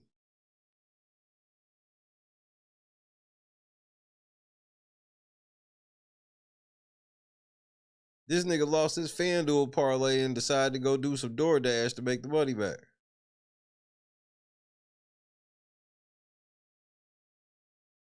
Christmas is easy for us. No presents and what's in the fridge. So what is that like? Is that like the goal for like parents when they get older? Christy would never let that happen.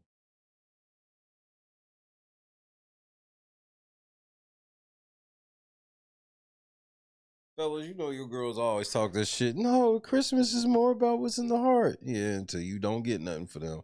They ain't trying to hear none of that what's in the heart shit.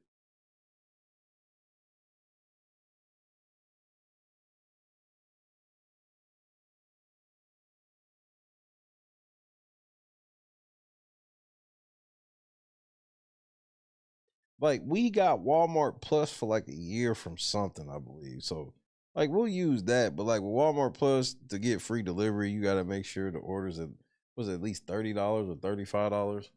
So if if you willing to do like $100 grocery order, then that should be cool.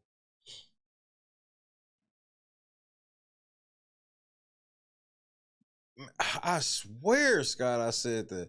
Now it's something that just can't. I think I said I wanted to go see Mission Impossible like at IMAX. So like that's like even the closest you can get me to the movies now is like maybe something pops up in IMAX because everything else is like that's exactly what I used to do. Go on Christmas, go to the movies. I've seen many of movies on Christmas that weren't even Christmas movies.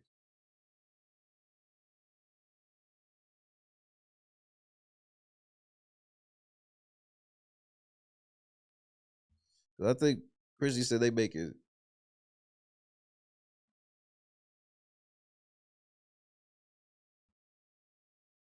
Seafood boil for Christmas. So I'm thinking about throwing me some reasonably priced piece of meat. You want to know what's depressing, man? I hate getting paid at the end of the month. Like, it's something I've had to be used to for some years now as far as Christmas shopping and shit's concerned. But it's like, it forces me into last minute Christmas shopping. Because my November check normally has to help with like Thanksgiving celebration. So then I get my Christmas check for my Christmas shopping. I don't get it until, so this year I get 22nd. I get paid on the 22nd. Now, the thing that's been crazy now is the pendulum has shifted. So that's been good in the situation is I get paid on the 21st unless the 21st falls on the weekend, you know, like tomorrow. And so then I'll always get paid on the following Monday. So if today was the 21st, I wouldn't get paid till the 23rd. Which, whatever, you know what I mean? But it's like, thank God, like I was just about to say, the pendulum has shifted to where like there's more shit in store. Cause you know, for the last couple of years, it's been like online dependent. And that's where I get fucked, where it's like, well, your gift will be here on blah, blah, blah. Cause it's like, if I got to order anything on Monday, odds are, unless I get it from somewhere, out of some Walmart hub or something, it ain't gonna be here by Christmas Eve. And so, you know, so I have to go to stores, which is cool. I prefer to go to stores, but I've noticed that stores have had more inventory during this Christmas season than normally. Because normally it's like the stores don't have no inventory and they telling you, go buy it online.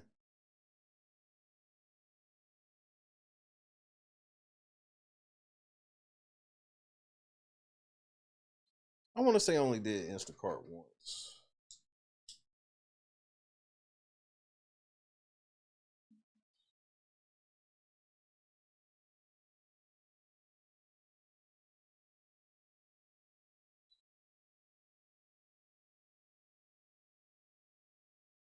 But Christmas is definitely, one thing about movies with Christmas is definitely the time to watch some old school shit. You know, people just lazy now. Like, even like when I was listening to the TLC song, when I was playing the TLC Christmas song earlier, where it was just like, remember everybody was famous for having a Christmas song, whether it was top notch or not. It's like all the rappers and shit are lazy. They don't make that much music. Everybody just sits on social media. Nobody's making their Christmas songs. And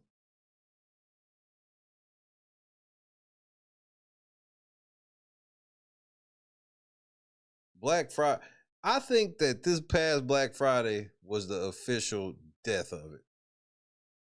I think the whole Black Friday shit, because Cyber Monday died years ago.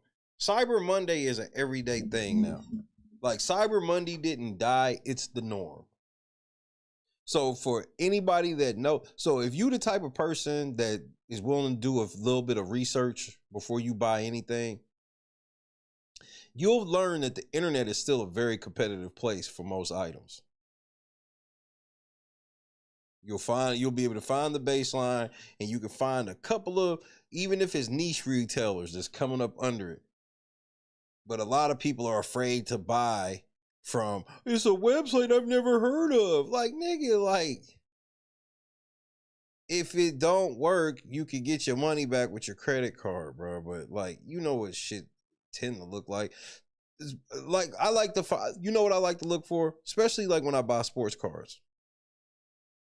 I like to find small time brick and mortar spots. Because what you learn is a lot, especially when it comes to sports cards, a lot of these card places survive by still having eBay stores or being on whatnot and shit like that. But they have their own website where they sell their shit on there. So you find local businesses for shit all the time. And so Cyber Monday died because the internet is forever competitive on the price end. Black Friday, on the other hand, is just they don't give you a reason to come to the store. Most people ain't come to the store. Why? Because there's more availability online, and then they be telling you, oh, it's better to shop online. Click our link for our Black Friday deal. Now, the old school shit where they used to lie to you is they'd tell you, oh, we got these 50-inch, 75-inch. Well, back then it's probably 50-inch plasma TV for $75, and then you find out they only had like 4 at the store.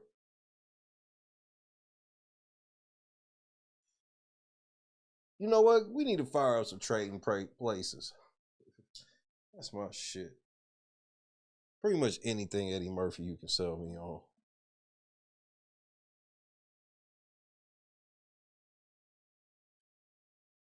National Lampoon is something we watch every year. Bad Santa. Friday After Next.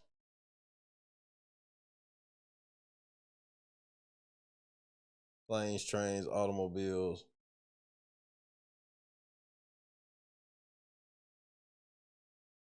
Die Hard.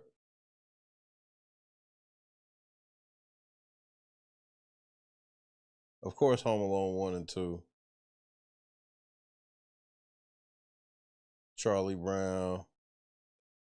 Grinch. New Grinch, Old Grinch.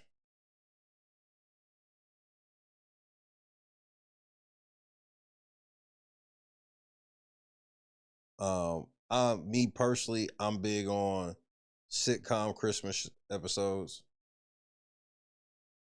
So I like to grab a show because shows are lazy like that now. Remember, that was like passage. If you were a successful TV show in the 80s and the 90s, I would be inclined to think the 70s as well. But I can for sure speak on 80s and 90s where it's like that was standard. If you were a successful TV show, you had a Christmas episode every season. But this is back when seasons was 30 episodes. That's why when shows ended back then, it was a big fucking deal because it was like, oh, they only did 6-7 seasons. Yeah, but they did fucking 30 episodes a season. You niggas is lazy now. Chadrick, what's happening, cuz? Congrats on the dub tonight.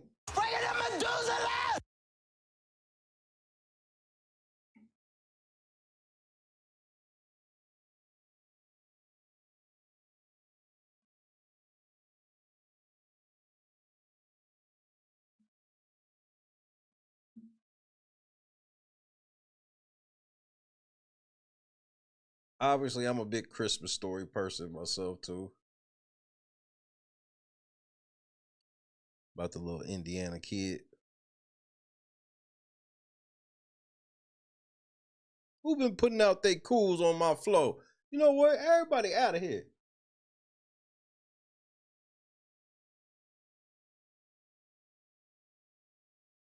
WKRP in Cincinnati.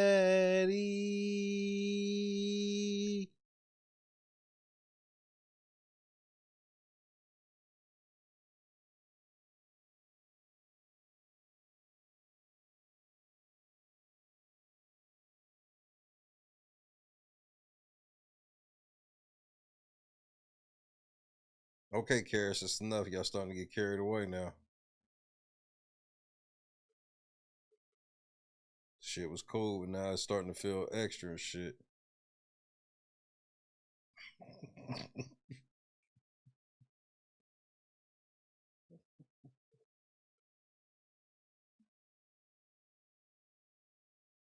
Hey, hold on, Chad. Hold on, nigga, y'all getting extra. All in the family. Archie, motherfucking bunker. Shout out to Archie.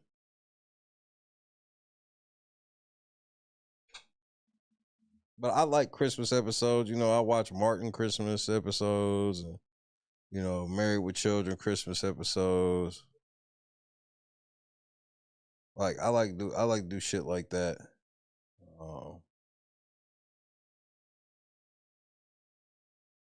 Like that's all I'm gonna be on tomorrow. We'll probably watch Home Alone tomorrow. We would have watched more. I would, and then the thing is, I had it ready. We was gonna watch more movies and everything, TV shows, because it was like shit. I'm off of work, so and then everybody in the house got sick, bro. Junior was sick. Christy and football sick. They've been sick long because football just started coming out of it like today, and Christy, her voice is slowly coming back. It's like.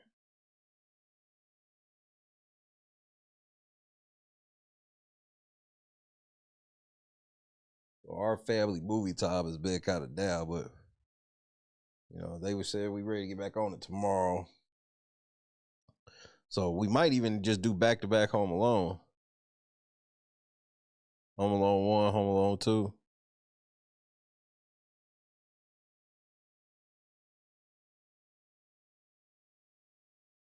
Yeah, it tore this motherfucker up, Chad. I felt a little bad for like a couple days, but I didn't get it nothing like how they did. Like, because they was getting it like respiratory with shit like real bad. Because it was like cold symptoms, but like real bad. Like Christy lost her voice. And, you know, they got a nasty like cough. Me, I just kind of had like severe, what I would call a severe stuffy nose. You know, the type of nose where it's like, if one nostril gets stuffed up, it won't budge at all. And then the dreaded, like maybe for like a half an hour, you got to deal with both nostrils clogged up. That was like the worst I got. So like my voice is definitely a little weaker than normal, but like I sure didn't, like Junior didn't get it like them either.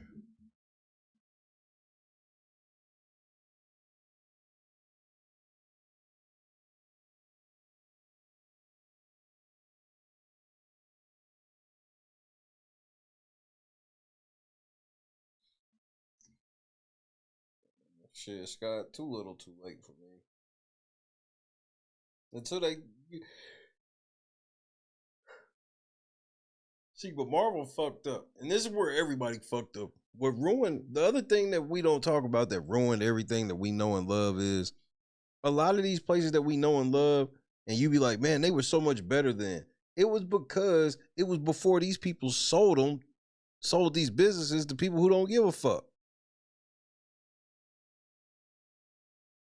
I called it. Christy thought I was overreacting at the time. When Marvel signed, or when Marvel sold to fucking Disney, I said, I'm done with Marvel. I was going to quit watching the movies right then. I think it may have been like 3 or 4 movies left. And I was going to quit watching then. And they said that Disney's not taking over until the end of phase 3, phase 2, whatever the fuck. The end game phase.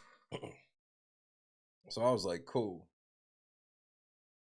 And then as soon as I saw, they was like, this was when I really knew. They let everybody know that Captain Marvel was a movie that they just shoehorned into the story at the last minute. Captain Marvel was not a part of the original plans. They shoehorned her in the end of the phase at the last minute. And that was a Disney creation. And boy, that was all I needed to see to know where that shit was going. Fucked up Star Wars. Star Wars sold out. Marvel sold out. That's why all this shit sucks now. It's like these people cared about the product because it was their product. These people sold for all that money, and they sold to people who don't care about the product. They bought the product because they're like, in their minds, this is what the corporate niggas think. Because you be like, well, why did they buy it and not take care of it? They look at it like, this shit is so self-sufficient, we don't need it like that. Everybody likes Spider-Man. So whatever fucking Spider-Man shit we put out is going to be a winner. It's fucking Spider-Man. And so they don't get people that really care about the story and shit like that. They got Disney people to make sure that we got to make sure we have this amount of tokenism and or as we'll call it, representation. We got to make sure we got the proper representation, the right amount of girls, the right colored lead, and that's the shit that they care about. The actual accuracy of the Spider-Man story, they don't give a fuck.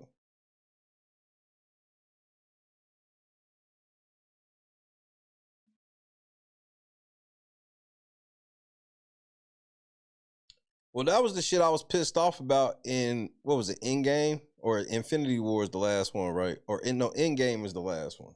It's Infinity War, then it's Endgame. Right?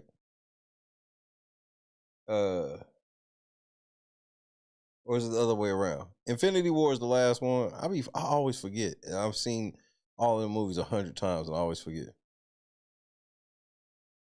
I just swapped the titles of the last two. Okay, I thought so. Because I know Endgame is it, but you know what I mean? What Endgame means. Okay. Well, Endgame pissed me off so much when I saw how much of a bitch they made Thor for most of the movie.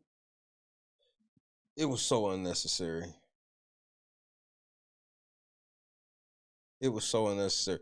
You saw the arc coming to where they was going. They basically turned him into Dude from the Big Lebowski, but way more lame.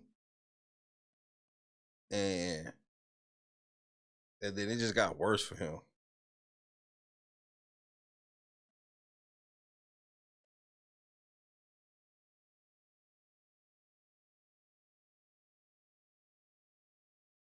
But it's gonna take some. But you got to have the amount of money you have to buy any of this shit from Disney. Like, bro, people just got to get back to the independent shit. That's how a lot of this shit got popular anyway, is the independent motherfucker came with some shit.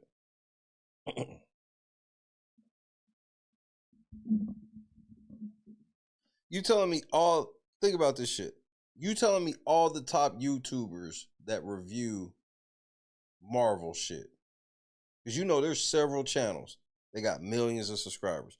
You telling me all of these niggas couldn't pull just a portion of their money together and start a successful fucking superhero franchise? You know, somebody started from the board up, build a proper board of directors and all that shit, so that way everybody understands their role, where the money go, But they got enough money to do that. They could literally produce and make their money back. But nobody ever thinks about like what's next, even when they start climbing.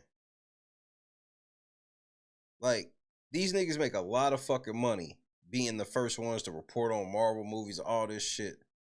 Like, some of them niggas, like, what is it, 72 of us in here right now? Some of them motherfucking niggas, man, it's going to be 72,000 if they go live.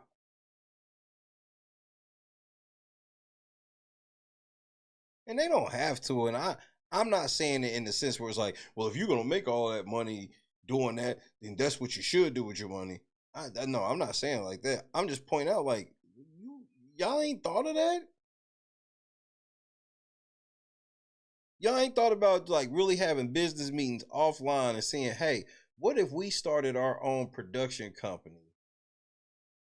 Even if we don't know how to do it, we got enough money where we can hire independent people that we can build from the ground up. We all, because the reason why is they all sit around, because there's some of these podcasts where, no bullshit, they gonna sit around with thousands of people in there and just theorize storylines about Marvel or whatever the fuck.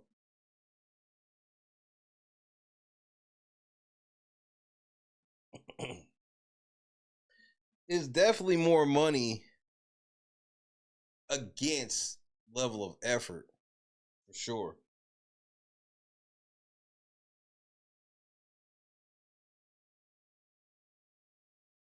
Lucy was so funny to me. I remember when I used to watch, I'd be like, man, I would love this show so much more if it was in color. Now, I don't know if I would have liked it at all if it was in color.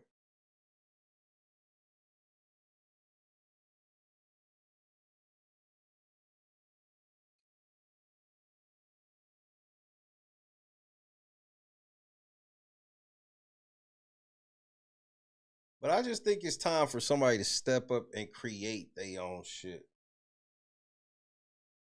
Because I know a lot of people be like, well, there's people that create their shit. I don't really feel like it's people that really be trying to get on with their shit like they used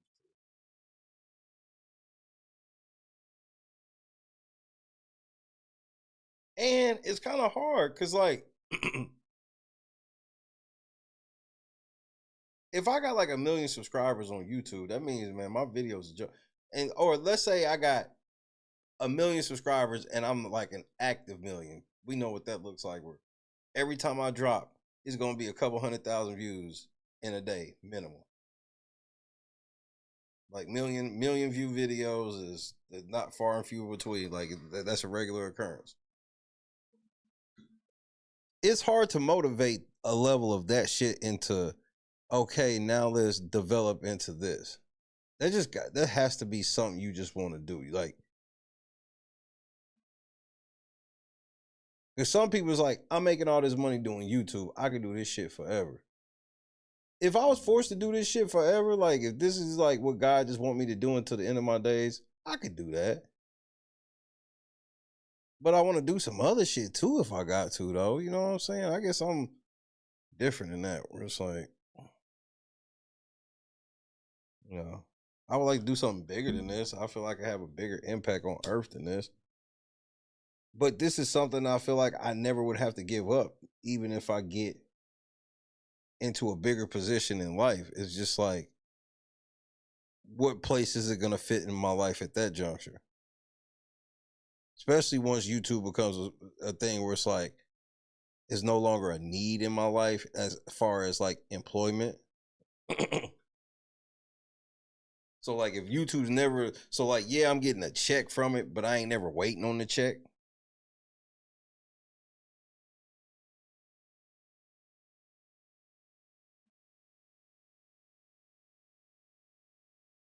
Then I'm just, because I'm lucky in the way now where it's like I work and this shit fun to me.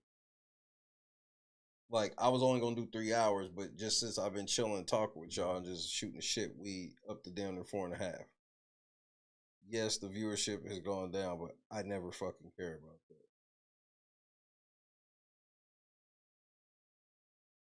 I'll leave over niggas just being quiet before I leave over the numbers dropping. Because there could be like 150, 200 people in here and everybody's just kind of busy or tied up or however they dealing with the show.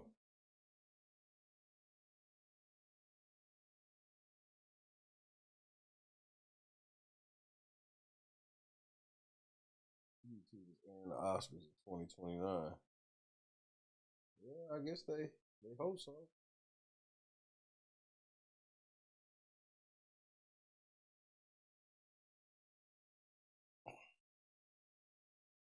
See, what a lot of these legacy shows don't understand is nobody cares anymore. So it doesn't matter what channel you have any of these shows on anymore. It's been exposed that these fucking award shows is faker than ever and it's all go along, get along game, and people don't give a fuck. Nobody gives a shit. So like being like, oh, well, we'll put it on the streaming platform and that'll get everybody to watch. Yeah, you'll get some views, you'll get a little check from it. It'll be worth broadcasting. It ain't like it's that much harder to do. You just putting that signal over here. So I ain't got no problem with you collecting the coins, but like a whole thing roll out like that, like don't nobody give a fuck. Don't nobody give a fuck.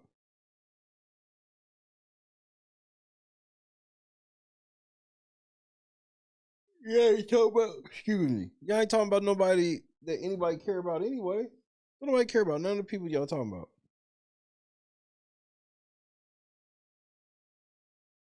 Everything legacy at this point. We ain't built no new stars because we just need obedient people more than we need talented people.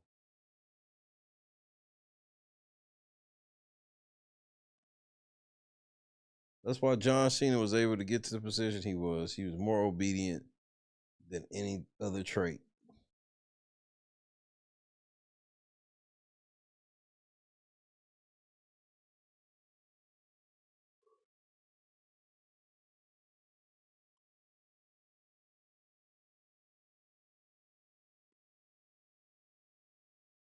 give them a chance to air all the behind the scenes. I don't give, again, who gives a fuck? Like, who gives a fuck about the Oscars behind the scenes? I don't give a shit. It's staged anyway. All that shit. Look, that's one of them events where everything is staged from the time niggas pull up. From the time people pull up, everybody's on some real coordinated behavior, the way they walk, outfits, and everything like that. And then the real them comes out at the after parties. And when I say the real them, that doesn't necessarily mean they on some satanic ritual shit, which that it's up to that, but just period.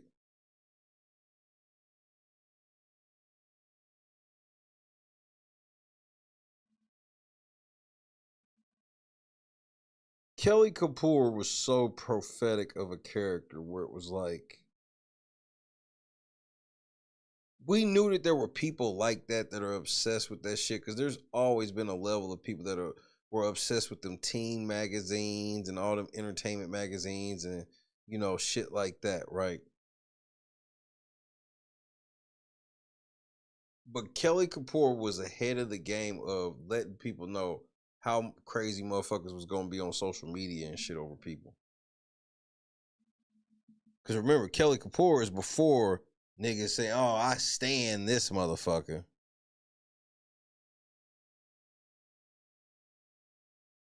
Orly in the cup one time, ladies, break out the Methuselahs.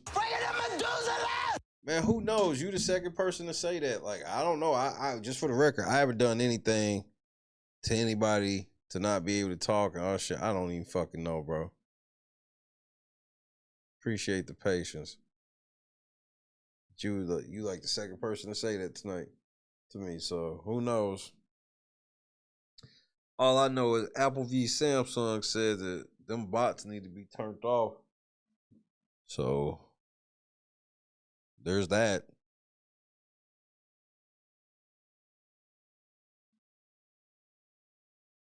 But shit, what time is it? Damn near 11:30 here. I'm gonna go warm me up something to eat. I might turn on Trading Places. Might do something. I think Christy already fell asleep. I might turn on Bad Santa. Something.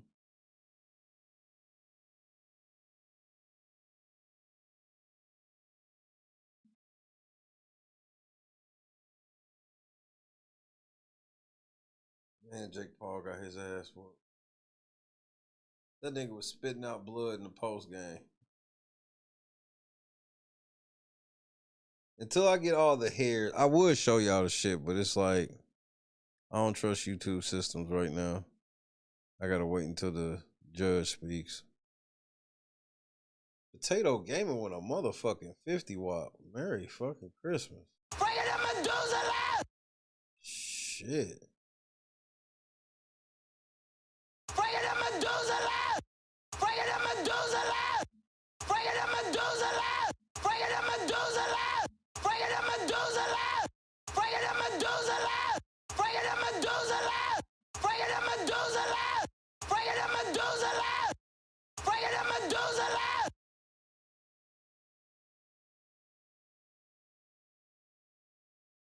Shit.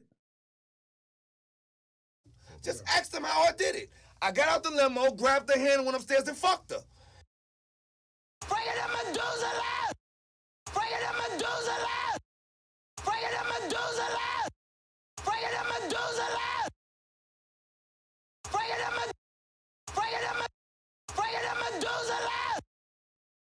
Not Mary Avant, nigga. Y'all niggas need Christ.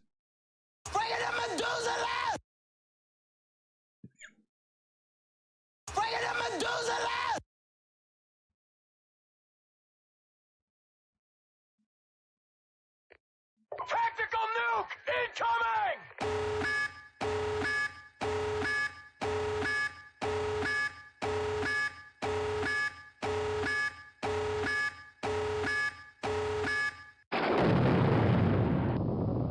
Shout out to Potato Gaming. You tried it in there too? You niggas, bro. Y'all niggas don't even understand what's gonna happen to y'all, man.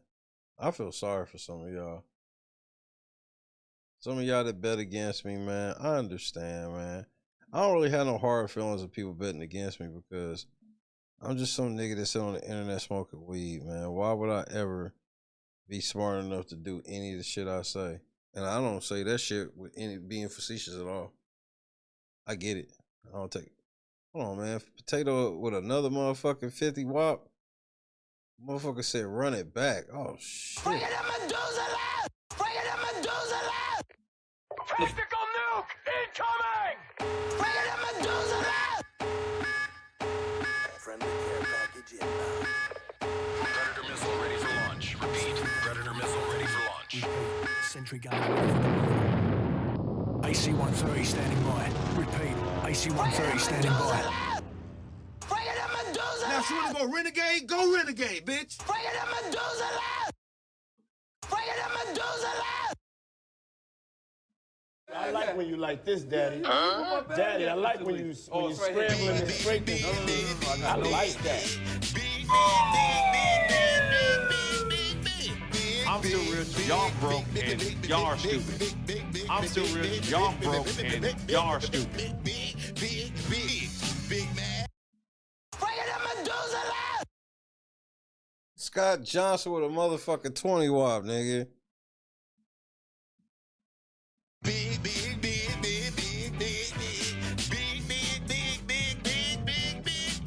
I'm still rich, y'all broke, and y'all are stupid.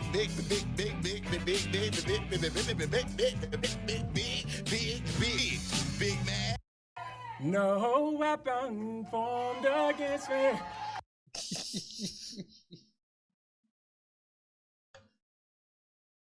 Hey, man. Shout out to the game, man. What the fuck are y'all on, man? What is in the eggnog this evening, nigga? Chavez was happening. Nigga couldn't sign off fast enough, nigga. Someone is Wi-Fi 1947. Hey man, shout out to some of y'all, man. Some of the faithful getting the motherfucking memberships popping off. Mary Avant getting a membership is wild business.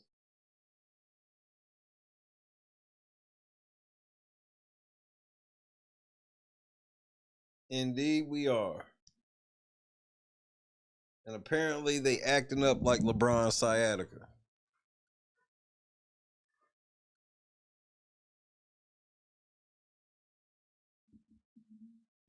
Shout out to Potato Gaming and Scott Johnson. God is great.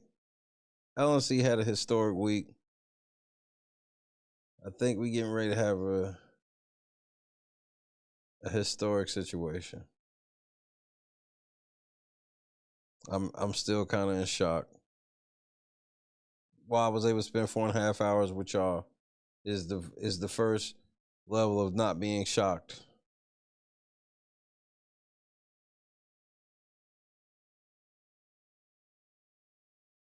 But LeBron doesn't know Keontae George. This nigga LeBron's corny.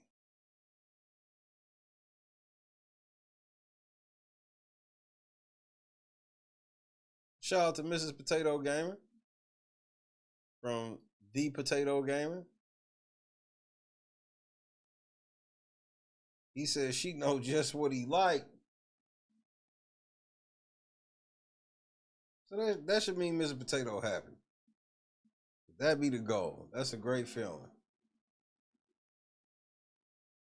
So shout out.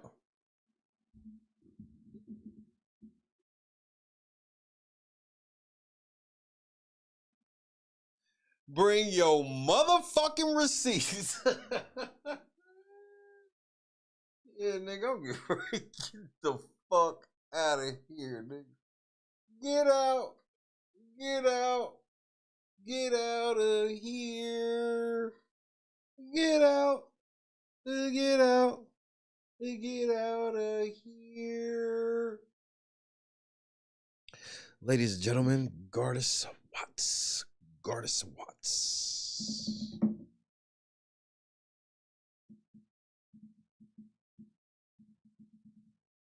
Yeah, you're right. I like the point. Yeah, the lawyer had to admit that I was not wrong and that I was right. So will that lead to the case reopening? I guess we shall see, huh?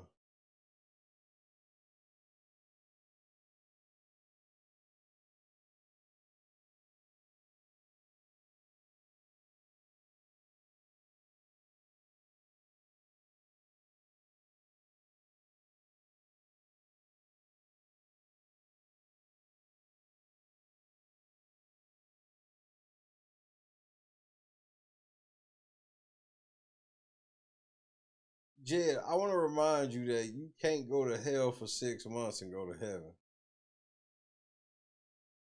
So I want to remind you that you need to repent right now, give your life back to God, turn around and cut the willful sin out.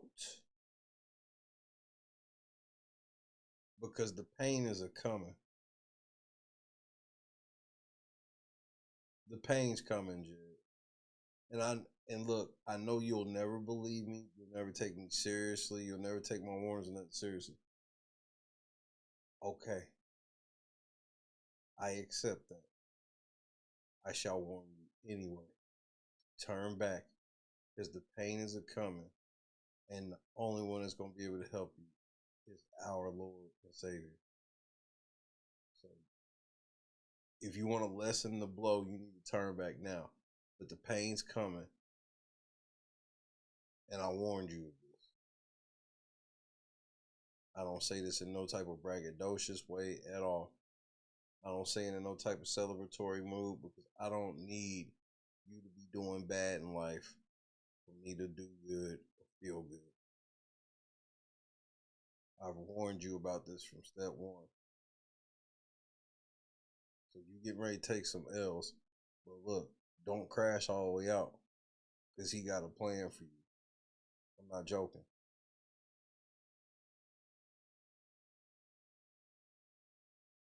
And I'm not going to do the traditional or don't. I'm telling you, look, bro, now's the time.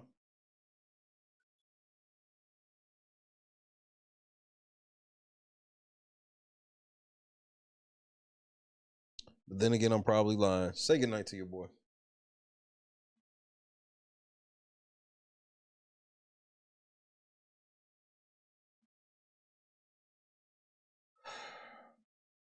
I want to be known as the king of the olive branch.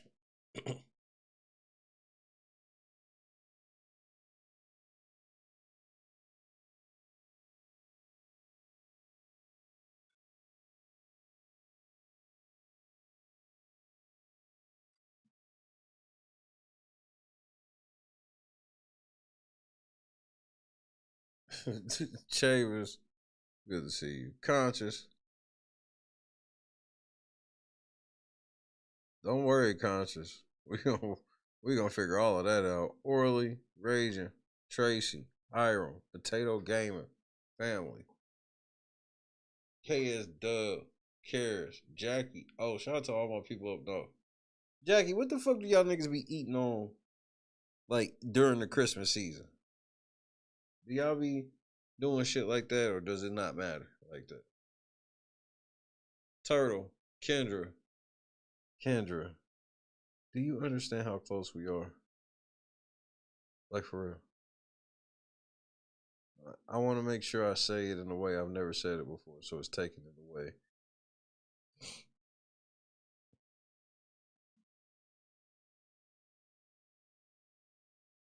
Shout out to Morgan Fields family. Number 5. You know how big them tacos were? That's how close we are. Those $7 tacos, that's how far from the finish line we are.